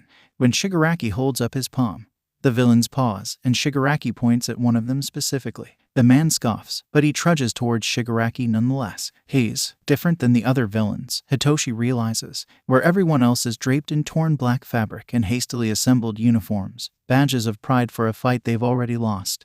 This one is simply wearing a dirty dress shirt and slacks. His eyes are hidden by tinted sunglasses, but his lips are quirked in a grimace. Hitoshi glances to the side. Tsuyu is staring at the newcomer, her expression indecipherable. Midoriya has his forehead pressed to the pavement and doesn't seem to have noticed him yet. Dago, Shigaraki says, flatly, before, to Hitoshi's horror, he turns to point at them. Get rid of them. I told you, Dago snaps, I don't do combat. Shigaraki cocks his head. The one you might have negotiated with is dead on the floor. We brought you here to work for us. Will you kill, or will you be another nameless body among the dead? Fine, Dago snarls, shaking his head and trudging towards the water's edge. With a flick of his wrist, the blades where his hands should be start to swivel violently, until they're nothing but a circular saw-edged blur. No guardian devils here this time, Dago says, baring his teeth in a flat grin. I'll give you a 3-second head start. At the sound of the man's voice, Midoriya goes perfectly still. His trembling stops, his whining falters, and he stops tearing at the ground. Slowly, his eyes rises, and Hitoshi sees that they're wider than ever before. Why? What can this man do that the Namu can't? But something strange happens. At the sight of Midoriya, crouched on the pavement with his tail curled around him and his fins flared, Dago falters. His brows drop to hide beneath his sunglasses, and he leans forward to squint at Midoriya as if searching for something. You, he says, and his tone is icy. You remind me of something. A wave of fog washes over Midoriya's eyes, and he suddenly arches his back and snarls. It's the most aggressive move he's made in this whole ordeal, and it catches Hitoshi off guard. "You'll be the first to die," Dago says, and he raises his blade. It glints in the musty light of the USJ, and distantly overhead, thunder booms. Midoriya moves so quickly Hitoshi feels the rush of wind tear past him. With a speed he shouldn't possess, Midoriya slams Dago into the ground shoulder first. Dago yells out and slashes, and Midoriya springs away from a slice that would have taken his head clean off. He's shaking, crouched low to the ground as his tail thrashes. He keeps gasping, clawing at the ground and opening his mouth in a silent scream. He looks like he's trying to fight back a panic attack mid-combat. Dago gets to his feet and lunges again. Midoriya skirts the strike, staying low to the ground. When his eyes focus on Dago, his expression goes steely and cold, but whenever he hesitates, which is frequently, he seems to fall right back into the clutches of terror. He's doing better than Hitoshi would have, admittedly. Curiously, Tsuyu is now looking strikingly alert, her eyes darting over the scene. She's looking for a way in. He realizes Midoriya can't dodge forever. If they don't find a way to help, he'll die. To the side, Shigaraki is watching Midoriya and Dago's standoff, his arms crossed and his chin tilted. He looks fascinated, in an impersonal, almost scientific way. It makes Hitoshi sick to his gut, and he makes up his mind to stand and fight then and there. But he never gets the chance. Dago lunges, getting in a lucky strike at Midoriya's back, almost. At the last possible moment, Midoriya's tail whips up from the ground and strikes Dago with a loud crack, sending him sprawling across the ground. To Hitoshi's shock, Dago doesn't get up. He's perfectly still, not dead, but frozen, with wide eyes, as if he's realized something. Midoriya staggers to his feet, his twitching suddenly much more apparent. His hands keep twisting, lengthening into jagged claws and then melting back into human hands just as fast. His quirk is going haywire, Hitoshi realizes, turning off and on rapid fire. Can Midoriya not control it under stress? Well, Shigaraki says towards Dago, earning a harsh flinch from Midoriya.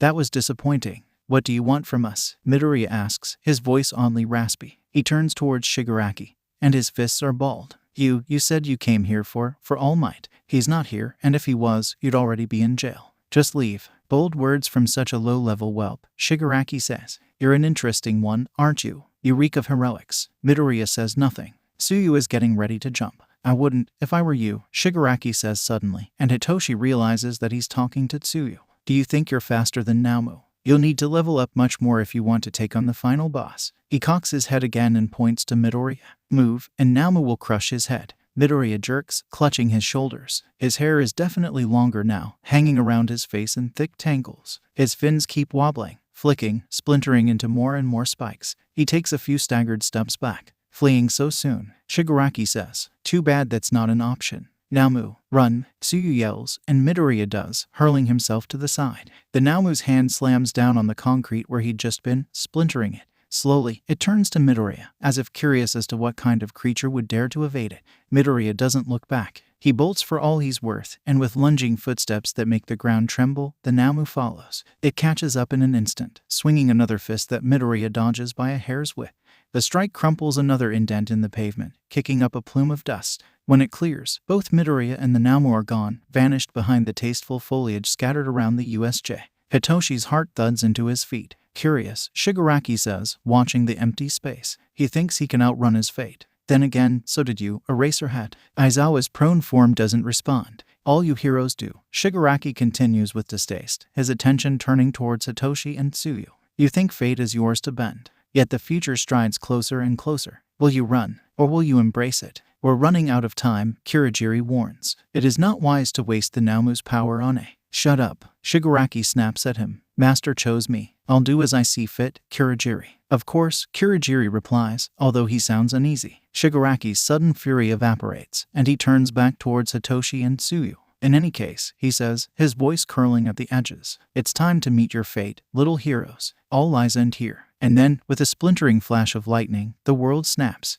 Izuku tries. He tries so hard and he gets so close, but in the end, it's not enough. He thought he'd be able to hold it. He'd almost lost it once, on the boat, and again, when the Namu had crushed Aizawa. But he'd fought, and for the first time, he'd been winning. It had been with bloody hands and a ragged voice, but he'd locked the Leviathan back in its cage over and over again. He'd been stronger. And then Shigaraki had said Naomu, and he hadn't. The end comes like this, with the Naomu pinning him to the ground amid smashed trees and flattened grass. He screams a wordless cry of anger, but it's no longer his own. Anything human in it is long gone, replaced by something else. The Leviathan is everywhere, its venomous fury rushing through every vein in his body and blurring his vision. He feels his eyes splitting, changing, and his teeth divide into more and more until they won't fit in his tiny, human mouth. He breathes, but it tastes like smoke in the storm outside, and the Leviathan howls. The chains creak. The Naomu stands above him, blotting out the distant, rain-coated ceiling of the USJ.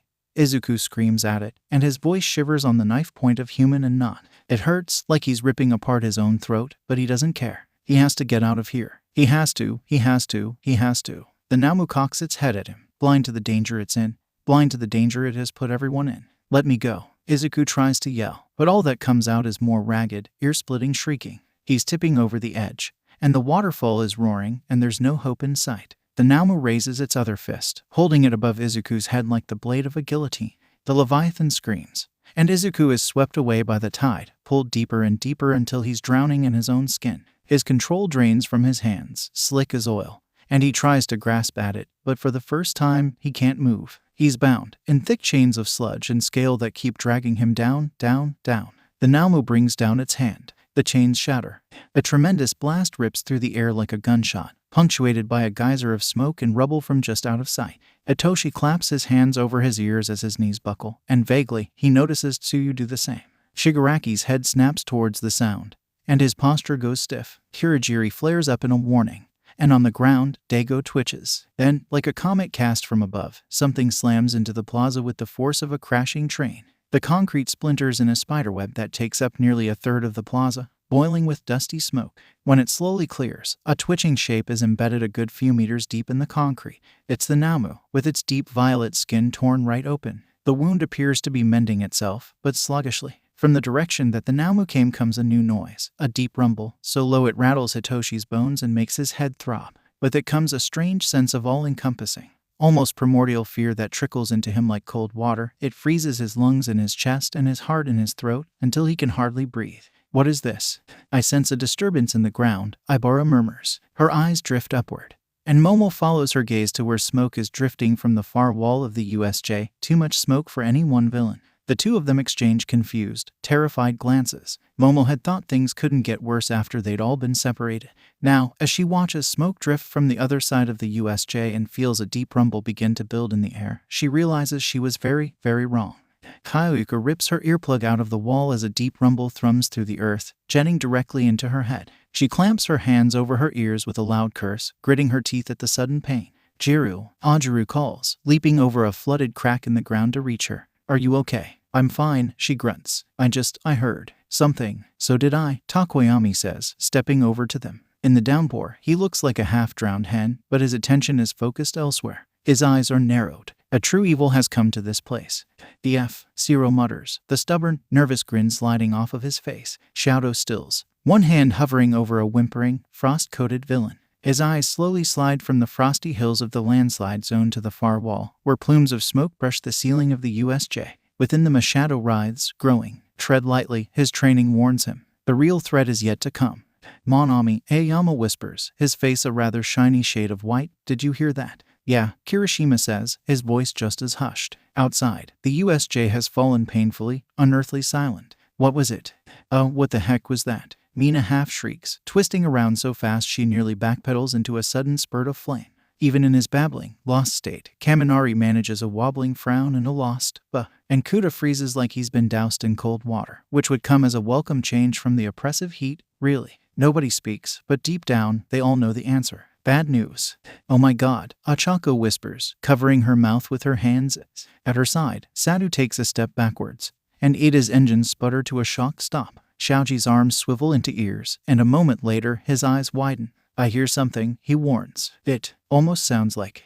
A scream rips through the air, a manic, jagged-edged sound that tears through Hitoshi's head like fire through paper. He moves to cover his ears, hurl himself into the water, anything to get the sound to stop, but he can't move. He's frozen in place, locked in position so tightly he can't even breathe. Everyone else around him is too. The chaos of the USJ has evaporated, leaving nothing behind but absolute, ringing silence and the sound of the pouring rain. And then, with a roar that rattles the panels of the domed ceiling, a massive shape twists free of the smoke and dust. It's huge, so large that Hitoshi's not even sure if he's seeing all of it.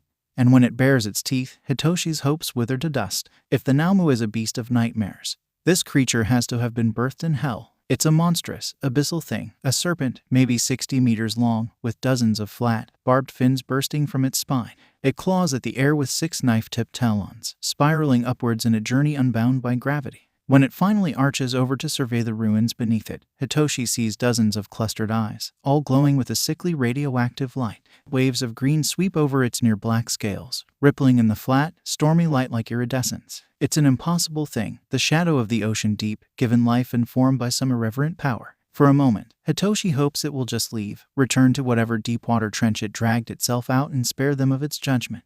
And then the Naomu staggers to its feet, bellowing a war cry, and the serpent plunges down to meet it. Toshinori folds his hands in his lap, clearing his throat. Across from him, one of Nedzu's ears twitches, the only indication he notices the movement at all. He looks too much like a stuffed animal for Toshinori's taste. It can be unsettling, speaking to him alone. Toshinori, quite frankly, has no idea why they're in Nedzu's office. He should already be at the USJ training facility right now, waiting for the students to arrive. But Nedzu had been insistent on scheduling a sudden meeting. Seeing as Nedzu's both his boss and a super genius, Toshinori had been given no choice but to follow him and hope his already crumbling relations with 1A's homeroom teacher don't get worse. So, Toshinori begins, wincing at how awkwardly the words tumble out. "You wanted to speak to me." "I did," Nedzu says cheerfully. "I'm sorry to have to pull you out of attending Class 1A's training exercise, but our schedules do line up quite infrequently, and I figured it was best to discuss this in person." Toshinori frowns. "The matter of your successor, of course." Toshinori says, shifting slightly. He's not sure if he'll ever get used to the term successor being thrown around so lightly. But then again, he's not sure if he'll ever get used to Nedzu in general. "You seem hesitant." Nedzu tilts his head. "Is something wrong?" Toshinori shakes his head, resting his hands on his knees. "No, nothing's wrong. I was just..." "Never mind. Let's discuss. If this is about the USJ training exercise, I can assure you that the students are in good hands," Nedzu says, seeing right through him in a way that makes Toshinori mildly uncomfortable. "I'm well aware of that," Toshinori replies. "I was hoping to observe the other teachers there. Actually, I haven't quite settled into the whole teaching aspect quite yet. I think more observation on my part could be helpful." Nedzu's smile is knowing. "I've been told the transition from pro hero to teacher can be jarring, even for the most prepared. It must be especially so for a hero as experienced as you. You'll adjust with time, Yagi." Toshinori frowns, remembering the glazed expression of the child he hasn't found it within him yet to face. He doesn't have time. Not when his own incompetence can result in children getting hurt. Still, there's no use in arguing with Nedzu, so he merely answers, "I suppose." "Good," Nedzu says. "If you truly wish to observe, Class 1B will be using the USJ training facility tomorrow. You're welcome to join them. On that note, I think you'll find Kan's teaching style to be a bit more suited to your tastes." Toshinori's not quite sure what to make of that. It sounds like a lighthearted jab at 1A's homeroom teacher, who as far as Toshinori is aware, is rather harsh. He settles for a mute nod. "Now, where were we?" Nedzu hums. Yes, the subject of your successor. You haven't been responding to my emails. How is your search going?" "It's going," Yagi admits, rubbing his neck quietly. "I've mostly observed the first years, lately, seeing if anyone catches my eye." "Has anyone?" Nedzu asks. Toshinori rubs the back of his neck. "A few, but not necessarily because they're candidates." He smiles. "Young Ashido, for instance. She's got quite the personality, but I'm not sure if she's the one for all type." "I see," Nedzu hums. "In that case, would you like me to set up a time for you to observe the older years? I'm aware that you intended to choose from the younger classes, but maybe you'll find what you're looking for a year up." "It's probably a good idea," Toshinori says quietly. "My time is running short. The sooner I pick a successor, the better. Might as well broaden my horizons." "Excellent then," Nedzu says. "In the meantime, tell me about the students who have managed to gain your attention." "Well, to start, there's young Kirishima." Toshinori hesitates. "As it stands now, if I were to pick anyone from 1A, it would be him. He has the spirit of a true hero, but he seems to lack confidence. I'm not sure he would accept one for all if I were to offer it." Kirishima Ijiru." Nedzu's whiskers twitch thoughtfully. "Placed second in the entrance exam, with a nearly identical number of hero and villain points. I'll pull up his file for you, if you'd like." "I don't see why not." "Just a moment." Then, Nedzu says, raising a paw. He taps at the air, and a pale hologram appears. A closer look reveals the hologram bracelet wrapped around Nezu's wrist, so thin it's almost invisible against the white fur. Toshinori wonders how he's never noticed it before. Nezu swipes through a few screens before he pauses. He taps at the screen once, but nothing happens. His whiskers twitch. Odd, he says with what must be the animal equivalent of a deep frown. I appear to be locked out of the registry at the moment. Toshinori stiffens. What? Nezu swipes some more. And whatever he reads makes his eyes darken and his fur bristles slightly. The whole system's down. We appear to have been hacked. Does UA regularly experience cyber attacks? Toshinori asks, unsettled. He's heard of heroes getting attacked online before, usually by villains seeking to dox them or gather information for blackmail. But it never occurred to him that the same could happen to a school. Nezu's flat expression only unnerves him further. No, he replies, lowering his paws. Never. Before Toshinori can question the implications of that, the door to the office swings open with a deafening bang. Toshinori nearly jumps clean out of his skin, but Nezu only glances over. It's Snipe, dressed in his full hero costume and breathing hard. His hand clutches the doorframe so hard it creaks, and his eyes dart around the room before settling on Nezu.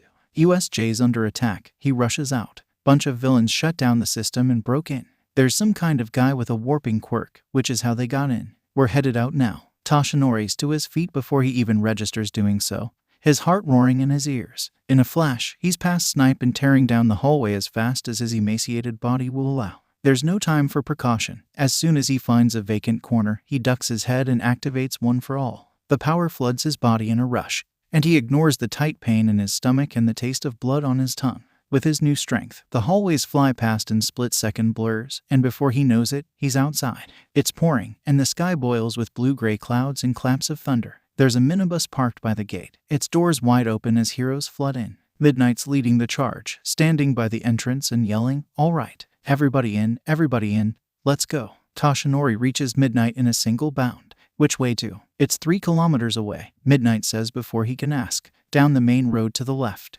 Big dome. You can't miss it. Thank you, Toshinori breathes.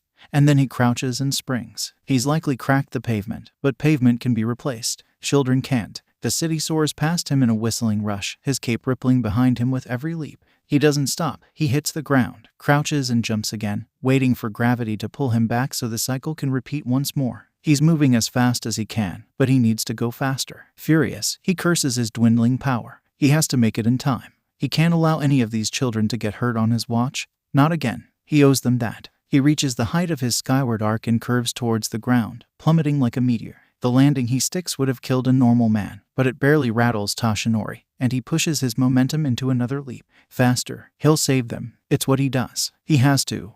Duck, Kiro. Hitoshi hurls himself at the ground as a fin the size of a small boat swings over his head, so close the air whistles.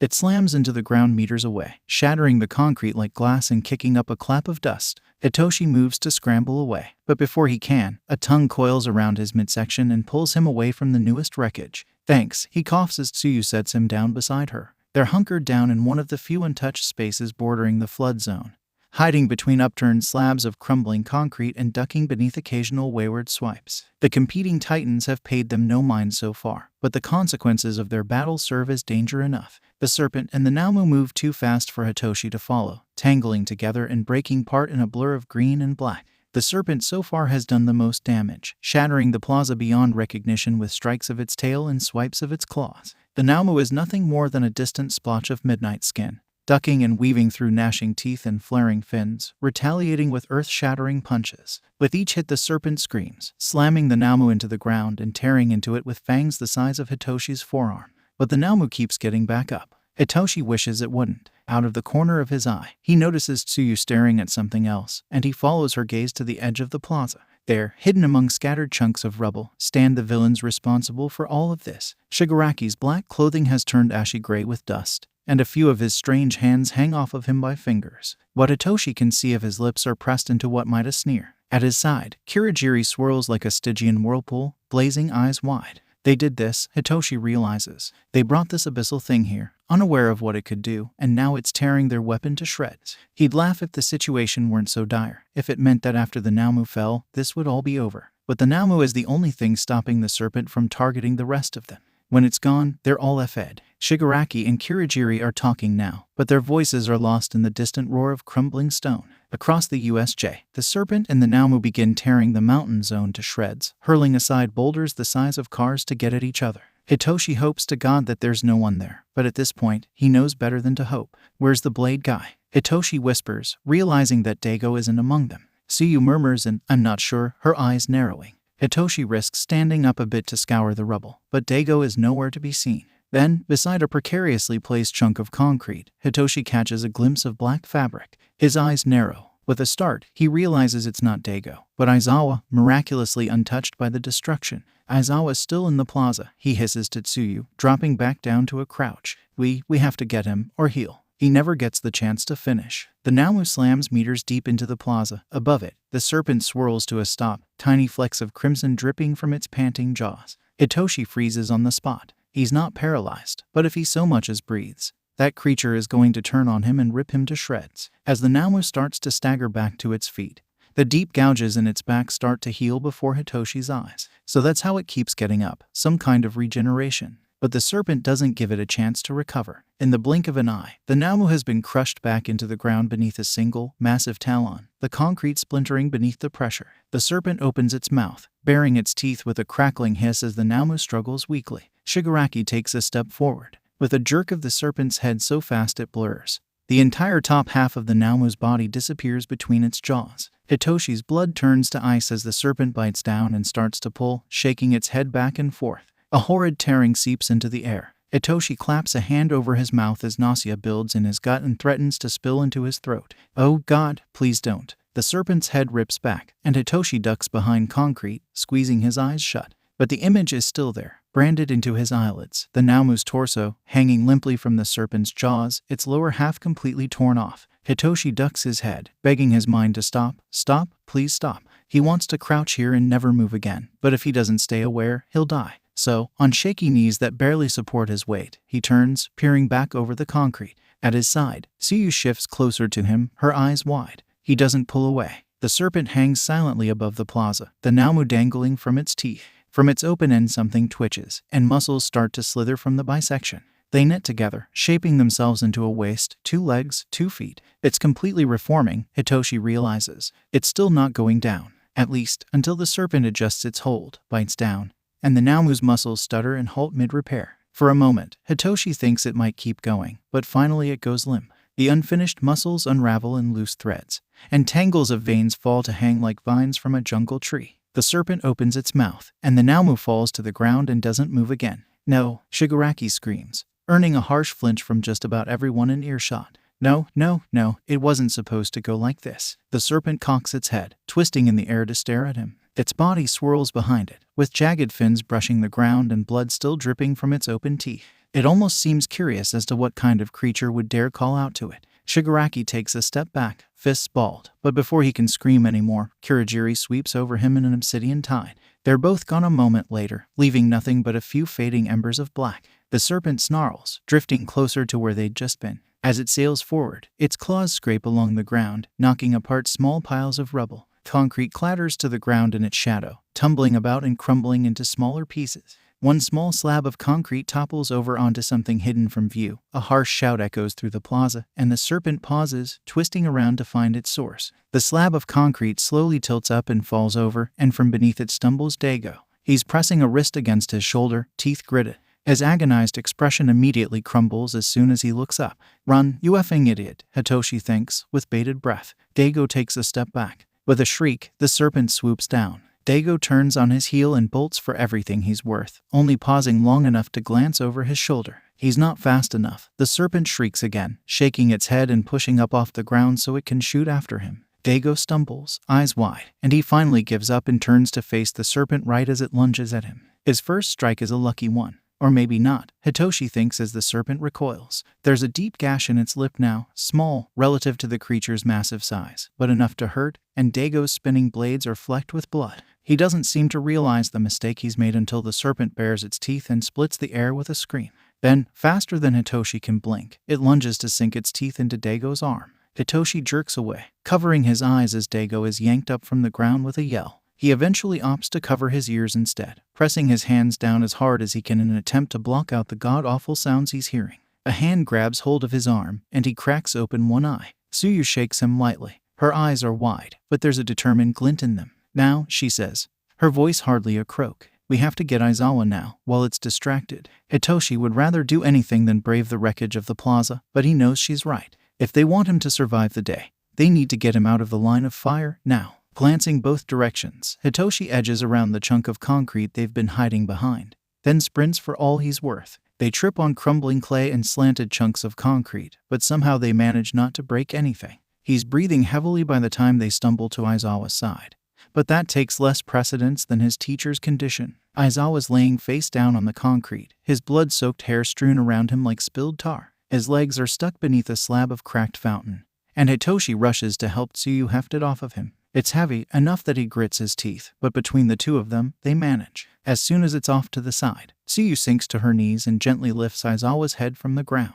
Her expression is grim. "We need to staunch the bleeding," she says. "For now, let's get him out of here. Take his legs." Hitoshi complies, gathering up Aizawa's long legs in his arms. Tsuyu turns him over and hooks her arms beneath his shoulders. Just as they're about to stand and start making their way to safety, Hitoshi hears something. A hiss like the beginning of a storm. A scream rends the air, and Hitoshi almost drops Aizawa to clap his hands over his ears. Tsuyu goes rigid, staring past him, and he forces himself to turn. Part of him immediately wishes he hadn't. Dago lays motionless on the ground. He's surrounded by a pool of blood, the serpent hanging over him, snarling. When he doesn't get back up, the serpent spits something out at him. That's an arm, Hitoshi realizes with a sickening lurch, "Oh God," and drifts away from him. Back towards the plaza. "Hide," Tsuyu whispers, her eyes focused on the serpent. Hitoshi nods, and slowly, they creep backwards through the rubble and slip underneath a slanted slab of crumbling concrete. It shifts, scraping against the stone beneath it, but it doesn't give. Hitoshi stays absolutely still, his heart thudding against his ribs and his fingers clenched white-knuckled in Aizawa's bloody pants. At his side, Tsuyu does the same, although with much more success, stone still and silent. The only clue she's alive at all is the slight rise and fall of her chest. For an eternity, there's nothing but agonizing silence, the kind so sharp it almost rings, slithering into Hitoshi's chest and wringing his lungs tight with trepidation. He waits, petrified, for the spell to be broken, whether it be by a skull-splitting scream or the explosive roar of crumbling debris. Instead, there's a new sound, a wavering rumble, so deep it hums inside Hitoshi's ribs like a warning. A moment later, the light outside their tiny splash of shadow dims, blocked out entirely by something hanging directly overhead. The rumble crescendos, quivering on the knife point between a snarl and a hiss. It's like standing beneath a tree, waiting to be struck by lightning. The tension in the air goes from palpable to that of a rubber band barely moments from snapping. Hitoshi tilts his chin and swallows, holding his breath with quivering lungs. "Please," he begs, "don't look down." The shadow lightens and darkens in slow intervals, and the snarl begins to fade. For one horrifying second, a massive, webbed claw dips into view, dragging thoughtlessly along the ground and leaving a thin trail of white lines. Hitoshi's eyes follow it, unable to tear themselves away, and the claw eventually draws back up and out of sight. The shadow, however, doesn't budge. It's hovering above them, like the jaws of a bear trap ready to snap shut on an unsuspecting animal. And it's not leaving. Hitoshi's lungs start to tighten, squeezing like a vice, but he refuses to breathe. Even the tiniest noise might alert the serpent. And then that jagged fin tail will slam onto their hiding spot, crushing them beneath a mound of rubble. Seconds dribble past. Hitoshi's lungs have started to sear. He clenches his fists tighter and closes his eyes, with the hesitance of someone treading across thin ice. He sucks in a thin breath through his mouth. It hardly makes a sound, but he waits, rigid with fear, for that telltale screech. It doesn't come. Instead, something else breaks the silence, a distant shout, followed by the crack of toppling concrete. Hitoshi flinches, his breath catching in his throat, and the shadow floating above them stills. Then, it twists, drifting toward the direction of the noise, and Hitoshi prays that whoever made that sound doesn't do it again. Whoever it is must be absolutely blind to the danger they're in, because he hears more crumbling rubble and shouting. An anonymous voice sharpens into one he knows, and with a sickening sensation in his chest, he realizes that it's Kirishima. Hitoshi's dropping Aizawa's legs before he even knows what he's doing. Silently, he rises to a crouch. Tsuyu stares at him, her eyebrows lowering, and he presses his lips into a thin line and motions for her to stay. Then, before he can psyche himself out, he gingerly steps into the serpent's shadow. It's directly overhead, so close he could reach out and touch its leathery underbelly if he were to stretch. Hitoshi edges sideways with finger-width steps, peering around their cement lean-to. His heart is beating rapid fire and his mind is tearing at his hair, screaming, "What are you doing?" But he swallows past the dryness in his wobbling throat and looks. The sound is coming from the shattered remains of the ruined zone, unfortunately named, now that he thinks about it, and Hitoshi realizes that Kirishima is trapped in there. He must be trying to get out, if the repeated scrapes and shudder of concrete is any indication, but that also means he doesn't know. He has no effing idea that he's about to skip right out of the frying pan and into a goddamn wildfire. And Hitoshi has no way to warn him. A feather-light shuffle of fabric at his side has him freezing, but it's only Tsuyu, creeping up to watch alongside him. The crease beneath her brows suggests she's already realized what's going on and is facing the same predicament as Hitoshi. Unfortunately, she doesn't seem to have any answers. Hitoshi balls his fists so tightly they creak. The wall separating Kirishima from the rest of the world finally falls, collapsing into jagged chunks that scatter across the ground. From the dust emerges Kirishima, and a moment later, Aoyama, who's favoring his right side. They're both coughing, shielding their eyes with bruised arms. Kirishima pauses, reaching out to steady Aoyama, and then his eyes dart up almost of their volition. He freezes, mouth parting slightly, and when Aoyama follows his gaze, he goes sheet white. The serpent arching its back is the only warning Hitoshi gets. He slaps his hands over his ears, squeezing tight. The scream splits his skull like a geode a second later. It's deafening, rattling his bones so violently he feels like he's being shaken apart, but no suffocating paralysis creeps into his bones. Kirishima and Aoyama aren't so lucky. He can tell because they don't so much as blink when the serpent comes tearing at them, slicing through the air like a fin through water. They look like they're trying, but they can't. And the serpent is bearing down on them. If they don't move, they'll die. Hitoshi doesn't think. 1 second, he's crouched behind his hiding spot. The next, he's tearing across the ground and snatching up a hand-sized chunk of concrete. He hurls it with all of his strength, and it whistles through the air to ricochet uselessly off one of the serpent's massive legs. It doesn't hurt the serpent, can't, really, but it does what Hitoshi needs it to. The serpent whirls on him with the fury of a crashing tsunami, dozens of eyes burning like dying stars. Hitoshi's mind whites out. All he has is a split second to think before he's spinning on his heel and sprinting for all he's worth. It's hopeless. He's watched what happened with Deku. He knows how this ends. Even as he scrambles over jagged hunks of cement and ceramic, he can feel it in his bones. He's running, but there's nowhere he can go, really. At least, nowhere the serpent can't follow. But he doesn't want to die, so he runs anyway. A stumbling step sends him careening face first into a wide rift where the cement has been torn away almost entirely, creating a labyrinth of overlapping concrete and collapsing rubble. Hitoshi hops down into it before he can decide against it, hurling himself into the first possible hiding spot he finds. He hits the ground hard, jarring his shoulder, but his head's rushing too fast for him to process it. Instead, he focuses on catching his breath, balling his fists and panting. The deafening scream reveals that he's not quite as safe as he might have assumed, and he has a split second to scramble back to his feet and hurl himself to the side before a claw slams down on where he'd just been. Solid concrete crumbles like dry clay, and Hitoshi stares at its remains, numb. That's the last time he has to stop. The serpent lunges down on him again, and he's running, zigzagging through a labyrinth of destruction and begging any god who might be watching to help him, please. He hops over cracks, choking on his own heartbeat and scrubbing dust from his eyes. Any place he dares to pause for even a moment the serpent destroys, turning more and more of his former haven into a barren battleground. Reality's starting to prickle at him again, in the form of lead-legged exhaustion. It pulls at him with magnetic weight, but he tears it off, forcing himself to run faster. The serpent's growing frustrated now, taking advantage of every tool in its arsenal. A fin tail cracks against a column of cement, sending it clattering. Needle-toothed jaws the size of a train car snap shut mere meters behind him, and it won't stop effing screaming. With each step the fatigue becomes harder to ignore. Hitoshi's getting sloppy, breathing so rough he's surprised he hasn't coughed up his lungs. His whole body burns with exertion, weighed down by cinder blocks. But he can't stop, because if he does, this thing will kill him. His fatal slip comes in the form of a crack in the ground. It's small, nearly unnoticeable, and that's why it catches Hitoshi's feet like a tripwire. He doesn't fall, but he stumbles, and that's all the time the serpent needs to swing a claw down and bat him to the side. Hitoshi slams side first into a sledge of concrete. Something in his arm snaps, and wildfire bursts through his veins. He screams, crumpling to the ground and clutching his arm to his chest. For a moment, the world narrows to scattered pinpricks of sensation.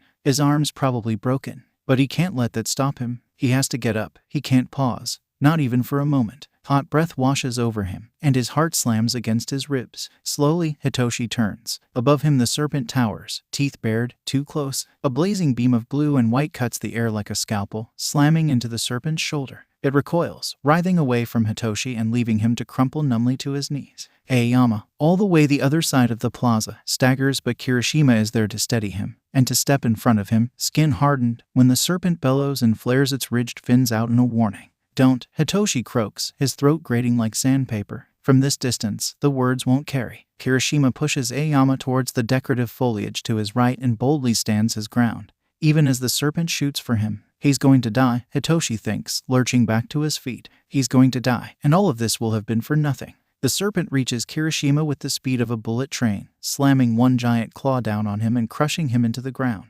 Hitoshi reaches out with a half-aborted motion, a strange noise somewhere between a whine and a wail catching in his throat. When the serpent pulls its claw back and hisses, all that's left is a crater wheezing plumes of swirling dust, and from that crater, somehow, emerges Kirishima. He's swaying, but even from here, Hitoshi can tell his skin is completely hardened. He's still alive, still standing, but he won't be after another hit like that. Is that all you got?" Kirishima coughs, his voice ringing across the plaza. Hitoshi starts to wonder what the hell he's doing, but then Kirishima glances at Aoyama's retreating form and Hitoshi realizes he's buying them time. Hitoshi forces himself to move, stumbling towards the edge of the plaza and out of the rubble battleground. His arm sears with the motion, but he clutches it to his chest with his good hand and tries as hard as he can to ignore it. From the corner of his eye, Kirishima hurls himself at the ground to avoid a claw swipe. His chest tightens, but he keeps moving, stumbling toward the relatively untouched foliage bordering the remains of the plaza. Just when safety seems attainable, a strained yelp tears through the air, and a blur of black and red skips across the ground across from him and rolls to a stop somewhere in the trees. He freezes, eyes wide and heart tripping over its own rhythm. Kirishima. He turns, and there's the serpent, sweeping its massive tail back up into a resting position. Its head cocks slowly, curious as to where its prey has gone. And then it shifts to stare in the direction it sent Kirishima flying. Its eyes lock on Hitoshi, and once again he freezes. No, he's so close, he's so goddamn close. This time, there's nowhere to run. He's not sure if he could even if there was. He's dragging, seconds from passing out. But nothing is enough to stop the bolt of ungodly terror that shoots through him and embeds itself deep inside his chest. The serpent's on him before he can even catch his breath. It slams a claw down on his chest, not grinding him into the ground, like it had with Kirishima, but pinning him. It presses down hard enough to make him gasp. White-hot pain explodes through his arm, intense enough that his vision whites out for a brief second. With a rattlesnake hiss, the serpent arches its neck, its jagged fins flaring out in a vivid display of fury. It's pissed. Hitoshi registers blankly, unable to do anything except stare into those wildfire green eyes. He should be struggling, he should be fighting, but he can't. He's stuck, with his heart slamming against his ribs and every muscle in his body tensed. The serpent angles its head to look at him closer, almost bird-like. Hitoshi presses himself in the ground, running on pure instinct. At this proximity, he can see splashes vibrant green flecked across the serpent's scales, invisible from farther away. A jet-black tongue darts from between blood-stained ivory teeth. He's going to die here. It's not the first time he's had this wonderful epiphany, but now it's finally sunk in. Every other time, it's been somewhat of a gamble. He's had a way to escape, no matter how slim the odds. There's no getting out of this one. Something bubbles up in his chest, a laugh, maybe, if he were to let it out. It fills him with manic, desperate energy he has no outlet for, and then he's shaking, his breath coming in ragged pants. Every time his chest expands, his ribs creak with pressure, but he can't stop. He can't do anything at all. Done scrutinizing him, the serpent rears its head back, turning to look at him straight on. For a split second, Hitoshi swears something happens. The serpent flinches, the fins on the right side of its head tightening. The moment passes. With a roar, it opens its jaws wide and brings them down on his head. Hitoshi shuts his eyes, except the world doesn't end. After a second, Hitoshi cracks open one eye. The serpent's meters away from his face. Jaws wide, except it's not getting closer. It's straining, jerking its head from side to side and arching its neck, as if some invisible power is holding it back. The claw on Hitoshi's chest loosens just enough to let him suck in a desperate breath. He tries to channel the jitteriness in his limbs into movement, but he can't. All he can do is tremble on the ground, petrified. While the serpent gets closer and closer to breaking free, something warm presses up against his side, curling around his chest and pulling. With an insistent tug, he's pulled free, dragged roughly over the ground, rubble scratching at his back and neck. The thing around his chest hauls him to his feet, but it's like his knees are made of jelly, and he immediately crumples. Then someone's helping him up, and he realizes with a start that it's Tsuyu. He tries to say something, but all he can do is stare at her and pant. She glances at him and reaches out to grab his arm, his bad one. Fire lances up to his shoulder, Hitoshi hisses, and she immediately drops his arm to step around to his other side. Then she pulls his good arm over her shoulder, anchoring it with one hand. Her expression is tense, but she doesn't seem afraid. Hitoshi has no effing clue how she isn't just as much of a mess as he is right now. Tsuyu wraps her other hand around his waist and takes a quick step into the foliage that he manages to copy. Just like that, his legs are back online, and they take advantage of the precious few seconds granted to them by whatever power is restraining the serpent. The serpent jolts back to life with a wavering roar just as they reach the tree line. It starts to turn, but before it can chase them, Tsuyu lunges, dragging Hitoshi along with her as they dive to safety. They hit the ground hard, but Hitoshi cages his gasp behind his teeth and rolls up before he can get hurt any further. His arm throbs hard enough to make him gasp. Still, he forces himself to his knees, pressing his hand against the cool dirt and breathing. He's alive. Holy effing shit, he's alive. He'd been sure he was going to die there, that the serpent would slam its jaws shut, and he'd be gone before his career could ever begin. But he's alive. Are you okay? Tsuyu asks him, her voice rough. Hitoshi goes to respond, but snaps his teeth shut when another cry splits the air. He peers over his shoulder, expecting the serpent to be right there, but it's not. Through the trees, he can make out its silhouette on the other side of the plaza, fins flared and tail swishing. It's not chasing them anymore. No, Hitoshi chokes out. I'm really effing not. Where's Aizawa? Tsuyu doesn't comment on the way his voice cracks on every other word, instead pointing to the trees closer to the edge of the USJ. I had to move him before I could come after you, Kiro. Her lips press into a grim line. I was almost too late. Maybe, Hitoshi coughs, rubbing a stinging scrape on the side of his face. But you weren't, I guess, Tsuyu says as she helps him back to his feet. His knees don't give out this time. It takes them a few seconds to reach where she's laid Aizawa. The trees go from upright to keeled over, torn from their roots and left in splinters, and hidden among the leaves of one such casualty as Aizawa. He's still unconscious, but now there's a strip of blood-soaked fabric tied around his head, which Hitoshi determines was once one of his sleeves. One less thing to worry about. Hitoshi sinks to his knees. He wants to curl up and never move again, but Tsuyu might not appreciate that, so he settles for curling his legs against his chest and tangling a hand through his hair. Tsuyu crouches beside him, her eyes trained on the sky. Just when Hitoshi's about to break their tenuous silence, Tsuyu stiffens and holds a finger to her lips. She creeps past him to the left, low to the ground. Then she breaks into a bounding sprint, and Hitoshi barely gets a few surprised steps after her before she's gone. She returns a minute or so later, just as Hitoshi's starting to panic again, with a heavily bruised Kirishima and an extremely rattled Aoyama in tow. Hitoshi breathes a sigh of relief, closing his eyes and tilting his chin back. Thank God, he murmurs, mostly to himself, but it attracts everyone's attention. Kirishima lifts his chin, and his hazy eyes zero in on Hitoshi. Oh, he says. Oh, Shinzu, you're okay. I'm fine, Hitoshi manages, staring at him. I'm not the one who got crushed into the ground. What the hell were you thinking? Kirishima smiles nervously. Sorry, you saved our lives, and it was gonna kill you, and I couldn't just stand there. He pauses for a moment, before adding, and thank you, dude. That was the manliest thing I've ever seen. Also the dumbest, Hitoshi mutters through gritted teeth. But before Kirishima can respond, Aoyama's sweeping in. Mon ami, he says, his words tangled together in his haste. Merci beaucoup. Je pensais que nous étions sur le point de mourir. Et puis vous nous avez sauvé. Hitoshi says, wide-eyed. Aoyama sweeps his hair out of his eyes, hiking his shoulders. Thank you, he says, in Japanese this time. Hitoshi's still trying to piece the rest of his message together, but he grits his teeth together and forces a smile. You're welcome, he says. What wrecked these trees? Kirishima murmurs, squinting at the destruction around them. Was it the snake? Tsuyu tilts her head, tapping her chin. It didn't come over here, Kiro. Then what? Hitoshi starts, and then he stiffens, like someone injected ice into his veins. The Namu.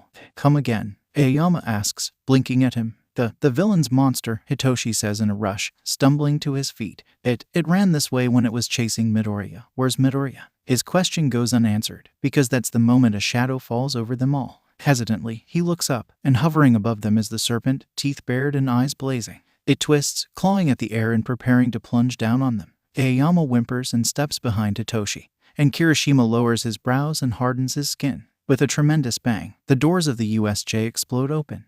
Izuku thinks he's dying. He can't tell which way is up and which way is down anymore. The world around him is a whirlpool of kaleidoscopic colors and Inkai water, swelling and sinking in huge waves and tossing him around like a rag doll. He keeps flipping, twisting around in an endless abyss, and he can't breathe. At times, the blackness around him will swell, and he'll burst into a fractured vision of images moving too quickly for him to parse. Blurs of light and sound, flashes of black and red, before the waves crash over him and he's pulled into emptiness again. He keeps clawing his way up, kicking and tearing and reaching, but there is no up. There's no way out. There are chains around his ankles and around his wrists, and they're pulling tight, pulling him down. No matter how much he thrashes and screams, he's trapped, and his struggling just ensnares him tighter. But he can't give up. He can't. He has to keep trying, or the Leviathan is going to destroy everything.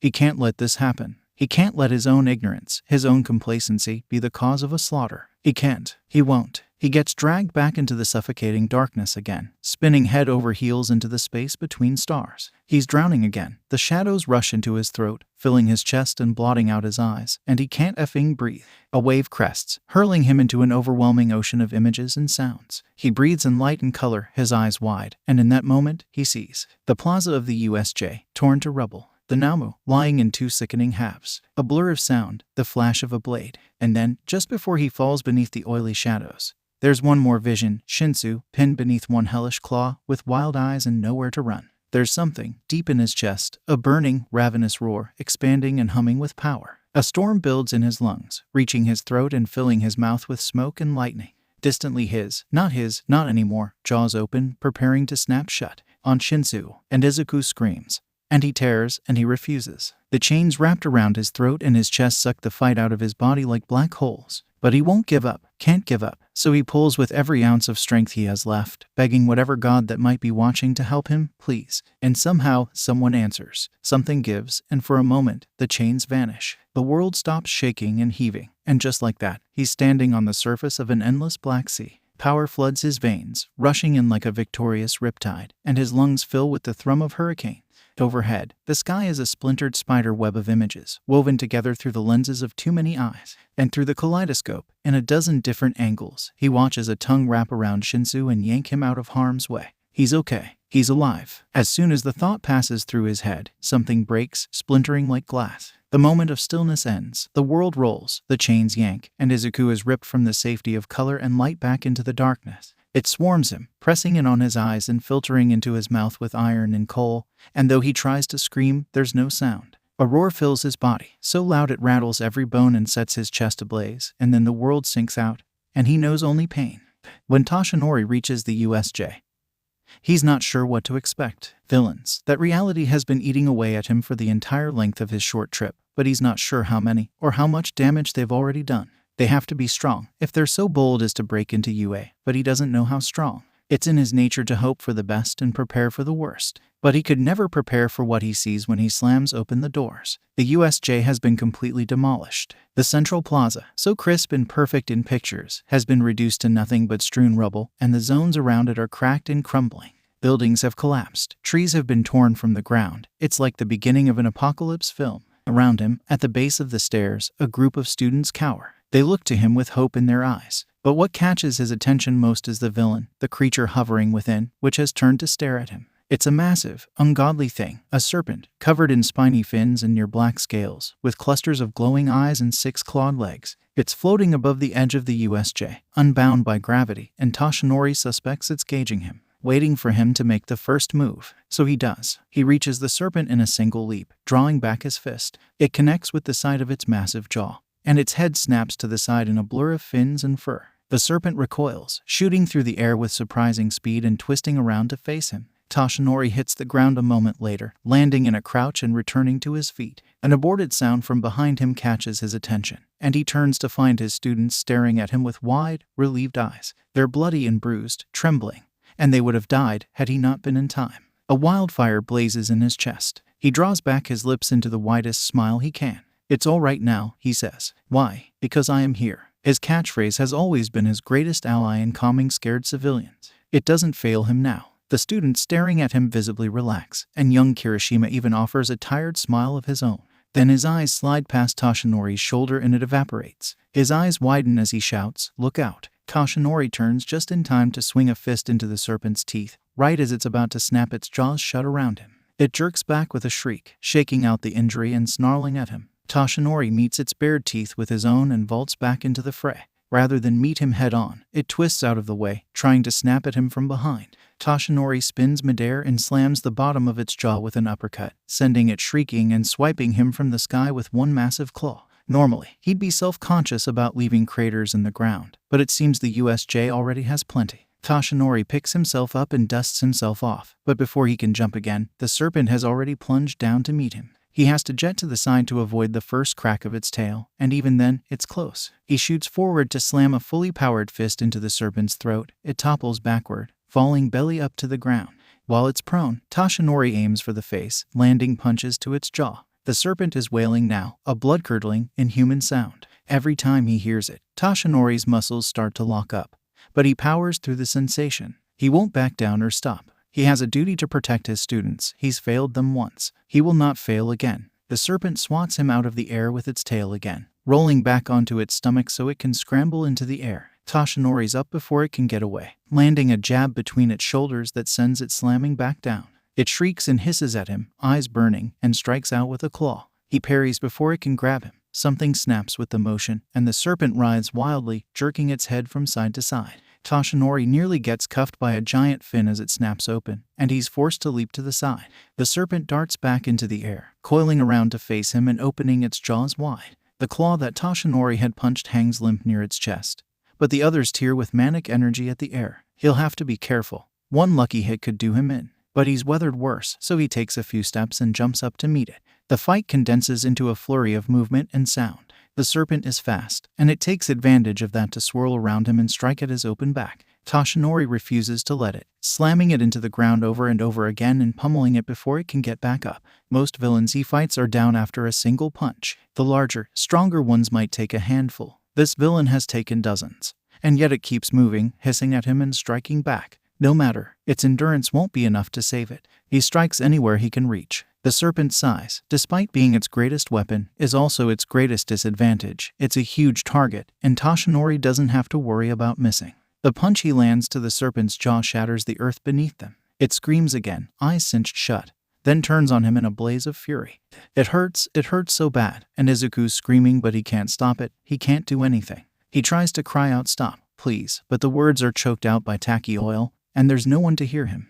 The serpent lunges at him, mouth gaping open, and Toshinori catches it with both hands. It takes all his strength to keep its teeth from snapping shut on him, but with a mighty heave, he grabs its jaws and hurls it to the ground. For a moment, it doesn't get up, and Toshinori wonders with bated breath if the fight is finally coming to a close. Then it shakes its head and slowly picks itself back up from the ground, debris showering from its scales and back onto the plaza. It's still up, but it's moving slower now, panting raggedly. This monster has hurt his students, and if he doesn't take it down now, it will hurt countless more. So he draws back his fist, forcing as much of one for all into his arm as he possibly can, and swings. He hits the creature in the neck, and it shrieks as it plummets once more to slam into the ground, harder now than ever before. The floor beneath it shatters like china, spitting forth a massive cloud of dust. Toshinori's forced to cover his eyes as the dust envelops him, leaving him coughing. His cape flutters behind him, and he hits the ground right as the dust behinds to clear. When he opens his eyes, something's moving within the cloud, a shrinking silhouette, twisting violently, but it disappears a moment later. When the dust clears, Toshinori stares wide-eyed at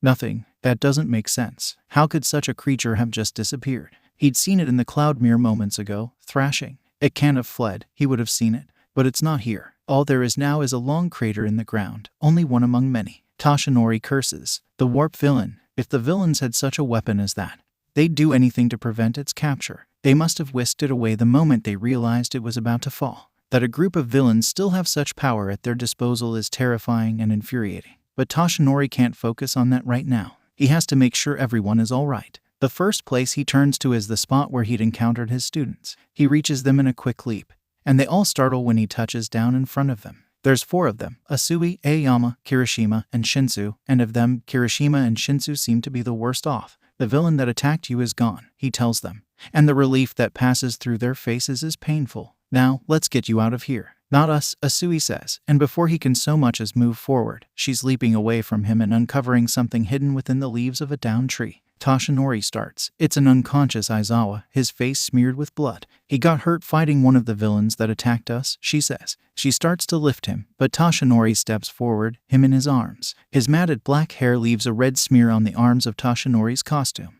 "Thank you, young Asui," he says. "I'll be back in just a moment." He takes a few steps and then jumps, his cape crackling behind him as he soars through the air to skid to a stop at the base of the stairs. The rest of the teachers have just arrived. They're ushering the students that remain by the entrance outside. They look up when Tashinori arrives. "Oh my god," Present Mike says, his eyes widening behind his glasses. "Shouta, he was injured by a villain," Tashinori says. "He needs immediate help." "We've got ambulances outside," Vlad King says, holding out his arms. "I'll take him. Start looking for the rest of the students." The warp villain scattered them throughout the USJ. "Of course," Tashinori says, handing over Aizawa and turning back around. A moment later, he's back with Isui and the others, who break away from their conversation to look at him. Will Monsieur Aizawa be all right?" Aoyama asks hesitantly, his expression pinched. Tashinori nods. "Aizawa's a tough man. He'll be fine." "How are the four of you?" "Alive," Shinsu comments. He's cradling his left arm. "Could be worse." The exhaustion in his voice tugs at Tashinori's heart, and he steps forward. "I suppose that's all we can hope for at a time like this." "Hold on." The students are young, and they don't object when Tashinori picks them up. They do, however, squeak when he takes off, and he apologizes as soon as he sets them down. He doesn't have time to spare, though, so he's leaping back into the remains of the USJ as soon as he's sure they're all right. He pulls Kaminari, Kuda, and Ashido from the conflagration zone, from where they're hiding in a building. Ashido cries with relief at the sight of him, and Kuda heaves a silent sigh. Kaminari merely babbles something unintelligible, holding his thumbs up with a distant grin. Yaoyorozu and the new addition to 1A, Shizaki Ibara, he finds near the base of the mountain zone's crumbling remains. Yaoyorozu's costume is nearly in shreds, and she's clutching the hilt of a long metal staff like a lifeline. Ibara's bruised, and she has a gash over her eye, but determination burns in her eyes. They move to attack him when he first sets down, but their apprehension melts away when they realize who he is. The storm zone yields Jiru, Takoyami, and Ajiro, drenched and shivering. Jiru's bleeding from a gash on the back of her head which she clutches grimly, and Takoyami's limping. Ajiru's tail is black and blue with bruising. Of the students he finds, they might be the worst off, and he takes special care when helping them back to the entrance and waiting ambulances. The last students he finds are Todoroki and Shiro, who have already left the iced-over landslide zone and are making their way toward the entrance. Todoroki seems entirely unharmed, although he's tense and Shiro's limping and laughing nervously, but other than that, he's all right. Todoroki refuses his help, explaining that he's fine to walk, so Tashinori tells him to be careful and takes Shiro up to the entrance. He decides not to comment on Shiro's terrified holy sit. As they shoot through the air and skim to a stop by the entrance, most of the teachers have spread throughout the USJ to round up the remaining villains, so Tashinori steps outside. All around him, paramedics are looking over students, ushering an unfortunate handful of them into ambulances. One such student appears to be young Shinsu, who's quietly talking with Uraraka and Ida while a paramedic secures his arm in a temporary sling. He keeps wincing, but he's putting on a good show and keeping the pain out of his expression. Shinsu mumbles something lost in the roar of the rain, and then he stiffens like he's been shot. He mouths something, and then he's surveying the crowd, almost frantic. When he doesn't find what he's looking for, he jerks away from the startled paramedic and all but sprints at Tashinori. "Midoriya," Shinsu says. "Where is he?" Tashinori's heart thuds to his feet. He doesn't remember seeing Midoriya among the students he rescued, and he wasn't at the entrance either. "Sit. I'm not sure. Do you know what zone he landed in?" Shinsu's expression tightens. He was in the flood zone with us, but the Naomu, the villain that took down Aizawa, went after him right before the snake appeared. He ran off, and we didn't see him again. Please, you have to find him." "I will," Tashinori says, holding up a hand. "I'm sure he's all right." It rings hollow. "I'll find him." Shinsu nods, and Tashinori turns and sprints back into the USJ. He passes a few teachers carrying cursing or unconscious villains, and he spares them a passing glance, but none of them have Midoriya with them. An area of flattened grass and demolished trees catches his attention, and Tashinori carefully walks toward the break in the foliage. It's right at the edge of the USJ, where the glass is spider-webbed with cracks as if something slammed into it. Rain drips through, running down the glass and pooling around an almost unrecognizable figure. Tashinori gasps when he recognizes young Midoriya. He's bloodied and battered to an unbelievable degree, his arms bent at strange angles and his eyes loosely shut. His jaw lies half open, deep red and cracked, and his neck is covered in scrapes. His costume lies in rags around him, barely covering him at all. Tashinori races forward, falling to his knees beside Midoriya. He's hesitant to touch him at all. Midoriya's whole chest is mottled with deep bruises, scrapes, and gashes, but he has to. Slowly, he presses 2 fingers against young Midoriya's neck, light as he can. Midoriya is alive. His lungs fill and deflate, so subtle it's almost unnoticeable, and his heartbeat is weak, but there. It's a miracle, but not one that will last without help. I'm sorry, Toshinori whispers as he gently pulls Midoriya from the muddy ground and wrapping him in his cape. Midoriya's face screws up at the touch. He can't risk the shock of leaping straight to the entrance, so he holds Midoriya as steady as he can and sprints. It's not as fast, but Toshinori reaches the stairway in a few seconds. Then he's plunging out into the wet air beyond the USJ, flagging down the first paramedic he sees. The paramedic, a young man with ram horns, stiffens when he sees Midoriya, but he calls over some of his co-workers and a stretcher. They load Midoriya on, leaving him draped in Toshinori's cape, which Toshinori detaches from his costume. Then they cut through the ground, weaving toward one of the ambulances parked nearby. Toshinori watches them go, unable to look away. That's young Midoriya. The student Toshinori has now get brutally injured twice. The one he swore he wouldn't fail again. He forces himself to look away, turning to see if there's anyone he can help. The last of the villains have been captured and are slowly being loaded into waiting police cars. A few of them struggle, but they freeze as soon as Toshinori so much as looks at them. Amidst the chaos, another car pulls up, not a standard police car, but one Toshinori recognizes nonetheless. Naomasa slams the driver's side door shut and runs through the rain, holding his hat on his head with one hand. I came as soon as Tsurugami called. He rushes. Toshinori, what happened? A villain attack, Toshinori says, twisting his hands together. They used a warping quirk to transport a large number of villains in, and some kind of huge serpent into the USJ. Naomasa goes rigid. When he looks back up at Toshinori, there's something new in his expression. Repeat that last part. A serpent, Toshinori says, frowning. Well, not exactly. It almost looked like some sort of marine creature. Do you know it? I better effing not, Naomasa says, clutching his head with one hand. Toshinori startles at the sudden curse. Are you all right? Not really, Naomasa says, pursing his lips and glaring at the ground. The villain you fought, the serpent, did it have more than 2 eyes and fins? So you do know of it, then, Toshinori says quietly. Naomasa mutters something unintelligible. God, this is bad. You said you defeated that thing. Did you catch it? Toshinori shakes his head. I tried, but the villains warped it away before I could. Naomasa knits his hands together in front of his face, blowing out a harsh breath. Toshinori rests a hand on his shoulder, trying not to let his worry show too blatantly. Naomasa, the Leviathan, Naomasa says, not looking up. The villain I told you about once. It showed up 10 years ago, killed 32 people and disappeared. Until recently. Until now. He presses his hands against his face. If it's somehow affiliated with any villain group, that's bad. God knows what anything that strong is capable of. We'll find it, Toshinori reassures him. It can't be easy to hide a beast of that size. Right, Naomasa sighs, pulling his hands away and adjusting his hat. Right, he takes a deep breath. What a mess. Are the students all right? Most of them, thankfully, Toshinori says. A few of them were injured, but they'll be all right. It's young Midoriya who I'm the most worried about. Naomasa glances up. Midoriya, the one you told me about. Toshinori nods, solemn. I found him near the edge of the USJ. He's in bad condition. Young Shinsu said they set some villain on him, although I don't know what happened to it. God, these poor kids, Naomasa murmurs. I'll open a case on the group responsible tonight. Thank you, Naomasa, Toshinori says, squeezing his shoulder. Best of luck. I'll need it, Naomasa murmurs. The same to you. Keep them safe. I will, Toshinori says. I won't let anything happen to them again.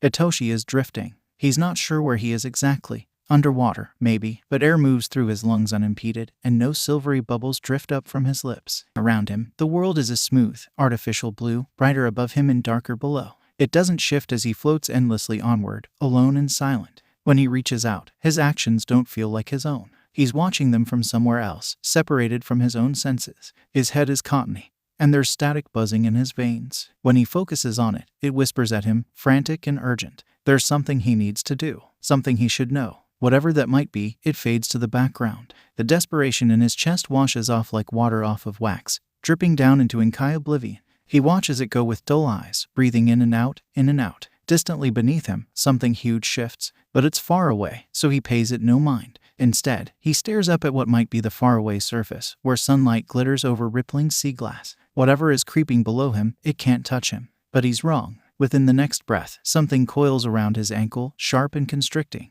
Bloated skin, bloodshot eyes, shark-like teeth bared and a grin flash behind his eyes. But they're gone just as quickly as they appear. The grip on his ankle does not. And Hitoshi flails as it drags him further down. Every movement he makes is sluggish, like he's wading through tar, and the darkness around him has started to press in on his chest. He chokes under the pressure, coughing out a breath and trying to pull another in, only he can't. He can't breathe. He claws at his throat, thrashing with wide eyes, but it's no use. The pressure grows stronger, pushing harder until it's suffocating, and the blue has bled entirely into black. Hitoshi reaches out, but his fingers swipe uselessly through empty water. But before he can try to scream, there's a noise. It's low and grating, like the distant rattle of a train on its tracks. The world pulls taut, strung with tension, and as Hitoshi writhes under the crushing load, he makes the mistake of glancing down. A dozen blazing green spots stare back at him, so vivid they leave sunspots in his eyes. They bob up and down, but he's never freed from their harsh scrutiny. They only intensify, drawing closer, burning brighter. Pinpricks of silver emerge from the dark, lengthening, sharpening their teeth. Dozens of knife-edged fangs, glinting in an invisible light, bared and snarling. They inch closer. Hitoshi makes a desperate scramble away, but he's paralyzed, and weight on his ankle drags him deeper, toward the growing eyes and teeth, toward the serpent. The buzzing in his veins rises to a crescendo. It screams that there's something he needs to do, something he has to remember. He doesn't remember. The serpent lunges at him, and those silver teeth slam shut. Awareness hits Hitoshi like a tidal wave, slamming him down and holding him there. He stares, panting and breathless, at the distant shape of his shadowed ceiling. Through the swirling and sloshing of his mind, he manages to get enough control enough to breathe.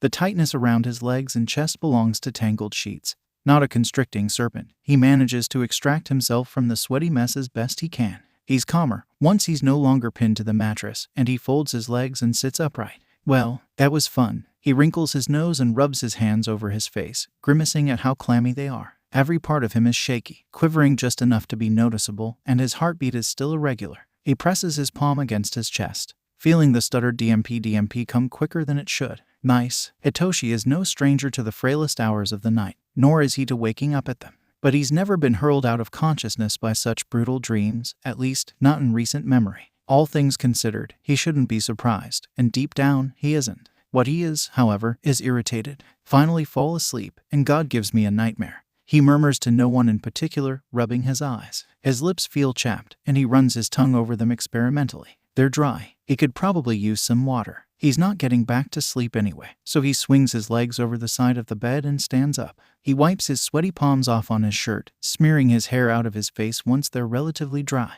He'll need to shower in the morning, but that's a problem for future Hitoshi. He's lucky his foster parents aren't light sleepers. He knows that they're worried about him, and he understands that. Still, he doesn't think he has it in him to explain his dream, at least, to anyone human. So he swallows, and he takes solace in the silence as he treads down the hallway with practiced, careful steps. The kitchen is empty when he arrives. The table has been cleared off, so Milk is most likely lurking somewhere else, scouting out unwatched glasses and small knickknacks to shove off of elevated surfaces. Hitoshi's not in the mood to pick up after her, and he breathes a quiet sigh of relief. There is a cat in the kitchen, just not Milk. Hitoshi almost steps on him on his way to the cabinet, and he glances down, bewildered. In the darkness, it's easy to mistake carpet for a shaggy throw pillow or maybe a small rug. Hitoshi tiptoes over him. A quiet mrrr is the only indication he gets that carpet is still alive. He hums his reply, careful not to let the glass he pulls out clink against the others. The ice machine is loud, so he doesn't bother with it. He just pours some water directly into his glass, hops up onto the counter, and sits. 2 days. It's been 2 days since the whole fiasco at USJ, and not a single minute of it has felt real, including the USJ itself. Hitoshi remembers it, sure, in excruciating detail, thanks, brain, but it's distant. The memories don't feel like they're his, more like something he saw on TV or in a strange dream. He wishes they were. God, he wishes they were. In the silence, the serpent's blood-curdling screams still ring in his ears. The Leviathan, the heroes had called it, between nervous glances and wrung hands. The Leviathan, the news articles Hitoshi read had called it, neutral words laced with distaste and worry. A villain of monstrous proportions and strength that had appeared in full glory only once, over a decade ago.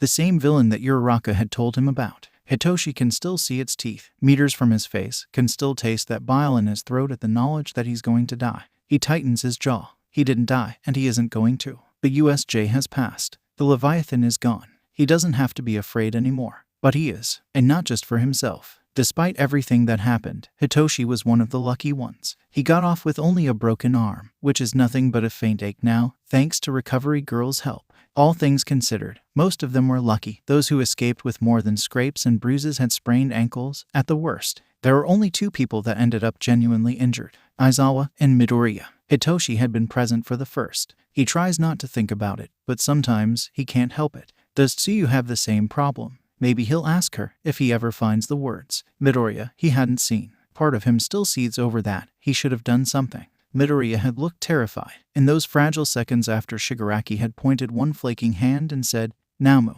he could have done something. Brainwashed Shigaraki into calling it off. Thrown something at the Naomu, anything. But he hadn't. He doesn't know what happened to Midoriya, other than they found him on death's door. Hitoshi had only caught a fleeting glimpse as All Might rushed by, but that had been enough. He doesn't know how Midoriya and Aizawa are doing. He doesn't know if either of them are even alive. He takes a deep breath, swallows past the knot in his throat. He's getting worked up again. He has to calm himself down, has to breathe, in and out. Something soft rubs against his bare forearm. He glances over, bewildered, just as Carpet slumps next to him, rumbling softly. Hitoshi sets a ginger hand to his side, and Carpet yawns, flicking his tail. Cats are weird, Hitoshi decides, running his fingers through puffy fur. I think I like you more than Milk, he says quietly. And speak of the devil. Not even a second later, another set of paws click against the countertop, and Hitoshi turns to find Milk trotting toward him. He blows a puff of air at her. Undeterred, she flicks her ears and hops into his lap. She steps on Carpet in the process, but he either doesn't notice or doesn't care.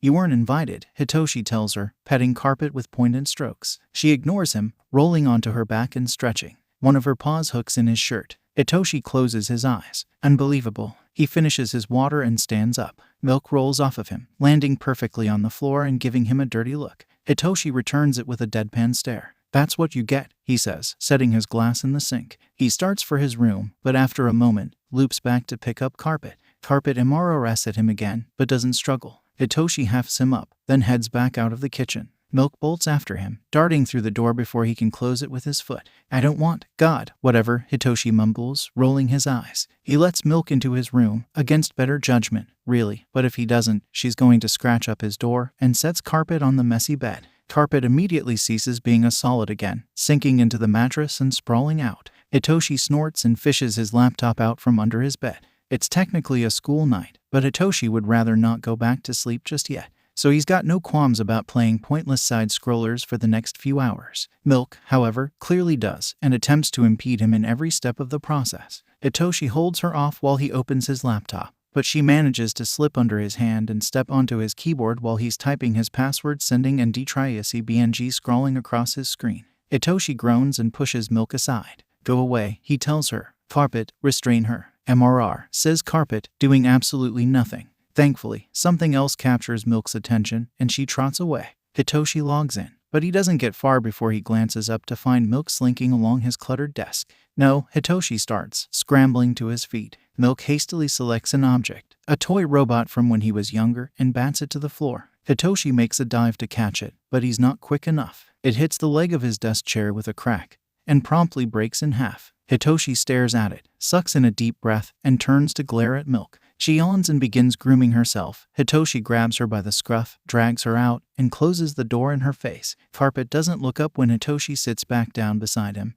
nor does he react to Milk's whiny scratching at the bedroom door. Hitoshi doesn't look up either. That's what you get, he says. Milk wails and scratches the door again. It'd be nice to just put his headphones on.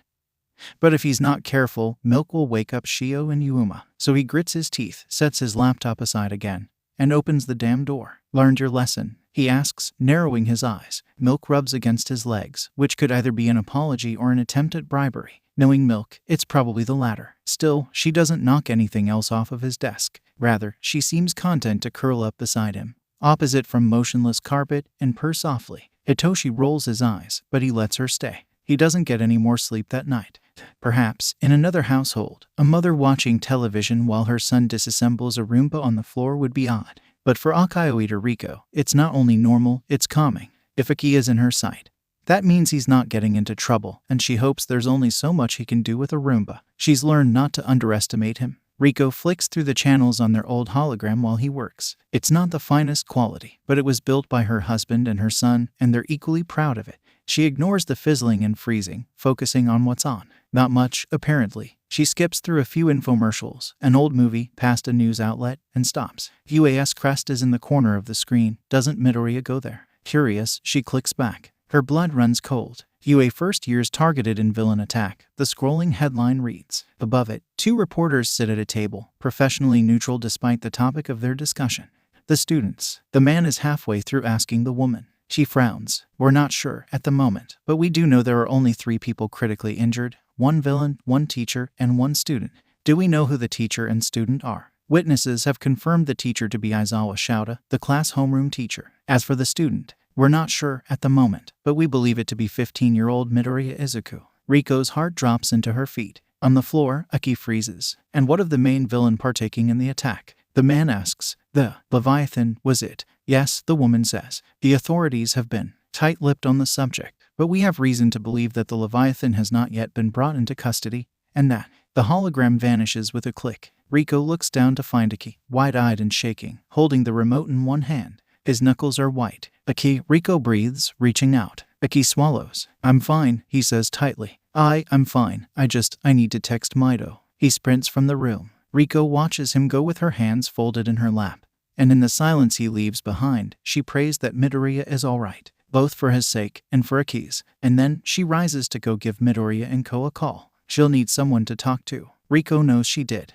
The last time Shouta woke up in a hospital, he'd been a young man, reckless and impulsive. It had been his own fault. He'd known he couldn't win that fight, but he'd jumped anyway. That had been back before Shouta learned to pick his battles, learned to read villains like cards and play them against one another. That had been years ago. Maybe that's why he's so caught off guard when he wakes up alone, with bandages wound around his arms and over his face. His head throbs, a painful 1-2, 1-2 rhythm, and he grimaces. His fingers are bound together, but he reaches up and presses a hand against his face anyway. The faint ridges of staples beneath his right eye meet his hand, and the top of his head aches like someone took a bat to it. Considering what actually happened, Shouta might have preferred that. Ignoring his headache, he scoots forward out of the narrow hospital bed and swings his feet over the side. He doesn't have time to lie around. He needs to get caught up on what happened after the Namu had slammed his head into the concrete. The sooner, the better. Of course, that's when someone, a doctor by the looks of it, steps into the room and pauses. Sir, he says, a bit bewildered. Shouta glances up. What? You're not cleared to leave, sir, the doctor says. Or walk, for that matter. Your head isn't entirely healed. I have to ask that you just sit back down. Can't, Shouta says simply, ignoring the way the bandages muffle his words. I have things to do. The doctor's lips press together. I understand that, sir. I know who you are, but aggravating your injuries won't help you. You're almost healed, just a few more days, and you'll be free to go. Shouta has no idea how much time he's already spent here. He's not in the mood to waste another few days. Recovery girl is coming in to see you later, the doctor continues. If you have the strength, she'll use her quirk on you. After you wake up, you'll be free to go. If you want to leave as soon as possible, I'd recommend you save your strength and wait. Despite himself, Shouta can't help but be impressed by the doctor's straightforward delivery. Slowly, he settles back into the bed, eyebrows raised. I take it you've done this before. The doctor's smile is tinged with exhaustion. Too many times, I'm afraid. Now, would you like me to leave you alone?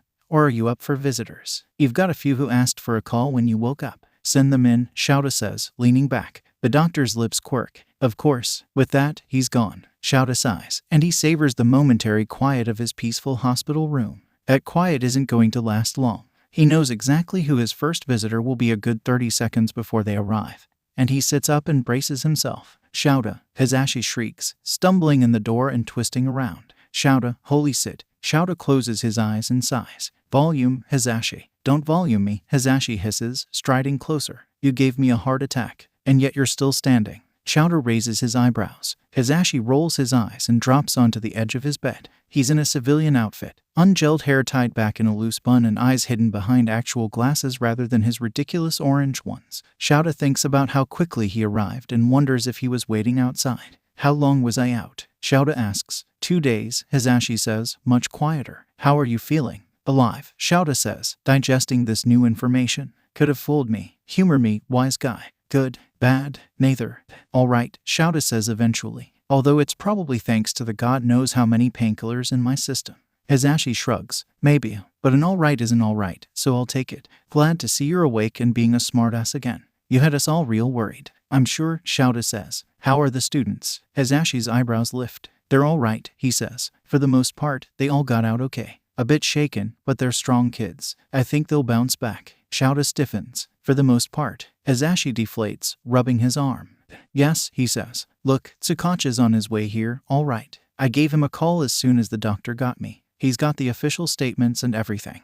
And he'll bring you up to speed better than I can. He'll be here in 15 minutes, give or take. Station's just a few blocks down. Sound okay? Shouda's stomach drops. While Tsukachi's a familiar face, and a good one to see in cases like these, he doesn't like the way Hisashi dodges the question. In the meantime, Hisashi's saying, "What should I tell Nedzu? He's been emailing me. Wanted to know how long you needed off." Shouda frowns. "What day is it?" "Wednesday. I'll be in tomorrow." "Absolutely not. You got your face smashed into concrete, Shouda. You're taking at least a day off." "I've already been out for 2 days, Shouda points out. "That's more than a day. You were unconscious." "That doesn't count. Shuzenji is seeing me later today. I'll be fine by tomorrow." "Christ's sake, Shouda." Tsukachi steps in, true to Hisashi's word. Roughly 15 minutes later, his arrival is heralded only by the twitch of the doorknob, which gives Shouda a half-second to shut Hisashi up before they both make fools of themselves in front of law enforcement.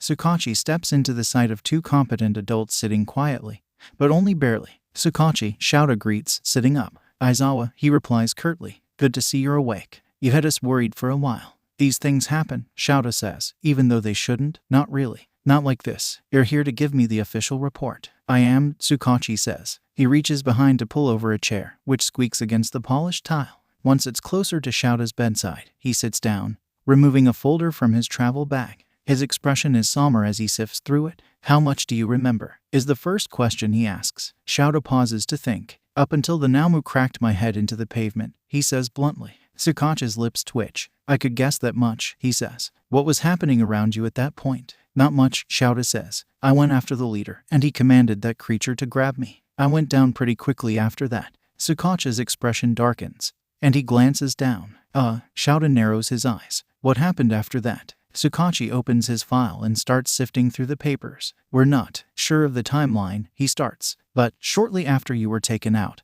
we believe another villain appeared. By any chance, are you familiar with the Leviathan?" Shouda frowns. The name is familiar, but he doesn't recognize it immediately. Tsukachi takes his silence as a no. "I see," he says. "Well, to put things simply, the Leviathan is a rarely seen, incredibly dangerous villain. In its larger form, I suppose, it's only appeared once. A beat. There were 32 casualties." Ice trickles into Shouda's gut. He's suddenly wide awake. "For whatever reason, the Leviathan targeted the Namu at first, the creation you fought," Tsukachi continues. "The students there say the Namu was defeated in a matter of minutes. After that, it attacked anything in sight. That included other villains and, unfortunately, your students." Shouda bolts upright. His fingers itch to clench, but the bandages hold them in place. "Miraculously, none of the students were badly hurt," Tsukachi says. "At least, by the Leviathan. One of the villains at the attack lost an arm, but he was saved by on-site paramedics. Other than that, the only harm the Leviathan caused was to the USJ itself." Shouda lets out a long breath. "That's good. So, I was the only major injury?" he asks carefully. Tsukachi hesitates and shakes his head.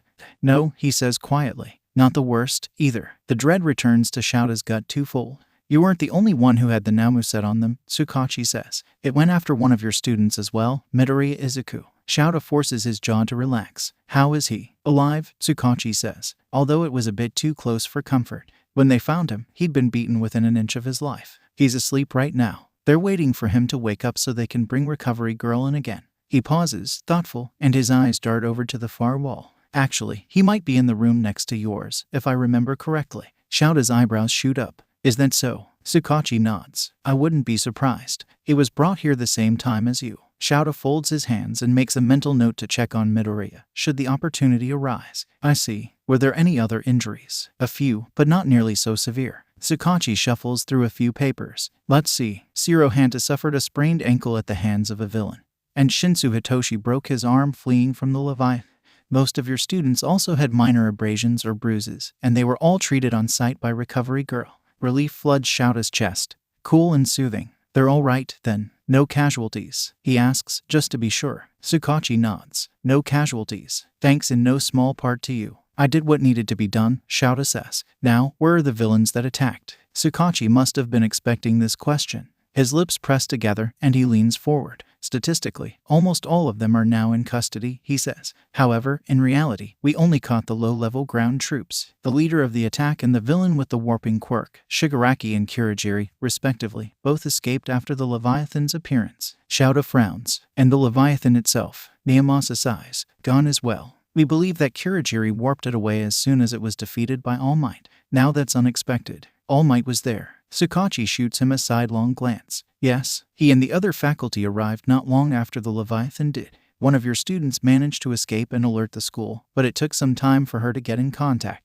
Shouta nods slowly, quietly wishing he could throttle Nezu. Of all the days to have a tea talk with the strongest man in the world, all things considered, it's not the worst outcome, Tsukachi says, then sighs. Still, none of this should have happened at all. We'll be keeping a close eye on this group to make sure it never does again. Good, Shouta says. You'll keep me updated? Tsukachi nods. Of course. Now, he checks his watch. I'm afraid I have to hurry back to the station to get some reports done. I'm sorry to leave so quickly, but his smile is pinched. You know how these things are. Unfortunately, Shouta says. Best of luck, Tsukachi. And to you, Aizawa, Tsukachi says. I hope your recovery is swift. Rolling to his feet, he pulls his hat onto his head and disappears out the door. Shouta watches him go, the knowledge he now has sitting heavy on his chest. What a mess. Hazashi leaves not long after Tsukachi, leaving Shouta with a few hours to kill until Shuzenji's visit. The obvious directive would be to sleep. After all, God knows he won't be getting much after he gets out. But Tsukachi's words have left him restless, and he's not surprised when he finds himself slipping out of bed. The doctor can bite his tongue. It's not like Shouta's going far. The hallway is empty when he steps out, so with cautious steps, he makes his way to the left. A quick glance at the door confirms that it does belong to Midoriya. And with a fortifying breath, Shouta turns the knob and walks through. It's quiet, save for the faint hum of electricity and repetitive beep of the monitors. The room feels strangely empty, emptier than Shouta's was. It's anything but. In the center of the room, against the right wall, is a bed identical to Shouta's, and on it lies Midoriya. He looks like hell. What skin isn't bandaged has been bruised and battered a mottled purple, highlighting the bags beneath his eyes and that strange scar of his. From the shoulders down, he's hidden beneath a thin blanket. But Shouta doesn't doubt the rest of him is in similar condition. It's strange. Shouta's used to seeing his students beaten up. He teaches at a hero school, for Christ's sake. Getting beaten up might as well be in the curriculum. Furthermore, the students he teaches go on to be pro-heroes, one of the most dangerous jobs one can take. He's no stranger to seeing injuries like this, but never like this, never on one so young. What happened at the USJ should not have happened. That's blandly stating the obvious. But now, faced with its brutal aftermath, Shouta finds a fire in that thought that wasn't there before. His students should not have had to face something like that so soon, no matter what they're preparing for. That's the thing UA is supposed to prepare, not blindly hurl them in. He knows it's not UA's fault, but that doesn't mean there aren't preventative measures to be taken. That's the first order of business. Then, once he gets out of this hospital, he's heading for Nezu. God knows the rat must be having fun weathering the inevitable media shitstorm. God, what a mess things must be on the outside. Well, UA is no stranger to controversy, nor is it to picking itself back up after such things. They've never gone through anything quite like this, but if anyone can handle it, it's Nezu. He sighs, snuffing out some of the furious embers flickering in his chest. There's a time and place for anger. And this, standing in his unconscious student's hospital room, is not it. He should rest, so that Shuzenji can help him get out of here. He leaves with one last glance over his shoulder at Midoriya's unconscious body. He's very human, lying there, no scales spread across his cheeks, no green-tipped fins fluttering beside his head. He's smaller like this, fragile. Shouta reminds himself of 12-pronged lightning, splitting the air like cracks through glass. Midoriya isn't fragile. No one fragile would have walked away from whatever injury gave him that scar on his face. Questions can wait. For now, he needs to sleep. True to the doctor's word, Shuzenji arrives sometime that afternoon. She tusks when she sees him. Look at you, she murmurs, beaten to a pulp. It was me or the students, Shouta says. From what I've heard, I got off easy. So they told you about Midoriya. Then, Shuzenji sighs. That poor boy. The state he was in when I first saw him. She shakes her head, and her eyes slide back over. Relative to him, yes, you may have gotten off easy. But that doesn't negate the injuries you have. No, Shouta says dryly. That's your job. Was that a joke? Shuzenji asks, feigning shock. Looks like that monster did more damage to your head than I thought. What would Yamada say? Shouta narrows his eyes. She chitters. Spare me, I've seen it all. Now, head up, so we can put this all behind us. Shouta lifts his forehead. And Shuzenji hobbles over to him and presses a quick peck against it. Her quirk spreads like warm honey through his veins, and the throb in his head dies down to a dull twinge. At the same time, however, his exhaustion swells, threatening to drag him down on the spot. Remember, no exertion following this, Shuzenji warns. I know you'll try to sneak out before you're fully healed. And if you do, I'll hear about it. I'll leave when I'm ready, Shouta says, leaving whenever that may be up for assumption. Shuzenji sighs. You'll leave whenever you think you're ready, more like, she says. Take care, Aizawa. Thank you, Shuzenji, Shouta says. Just like that, he leans back, and he's out the moment his head hits the pillow. The first day back after USJ is odd. Achako's not sure what she'd been expecting. She'd known things would be different, but she hadn't been sure how, exactly. Would they talk about what happened? Or would they all just pretend nothing happened? Midoriya isn't on the train when she gets on. She'd figured he wouldn't, but something settles in her chest, heavy and hollow. Midoriya's absence is a reminder. This is real, this happened. It leaves her fidgety and uncomfortable, and she stays that way for the whole train ride. Her fellow commuters don't help. Normally, she wears her UA uniform with a sense of pride. Now, though, she wishes she could cover it up. The telltale colors act as a beacon, drawing the eye of the whole car, unless they're living under a rock. Everyone in Musutafu knows what happened. The weight of their stares grows unbearable. Achako shrinks further into herself with each passing minute. If only Midoriya was here. If only she didn't have to do this alone. The train ride passes at a crawl. By the time it hisses to a stop at her station, she's filled to bubbling with nervous energy. She's swept out of the train by the rapid tide of people, and finally, she's alone. She swallows, takes a deep breath to steady herself, and skips up the stairs to the door. Unfortunately, the inside of UA is just as bad as the train. Wherever she goes, people notice her hero course epaulets and stare. Whispers follow her like an afterimage, and she swallows and blocks them out, despite their musings and questions, though no one is bold enough to actually stop her. And then she steps into her homeroom. About half of her classmates are already here, milling around and talking quietly. The atmosphere is a slap in the face. Uraraka almost wonders if she's in the wrong classroom. But no, this is right. There's Shiro, with a nervous grin, talking to Kaminari and Jiru. By the window, Yaoyorozu and Shizaki are looking at something on Yaoyorozu's phone. Shizaki's nodding. It's a far cry from the exuberant class Ochako stepped into on the first day, and deep down, it kind of hurts. It's not fair that their enthusiasm has been destroyed a month in. But this won't last forever, Ochako tells herself. Of course they're quieter. Now everyone's tired, everyone's still processing. They'll be okay. This won't happen again. And they'll bounce back stronger. With that thought in mind, she holds her head high and enters the class. Yaoyorozu offers a warm smile. And with no Ito or Shinsu in sight, Ochako drifts over to stand beside her. Good morning, Yaoyorozu says. Ochako echoes the greeting, hopping up to sit on the desk beside her. From her spot against the wall, Shizaki glances up, interested. I don't believe we've met yet, she says. My name is Shizaki. Uraraka Ochako. Ochako replies, offering her best cheery smile. It's nice to meet you. Shizaki nods, leaning back against the wall. Yaoyorozu takes up the conversation from there. How are you holding up? Pretty good, Ochako answers. You? Fine, Yaoyorozu says, a bit nervously. Although, still a bit shaken, if I'm being honest. Achako's smile falters. Yeah, she says, rubbing her arm. Me too. But, hey, it's over, at least. And I doubt it'll happen again.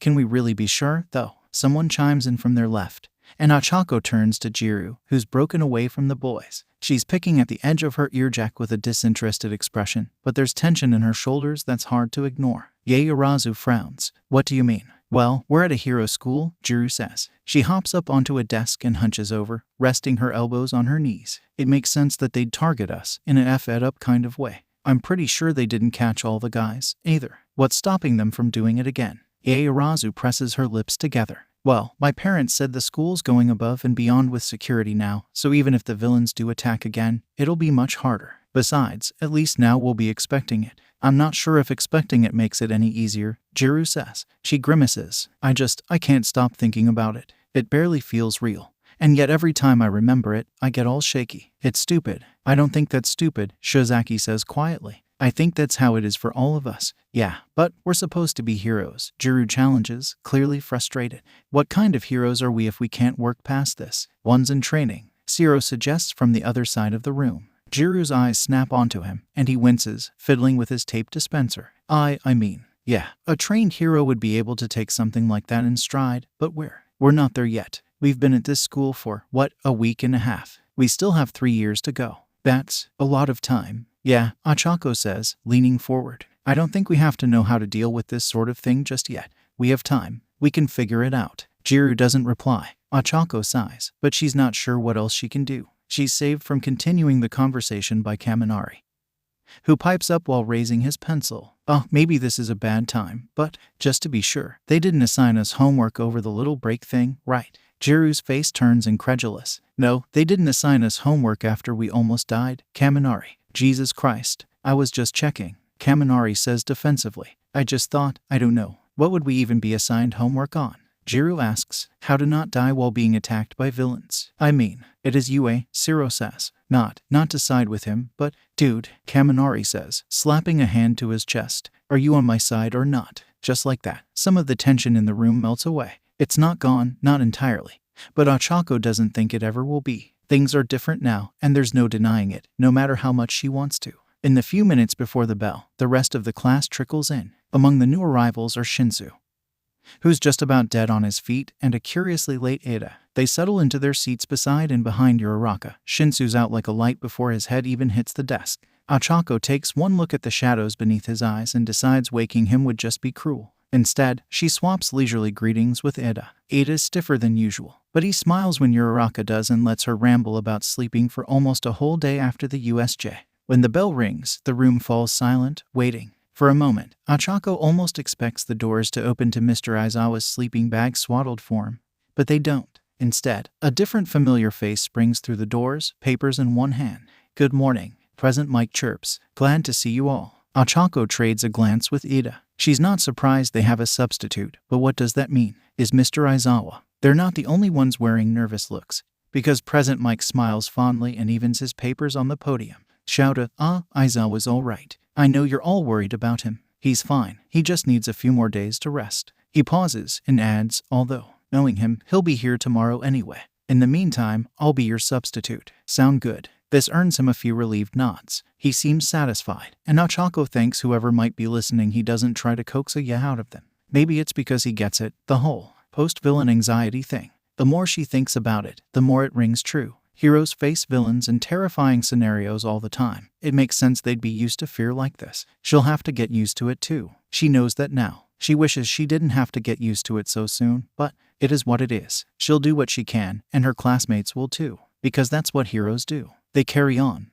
A phone rings. Once, twice, 3 times. Click. Who is this? A light chuckle. I'll give you 3 guesses. God, what the hell do you want? Oh, nothing, for the time being. I'm simply reminding you of our deal. Also, I wanted to congratulate you on your fiasco at UA. What a joy that was to watch. The scrape of teeth on teeth, then a hiss like something crumbling into fine dust. We'll get you your brat. Just give us a few weeks. A tisk. I'm a busy man, murder hands. I don't think I can wait that long.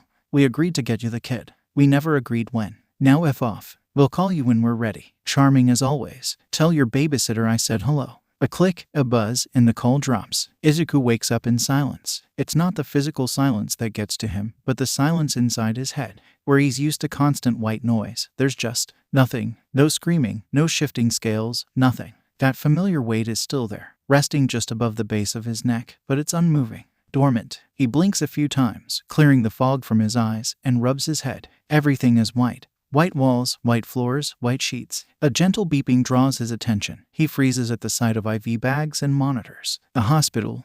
What? He rasps, blinking. Why is he in a hospital? What did he? Awareness slams into him with the force of a crushing tidal wave. He gasps, and memories shatter and swirl behind his eyelids. Water, filling his throat and his chest, and the sharp flash of a villain's claws. There's dirt, the glint of blades in an overcast sun. And then the Naumu's massive, blood-stained fists pressing him into the ground as the Leviathan screams. He bolts upright in his squeaky bed. He let it out. He let the Leviathan out. And he can't remember what happened after. His breath starts to come faster. He needs to know what happened. He needs to know what he did. He needs to know who he killed. Oh God, what if it was someone from his class? What if it was Tsuyu or Shinsu? They were close. He remembers them being close. It would have been so easy. Around him, the world swims and frosts over with a layer of static, dizzying and distant. His ears are ringing. But through that, someone's saying his name, again and again, until he finds it within himself to look up. There's a young woman standing over him, long black hair tied in a bun. He doesn't recognize her, but she's wearing a hospital uniform, and her lips are pressed together in a thin line. Midoriya, she says softly. It's okay. You're okay. He tries to open his mouth to ask what happened, but the words catch on his rapid breathing and clog his throat. Listen to me, she says, quieter still. You're in the hospital. Do you understand me? Despite the nausea curling in his throat, he nods. The action's jerky, like a video game lagging a few frames behind. The woman smiles anyway. Good. Now, I'm going to breathe, and you're going to do it with me, okay? In for 10. Hold for 10, out for 10. Got it. She takes in a measured breath. Izuku coughs. His lungs won't stop expanding of their own accord. throat ragged, his heart picks back up again. The woman shushes him. You can do it, she says. I can't, he stutters, choking on every syllable. Yes, you can. Again, 10 counts. She breathes. He fails. She breathes again. He fails. She breathes. He copies.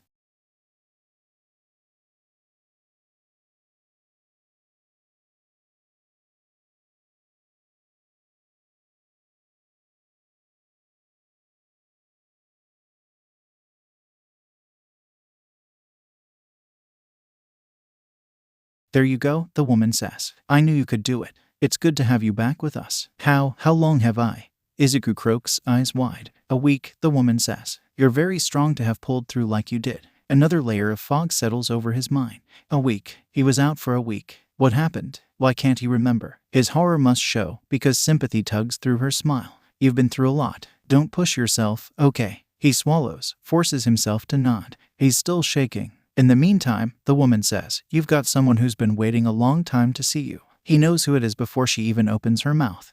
Mom. The woman beams. Would you like me to go get her? He nods desperately, trying and failing to stutter out a response. Thankfully, he doesn't have to. Wait just a moment, the woman tells him, and then she's disappearing through the door. Without her, the white room returns to its former, suffocating silence, and Izuku can't help his unbidden curiosity. Hesitant and cautious, he reaches back into his head. Nothing. The Leviathan remains silent. He should be happy about that, but he doesn't feel anything at all. Izuku. The door flies open seconds before Mom rushes in. Hair mussed and eyes suspiciously glossy. By the time he's registered it, he's already in her arms. She holds him so tight that his ribs creak, but he couldn't care less. Mom, he gasps. His eyes feel hot again. I was so scared, she whispers into his shoulder. They called me, and, oh, Izuku, I'm okay, he whispers, lying through his teeth. I'm okay, Mom. Silence descends after that. The other woman, a nurse, he learns, when he stutters out his nervous thanks, leaves to give them some privacy. Neither of them move for at least 10 minutes, even after the door closes.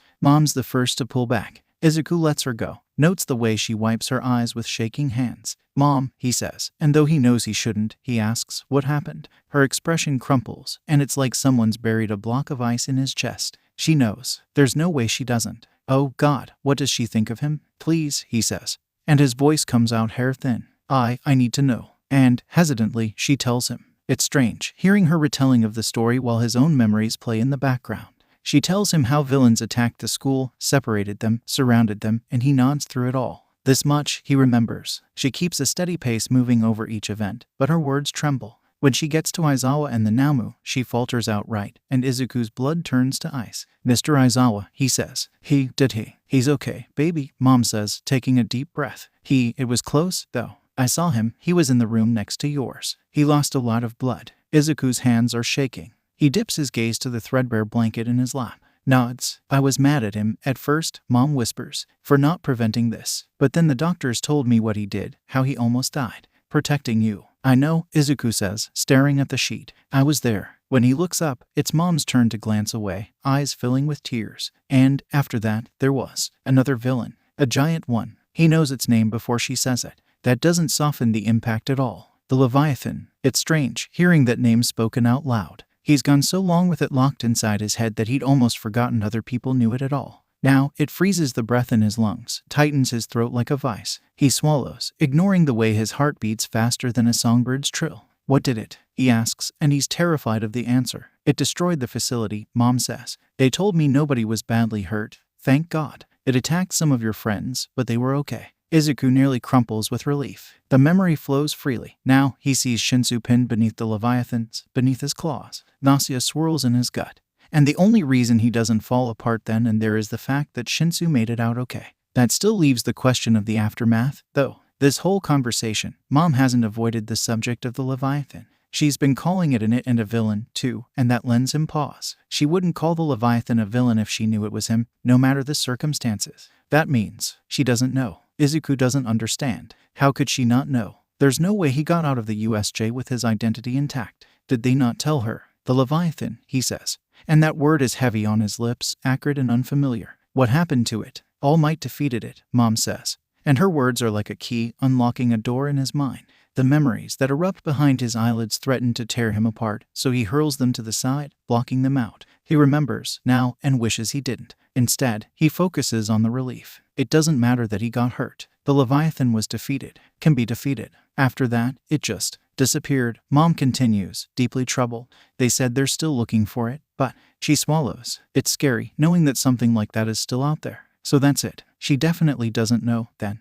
And neither does anyone else. Izuku should tell her. He needs to tell her. This cannot remain a secret any longer. But he's a coward, and he can't. They leave the subject of the USJ behind after that. Instead, Mom tells him other things. How nice Mrs. Akaioida is, how quiet the house is, how happy she is to have him back. He listens until his head gets heavier and heavier. And when his eyelids start to droop shut, she leans him down and leaves him be. He barely sees her go, barely registers the handful of doctors and nurses that drift through in her wake. His thoughts are heavy and hollow, and they drag him down into empty unconsciousness. The next few days pass in a similar manner, spots of awareness interspersed through periods of sleep. Recovery girl visits on the 3rd day, and he sleeps through the entirety of the 4th. On the 5th, his whole body is sore, but they tell him his major injuries are healed and that, with some rest, he'll be okay. He doesn't feel okay. They discharge him on the morning of the 6th day. Mom brings him some clothes to change into, a shirt and shorts, and he tosses away his hospital gown. When he leaves, his head is still silent. It has been for days. He's still not sure how to feel about that. They don't talk much on the way back home. It's only a short train ride, and Izuku zones out through half of it, losing track of time in the blurred walls outside. He feels curious eyes on his back, but no one approaches him, so he ignores it. Their apartment is dark when Mom opens the door. Izuku steps inside, and he breathes the familiar smell of dust and pine-scented air fresheners. It's calming and exhausting, and he moves to head to his room. Before he can, Mom's hand lands on his shoulder. Izuku, she says quietly, I need to ask you something. Izuku freezes. Slowly, he looks up. Mom is watching him, and she looks sad. Yeah, he asks. Why didn't you tell me? She asks. About the scar on your back. It's not the question he was expecting, and maybe that's why it hits as hard as it does. In all honesty, he'd almost forgotten about it. It's hard not to remember the one on his face. He sees it every time he looks in a mirror, but the one on his back lies out of sight, out of mind. He forgot he'd never told her about it. Can't remember if he'd even planned to. I was going to, he says nonetheless. But I didn't know how, and I guess I just forgot. I knew it would scare you, and I didn't want that. Mom reaches out to him, takes him into her arms. Oh, Izuku, she whispers. You don't have to protect me. I need to know these things, okay? I know, he mumbles into her chest. She squeezes him once, then steps back. I'm not mad at you, she says. Don't think that. I understand why you'd be scared. But I do need to know these things, so that I can be there for you. Do you understand? Yeah, Izuku says. Mom smiles. No more secrets, okay, she says, taking his hand. He looks up, and in that moment, he's never felt emptier. Yeah, no more secrets.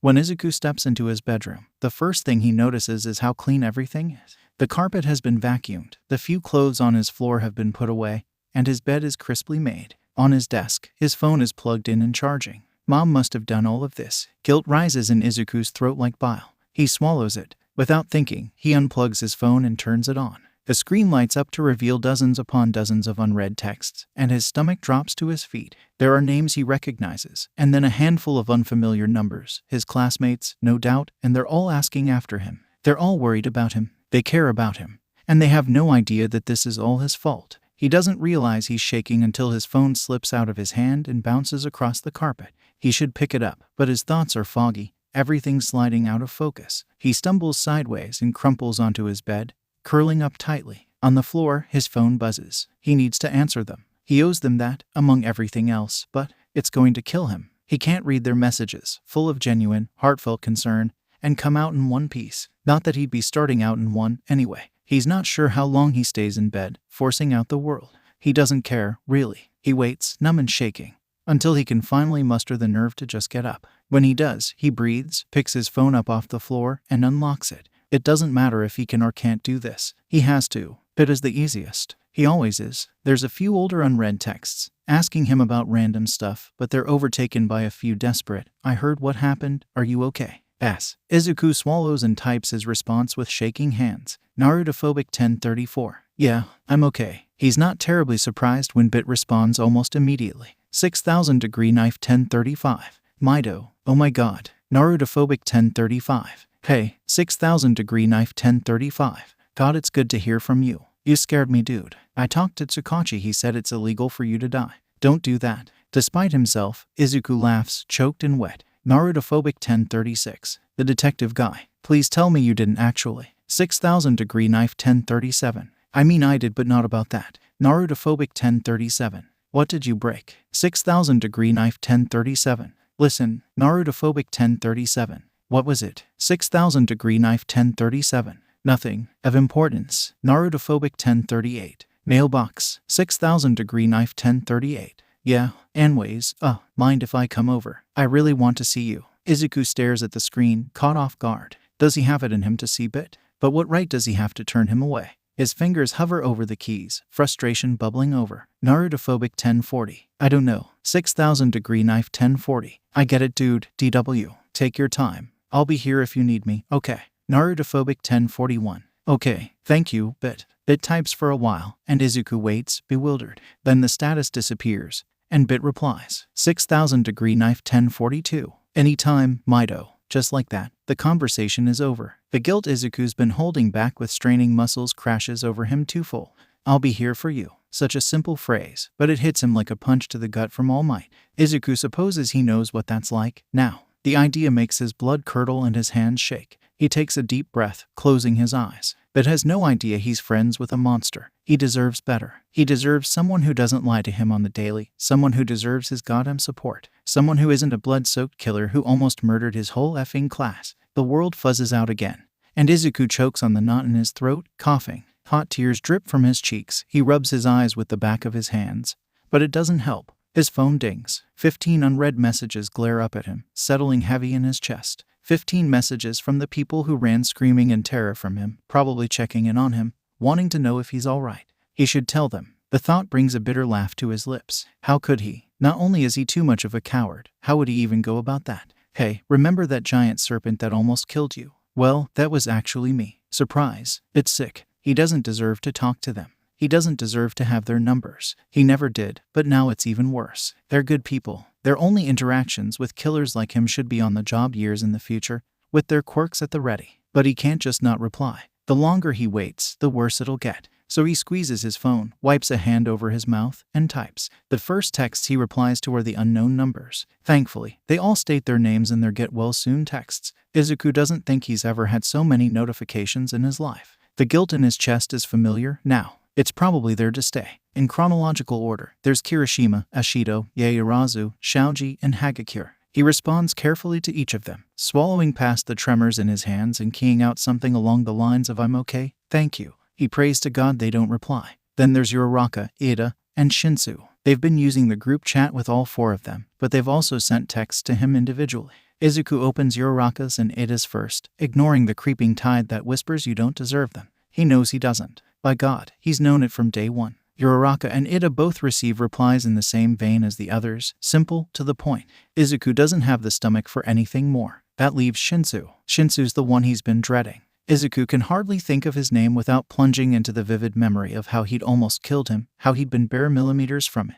It's nothing short of a miracle that Izuku found the strength to withhold the Leviathan, and he finds himself wondering, what if he hadn't? Shinsu's texts are simple. Shinsu 234. Heard you're in the hospital. Hope you're okay. Shinsu 1134. Please be okay. It's like someone slammed him face first into concrete. He can picture Shinsu in his mind's eye clearly, too clearly, and for a moment, he's back in that abandoned place. His room vanishes, replaced by heaving waves of Inkai shadow, and over him, images fragment and splinter. He breathes, but his throat is clogged and tight, and he's sinking. And then he's not. He's in his room, breathing too fast, clutching his phone too tightly. He can't do this. As if the moment couldn't get any worse, a familiar rattle finally rings out behind Izuku's ribs. He jerks, sucking in a sharp breath through gritted teeth. The Leviathan echoes it with a muted snarl, and a few scales trickle onto his face. Izuku slams down on it. Violently, his head throbs in protest, but the Leviathan isn't just muffled, now it's silent. Not a single scale mars his skin. That's what you get, Izuku thinks bitterly to himself, furious. Nausea swells in his chest, and once again, his room is suffocating. The pressure in his chest is starting to build. He needs to get out. He needs to go somewhere he can be alone, where he won't hurt anyone, where no one will find him. He knows where that is. I'm gonna go for a walk, he tells his mom as he hurries through the kitchen, beelining for the door. She glances up, eyebrows raised. Izuku, are you sure? She asks carefully. I don't know if it'll be okay, he tells her, offering his best smile. It feels transparent. I just need to get some air. The walk to the beach passes in a blur. That might be because Izuku zones out and runs half of it, he's not sure. Either way, he reaches it in record time. And the smell of salt and crash of the waves is angelic. How strange that something heavenly should soothe the devil. It's a school day, and rather chilly, so nobody's around. Still, someone could come. It's that thought that drives him to shuck off his shoes and socks, hiding them with his phone upshore. The wind is cool against his bare neck as he wades out into the water. Sand washes over his feet, coarse and grating, and white foam swirls around his calves. He swallows, sucks in a long breath, and steps out further. One step brings the water up to his knees, another few to his waist. Then he's in up to his shoulders, and the water bobs around his neck. The current pulls, beckoning him deeper. He holds his breath and lets his knees fold. Water rushes into his ears and nose, sweeping his hair back and digging into his squeezed eyelids. Within seconds, his tongue is saturated with salt, and his lips feel dry. He ignores it, rubbing his eyes and blinking away the harsh burn he finds there. The Leviathan leaps to attention the moment Izuku gives it some slack, and like always, it immediately tries to overpower him. It tears at him, a screaming mess of fins and scales, and he pushes back just as harshly. With all his faltering strength, he grits his teeth and forces it into his chest, where it thrashes in his veins. His head rings, but his grip on the chains is firmer than steel. Gradually, the screaming fades to white noise. He peels his shirt away from where his gills now lie, and he breathes. Now that he's fully underwater, the drag of the current is impossible to ignore. He sways back and forth in time with the waves, feet kicking up clouds of pale sand. His hair flutters around his face, so he smooths it back and tries to swim forward. And like before, the water refuses to help him. Every few meters he makes forward, he's dragged an equal length back, desperately kicking against the rolling tide. The water's like a cat, determined to carry her insolent kitten back home. But Izuku can't go home. Not yet. He pushes forward, pushes onward, and finally, the ocean lets him. He's too exhausted to swim all the way to the drop-off, so he drifts along the bottom, hovering just above rolling plains of blue-gray sand. When the real world has faded away, he drops to his knees, curling up in slow motion. This far down, the current can't reach him, and he's left to sit in silence. Out here, there's just nothing in every direction. There's only a wall of uniform blue, underlined by rapidly vanishing sand. Far above him, the surface is a glass pane of marbled light, flickering and swaying with the whims of the wind. Alone and isolated, Izuku feels safe. In the muted emptiness of the ocean, emotions well up within him, finally allowed free rein. They pool in his chest and in the space beneath his tongue, flooding his veins. Among them are terror, frustration, and deeper still, a rolling, furious hatred. There's no one to hear him deep beneath the surface, no one to see or care. So, he clutches his hair, ducks his head, and screams. It's not the Leviathan's ear-splitting, blood-curdling screech, just his own voice, broken and anguished, lost in the sway of the sea. 2. Shinsu. Midoriya 1234. I'm okay. Midoriya 1235. Sorry. He goes back to UA 2 days later. Mom tells him a day before he does. All things considered, he's surprised. He'd thought for sure that she'd refuse to let him anywhere near UA ever again. That she'd plant her foot down and say enough. But she doesn't. She stays quiet and thoughtful, and with a somber smile, she lets him go. He hugs her before he leaves and hopes she understands, except he doesn't realize how terrified he is until he's standing at the entrance to the train station.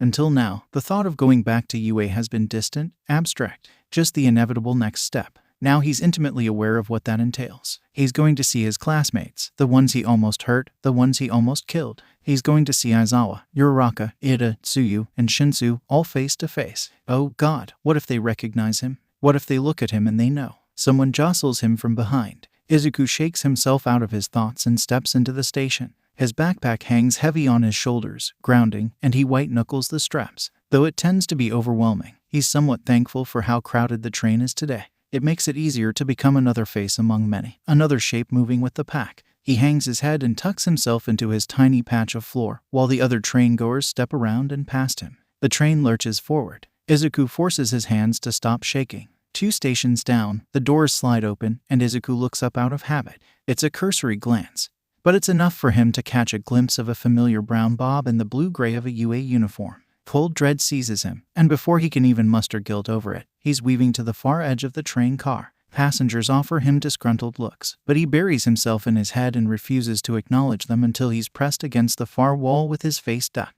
Through his hair, he sees Uraraka standing on her tiptoes, looking around the train car. Her eyes pass over him without pause, and her face falls. Izuku wonders if it's possible to die from being eaten alive by guilt. For the duration of the train ride, he plays the rope in the world's worst mental game of tug-of-war. On one side stands his overwhelming guilt at depriving Uraraka the relief of seeing him, as if he has the right to deprive her of anything. And on the other stands his mounting terror at the prospect of seeing her. Terror wins. And when the train pulls into the station, Uraraka steps onto the platform unaware of his presence. He waits as long as he possibly can, but he has to get out of the train eventually. His senses are dialed up to 11 as he makes his way to UA, taking every roundabout path he can to delay the inevitable. But no amount of extra time is going to let him compose himself. No matter what mask he puts up, it's going to crumble like wet sand the second he steps into the classroom. God, this was a mistake. He should have just dropped out of UA and turned himself into the police the second he got out of the hospital. For a moment, he entertains the thought of doing it now, of turning around, marching into the police station, and asking them to arrest him. Then he pictures long nights in lonely cells, cuffs locked around his wrists and throat, and never seeing his mom, and the primal part of him that had prevented him from ever telling anyone in the first place rears its ugly head. Izuku is no stranger to how powerful guilt can be, but his fear will always be stronger because he's a effing coward. Before he knows it, he's standing in front of UA with 5 minutes until the first bell. The gates stretch skyward forever, towering above him. A vague sense of accusation permeates his mind, like UA itself is rejecting him. Although its teachers may be mysteriously blind to his nature, the campus is not. He takes a step forward anyway, and hates his surprise when the gates don't slam shut on top of him. There are a handful of students lingering around in the hallway, but none of them seem to recognize him. He keeps his head down, so he wouldn't know even if they did. It's not until he reaches 1A's door that he realizes he's truly, genuinely F-ed. Usually this isn't a problem. He just opens the door, steps through, and sits down at his desk. Now, though, it stands as a huge barrier. To get into the classroom, he has to open the door, and doing so is as good as ringing a bell and announcing his presence to the world.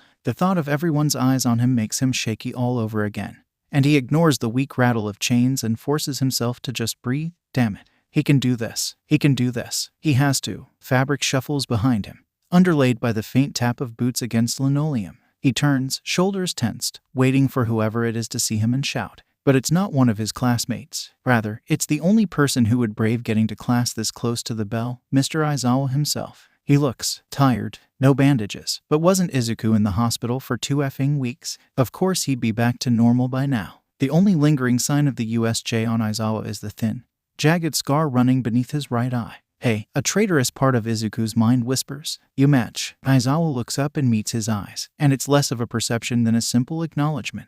Izuku's suddenly rooted to the spot, unable to do anything except stand in front of the door, mute and paralyzed. Aizawa's eyes bore into his, and for a moment, his face is replaced by a river of blood running from hairline to chin, ravaged by the Namu's attack. Then Izuku blinks, and it's gone. Good morning, Aizawa says. He's standing in front of Izuku, arms crossed, head tilted at a slight angle, despite the seconds ticking down to the bell. There's no sense of gruff get-to-it lingering around him like there usually is. That roughness hasn't been smoothed out, exactly, but it's muted. For a moment, Izuku's mouth just outright refuses to work. Then he swallows, forces some of the tension in his shoulders out, and manages, good morning, Mr. Aizawa. He winces through the voice crack, but Aizawa doesn't even blink. How are you feeling? Fine, Izuku says, even though he's a billion miles away from anything resembling okay. I'm, fine. I've been out of the hospital for a few days, so, Aizawa tilts his head, looking Izuku up and down. Izuku does his best not to squirm. He's not looking you over for resemblance to the Leviathan. He's just looking at you. Nonetheless, he tightens his jaw and flicks away the few lingering scales that have appeared on his hands, just in case. After a pregnant pause, Aizawa speaks again. I spoke with the other teachers. We've decided that we're not going to force you to make up the classwork you missed, so long as you don't fall any further behind. Izuku almost blanches. He hadn't even been thinking about schoolwork. How much has he missed? Oh, thank you, he says. I won't fall further behind. Coming here was a mistake. I trust you won't, Aizawa says. You're intelligent. You'll figure it out. He doesn't give Izuku time to chew over his words, just steps past him and moves to open the door. Izuku plans to just let him go, but his mouth works without his permission. Mr. Aizawa. Aizawa stops and turns to look at him. Izuku wrings his hands so tightly he's surprised they don't break. I'm glad you're okay. For a terrifying moment, Aizawa doesn't react. Then he doesn't so much smile as a flicker of something lights his eyes, and his lip almost twitches. Then he says, I've survived worse. Izuku strongly doubts that, but he says nothing as Aizawa opens the door. Beyond it, the room is packed with his classmates, milling about and talking. Panic hits him with renewed force, and he almost bolts on the spot. But he has nowhere else to effing go, so he takes a deep breath and enters after Aizawa. Entering the room behind Aizawa is easier than entering it alone. He stays in Aizawa's shadow, hands clutching white-knuckled at the straps of his backpack while his heartbeat threatens to start a career as a drum soloist. Each hurried Thursday to Thursday sends a new wave of nerves through him, and his ears ring faintly as the Leviathan attempts to gnaw on his fear. He kicks it back into its cage and earns a distant shriek for his efforts. By some pitying miracle, nobody notices him until he's almost to his desk. Nobody's really looking for him. They're all drawn into their own little conversations, discussing homework or looking at their phones. Even Uraraka, Shinsu, and Ada are in their own bubble. At least, until Izuku rudely punctures it by sliding shakily into his desk. He makes the mistake of looking up and meeting Uraraka's eyes. They're wide with surprise, and Izuku can almost hear the avalanche of questions ready to burst past her tongue as she opens her mouth, only to be cut off by Aizawa clearing his throat, having taken his place behind the podium. The bell rings, and the conversations in the class trickle into silence. Now that everyone is no longer distracted, the weight of 19 startled stares bear down on Izuku's bowed head, prickling the back of his neck. They're looking at him. They're looking at him, and they're going to realize. "Good morning," Aizawa says, gruff and impartial. "It took you 7 seconds to quiet down today. Do better." Eyes hesitantly flicker between Izuku and Aizawa, unsure who to focus on. Uraraka's doesn't budge, and Izuku concentrates firmly on the speckled pattern of his desk and refuses to look up. Aizawa clears his throat, a clear warning, and the class seems to come to the general consensus that getting a detention right now isn't worth it. Some of the weight lifts off Izuku's shoulders, and he lets out a shuddery breath. After a moment, he forces his own eyes up. As a reminder, the sports festival has been delayed until next month, so that heightened security and other measures can be discussed. This will give you more time to prepare, but it will also mean that your performance will be held to a higher standard. Izuku didn't know that they were delaying the sports festival, but everyone else clearly does, because Aizawa's words are only met with nods. It shouldn't surprise him, really. Villains have already proven that they can get past UAS defenses. What's stopping them from wriggling into the sports festival to cause a scene? Unbidden, Izuku's mind offers him a crystal-clear image of himself losing control on live TV in front of millions, and he sucks in a sharp breath. When he looks down, his hands are speckled with scales, and his claws have scraped a shallow set of grooves into his desk. He grits his teeth, and the scales disappear. The marks on his desk don't. Aizawa keeps talking, informing the class of some things that Izuku knows and some things he doesn't. He focuses intently on Aizawa's every word, so that he can block Uraraka's stare against the side of his face. But homeroom doesn't last forever. He should have guessed the bomb wasn't disarmed, merely delayed. The second the bells ring marks the end of class. It's an explosion. Everyone's flying out of their seats, heading towards him. Their words weave and meld together, blurring into an overwhelming sea of noise that only amplifies as they approach. Before he knows it, he's surrounded by a dozen swimming faces, all wide-eyed and worried, asking variations of "Is he okay?" There's so many of them, surrounding him, and the Leviathan's bucking against its chains, and what's stopping it from getting out again and finishing what it started 2 weeks ago, other than him? "I understand that you're worried about Midoriya, but please, give him space. He's clearly overwhelmed." That's Ada's voice, beating the others back like the wind against waves. It pierces loud and clear through the blanket of static filling his head. The other voice is quiet in response, and eyes widen. The mob takes a step back. Izuku sucks in a breath. His head doesn't feel like it's being cracked open by noise anymore, but everyone's still staring at him. He's all too aware of his own shaking, the way his claws are digging more grooves into his desk. Sit, his claws. The Leviathan lets out a grating screech as it's ripped from its foothold in his hands. But he clamps down on it, throws it firmly back into its cage. His hands return to normal in a blink, and he checks himself for scales. There aren't any, although a few are trying to bubble up across his shoulders. Then he forces himself to look up, surveying the gazes trained on him for any hint of recognition. Waits for the accusations to come, for the screams to start. They don't. All he sees is worry, simple and naive. "Sorry," he croaks out, and wishes the ground would just swallow him up right now. He's an idiot for thinking he could handle this. "No, don't apologize," someone says. That's Ashido, pushing her way through the crowd. "We shouldn't have overwhelmed you. You're probably still recovering. We were all just really worried about you." "I know," says Izuku's mind. "If only you knew."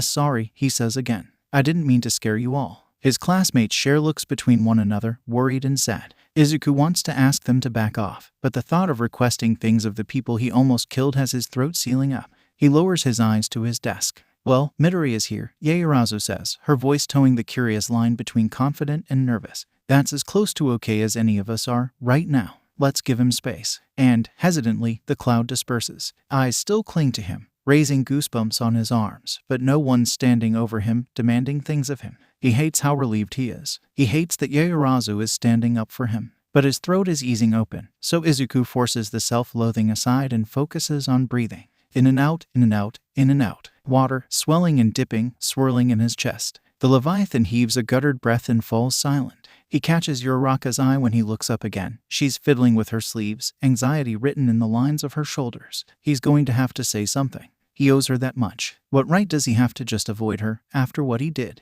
So he says in a quiet voice, Uraraka. She looks up immediately, hopeful. He tries not to shrink back. How are you? I'm good, she says. Really relieved to see you. I thought you wouldn't be here today. I didn't see you on the train. Izuku shrugs. He doesn't have the energy to lie to her, but telling the truth would hurt even more. It's good to see you too, he says, like he hasn't been avoiding her gaze all morning. I'm sorry I haven't really. No, it's okay. Uraraka hastens. I get it, really. I figured it might be a bit overwhelming for you. Izuku nods, rubbing the back of his neck. And out of the corner of his eye, he catches a glimpse of Ida. Right, Ida, he manages, turning in his seat. Thank you for. He waves a hand, cringing at his own fumbling. Fortunately, Ida seems to get it. You're welcome, he says, offering a tight smile. I understand. He understands. Uraraka understands. How can they understand this? They've never experienced this kind of hell. Izuku prays they never will. Of their own accord, his eyes slide further to the left. And there's Shinsu, watching him with a masked expression. Seeing him hits exactly as hard as Izuku expected it to.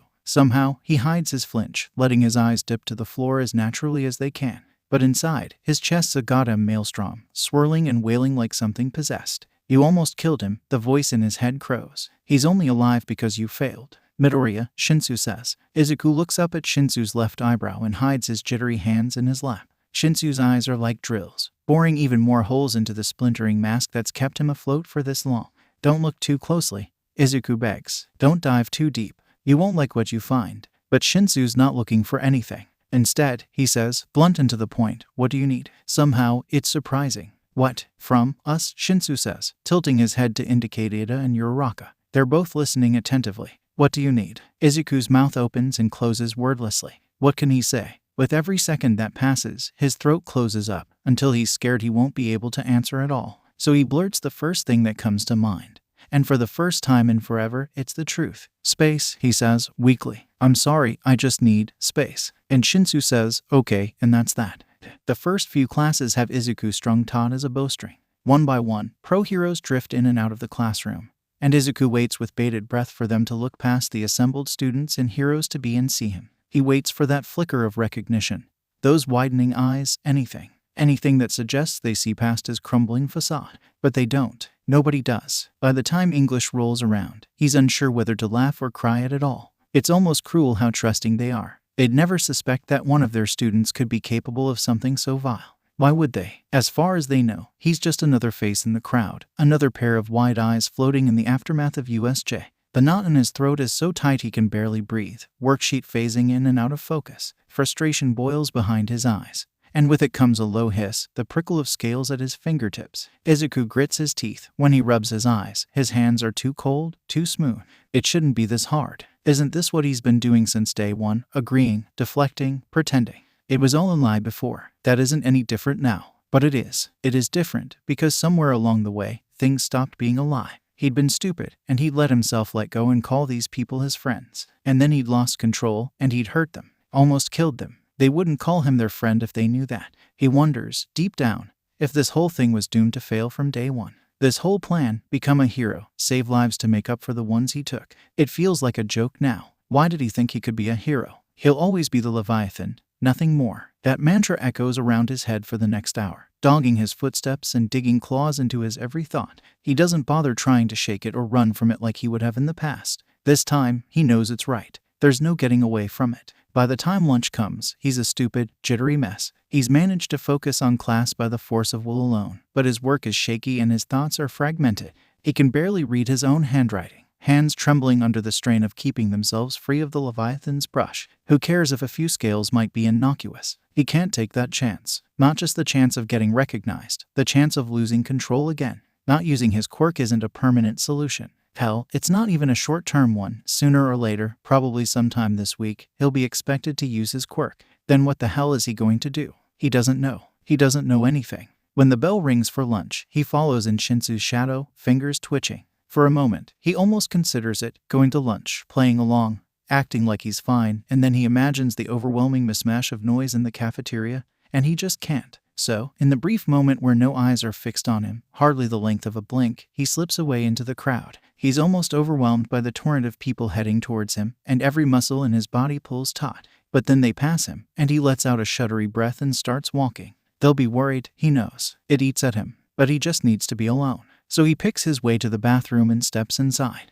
It's empty, thankfully. He steps over to the sink and runs the tap. Maybe it's silly, but the cold water feels good on his hands, and he leans down to splash it across his flushed face. Then he looks up and freezes. In the mirror, his reflection stares back at him, wide-eyed and blank. For the most part, it's human, except for the fins flared out from the sides of his head. He touches one, shocked.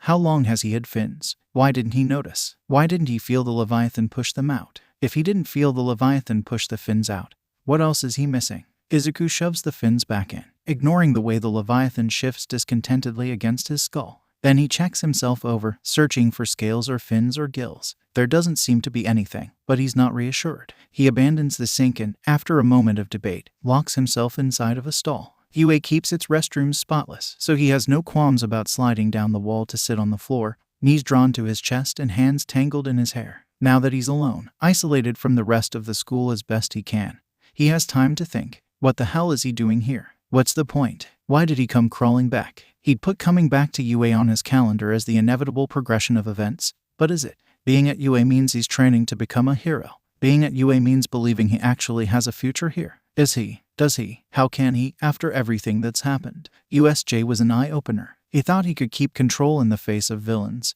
and he failed, spectacularly. And then he ravaged the whole effing USJ, almost murdered all of his friends and teachers, and only stopped because All Might beat the shit out of him. In a sickening way, it's relieving to know that the Leviathan can be beaten. That, if something ever happens to him, All Might can bring him down. All Might can stop him. There's nothing All Might can't do. But All Might won't always be there. What happens if he's a pro, years from now, and he loses control? What would UA do if they realized they'd trained a monster? He doesn't know what to do. He doesn't know what to do. He could drop out, he tells himself. It would make sense. UA sees him as a terrified, traumatized kid. They would try to dissuade him, but they wouldn't stop him, and in the end, they'd understand. They'd let him go, and that'd be that. He'd find another school, another career, another life. Hang his head low. Find another way to atone. It'd be easy. He should do it. He doesn't want to. It's stupid. It shouldn't matter what he wants. But something inside of him, something that, until now, hasn't been brave enough to show its face, has firmly latched onto UA.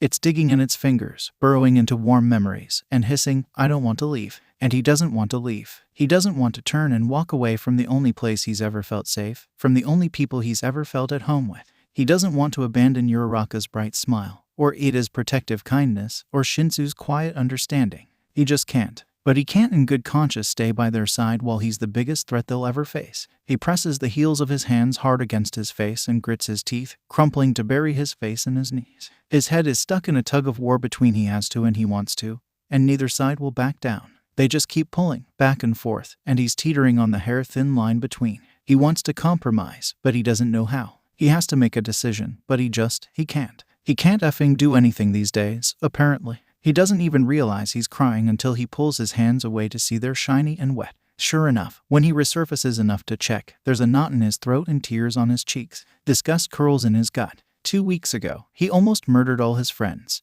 And here he is now, crying in a high school bathroom because he can't decide whether or not he should run away. Scrubbing at his eyes only makes the tears flow faster. Frustration tightens into a fist in his chest. And the Leviathan digs its claws into his shoulders, awake and snarling. He hurls it away with a choked shout, crushing it down, grinding it under his heel, stomping. In his head, he screams until he's hoarse, begging, leave me alone. You've already taken everything from me. What else do you effing want? It hurts, a strange ghost pain that prickles up his arms and his spine. But he doesn't care, just keeps pushing and pushing, sobbing into his knees and gripping his pants with white knuckles. The Leviathan's screaming turns shrill and distant. And by the time he's exhausted, it's completely silent. Izuku hiccups another sob, wiping at his eyes, and then the door to the bathroom swings open. Izuku freezes, covering his mouth with one hand and holding his breath. Through the gap under the stall door, he can make out a pair of brown loafers and UAS uniform bottoms. Whoever it is hasn't noticed him, silently heading across the room to the sinks. Before he can hold it back, Izuku sucks in a quivering, painfully audible inhale. The feet stop, and Izuku wants to die. For a second, there's silence, and Izuku prays that whoever it is will decide that it's not their business and continue with whatever they came here to do.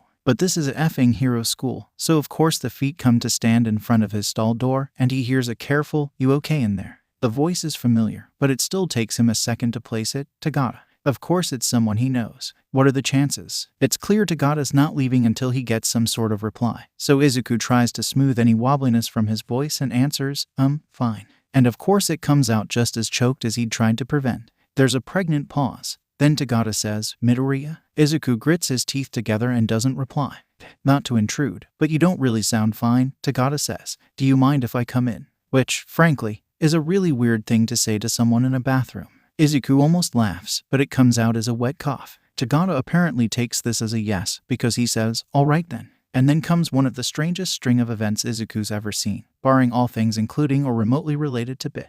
On the other side of the stall door, Tagada drops to his knees, and then he walks, on his knees, through the stall door. His shirt, tie, and blazer do not follow, but Tagada barely bats an eye as he twists around to pick them up from under the door. Then, like this is all completely normal, he shrugs his shirt and blazer back on. Izuku watches in wide-eyed silence, momentarily stunned out of his internal turmoil. He'd known about Tagada's quirk beforehand, but just seeing it in use like that is just jarring. "Sorry about that," Tagada says, sitting cross-legged in front of him. "My quirk doesn't extend to my clothes." Izuku nods silently, unsure how to reply. Tagada's smile shifts from cheeky to something more gentle, and he leans forward. "It's been a while since I last saw you," he says. "I'd ask how you're doing, but I think I can guess." Izuku lets out a sharp breath that's almost a bitter laugh and sniffles. God, he must look pathetic right now, curled up in the bathroom stall. Real hero material. This has to be some sort of karma. Honestly, I can't really blame you, considering everything you've been through, Tagada continues, and that gets Izuku's attention. "Anyways, well, I know we haven't talked all that much, but I've been told I'm decent at giving advice, so do you want to talk about whatever's got you?" You know, Izuku absolutely does not want to talk about it. This is not something he physically can discuss with anyone. It's an issue that only swirls around the inside of his head for a reason. But something about Tagada's gentle, open smile urges him onward, and before he even realizes what he's doing, he blurts out, I don't deserve to be here." It's the truth, painfully blunt and searing to the touch. He flinches, shocked not by the admission but by the fact that he openly admitted it. Tagada says, "Why not?" Fortunately, Izuku stops his brain from going rogue and blurting out a much more damning truth. That doesn't stop the avalanche that's already begun. And he ends up stuttering out something that barely skates around the truth. "At the USJ, I thought that I could. We're here to learn to fight villains, and I thought that I could. That when it came down to it, I'd be able to fight them, but then I saw them, and I couldn't. He cuts himself off with a sharp inhale and leaves it to Tagada to connect the dots however he sees fit. And he does, his expression sobers, and he leans back. He says, "I think I get it." Izuku says nothing. Tagada sighs. "You know, the first time I actually fought a villain, I was terrified." Izuku's head snaps back up. The corners of Tagada's lips tugs. "It was last year, on my internship. I was on a patrol, and I came across a villain and, well," he shrugs. "He was mugging some poor guy in an alley off the main road. I was the only hero around, and when I stepped in, he fought back. Still remember his quirk. He could set his hands on fire. Pretty nasty." Izuku rubs his eyes and straightens up. Tagada pauses for a second, clearly reminiscing, then continues. "They don't really tell you that it's gonna be like that. And it doesn't really occur to you beforehand, either. You spend all this time preparing. All this time learning what to do and how to do it, so why would you be scared? But then you actually get out there, and it's totally different than being in a classroom. Which makes sense in retrospect, but again, you don't really realize until you're actually there. And for me, this was, well into my second year here. I had a year and a half of training under pro heroes and facing simulations under my belt, and I was still scared. I almost froze up. You've been here, Christ, not even a month. I'd be more concerned if you weren't scared. Man, I'd be terrified at USJ, even now. What you went though, I can barely comprehend it, and I've only heard the rumors." He runs a hand through his hair, looking troubled. Izuku draws his knees up to his chest and rests his chin on them. Tagada's missing the mark completely, but at the same time, he's somehow dead on. All of this is to say, it's not your fault you were scared and couldn't fight off any villains at USJ. Hero course or not, nobody would have expected you to. But just because you couldn't then doesn't mean you'll never be able to, or that you don't deserve to be here. The whole point of being here in the first place is to learn. You have 3 years. That's plenty of time. That fear, it never goes away, but UA will give you the confidence to work past it, to acknowledge it without letting it consume you. And that strikes a chord in Izuku unlike anything else he's ever heard. The confidence to acknowledge fear without letting it consume him. At the end of the day, that's it. That's what he needs. The Leviathan is a fear response. He gets scared, it consumes him. And the fact is this, he's going to be in terrifying situations whether he ends up a hero or not. The world is a crazy place. He's been caught in villain attacks before, and he'll be caught in them again. If he doesn't figure out how to actually overcome that fear, then every time we'll have the same outcome, he'll lose control and someone will die. UA, as Tagada unwittingly points out, offers another outcome. UA offers a way for him to become stronger than his fear, for him to become stronger than the Leviathan. He'll never have to worry about it, because he'll have the strength to work past it. He'll have the strength to crush it, so that it never gets the chance to hurt anyone ever again. And maybe that means he doesn't have to say goodbye. Part of his brain still screams that it's selfish, that he only wants to stay because he's a coward who can't let go of things he doesn't deserve. But it's quelled now, quieted by the sobering realization that this isn't a problem he can run from. That whether he stays at UA or not, he's still going to have the Leviathan quirk, and one way or another, he's going to have to learn to deal with it. He doesn't deserve to be here. He's a monster, and he doesn't deserve any of this. That's not going to change. But he's here, and he has a chance to change the pattern that's been suffocating him for his whole life. To finally come out on top of a fight he's been losing for years. A shot in the dark at redemption. Thank you, he breathes. I thank you. Tagada smiles, feeling a bit better. He jerks a nod, still half lost in thought. Yeah, a bit. I think I'm okay now. Good, Tagada says. Now, you should probably get to lunch. Training sucks on an empty stomach. Yeah, Izuku says, pushing up to his feet. I'll get to that. Thank you again. Anytime, Tagada says. And good luck out there. They part ways there. Tagada leaves to find Amajiki, something about needing to study for a test he definitely didn't forget about, and Izuku heads for the lunchroom. Something new haunts his stride. Now, something dogging his steps where there was nothing but guilt before, a deep, resentful determination. With every step he takes, it solidifies, until his resolve has taken on a new color. He'll learn to work past, no, he'll learn to crush his fear. And he'll learn to silence the Leviathan for good. He's going to be strong enough. He has to be strong enough. For them, he doubts facing his classmates will be any easier. He doubts it ever will be. What happened at the USJ will haunt him until the day he dies, along with the 32 lives lost on that day so long ago. But he can make sure that what happened to them never happens again. He'll learn how to control his fear. He'll learn how to control his quirk. He'll learn how to control his life. And if he has to grind the Leviathan under his heel until it physically hurts, then so be it.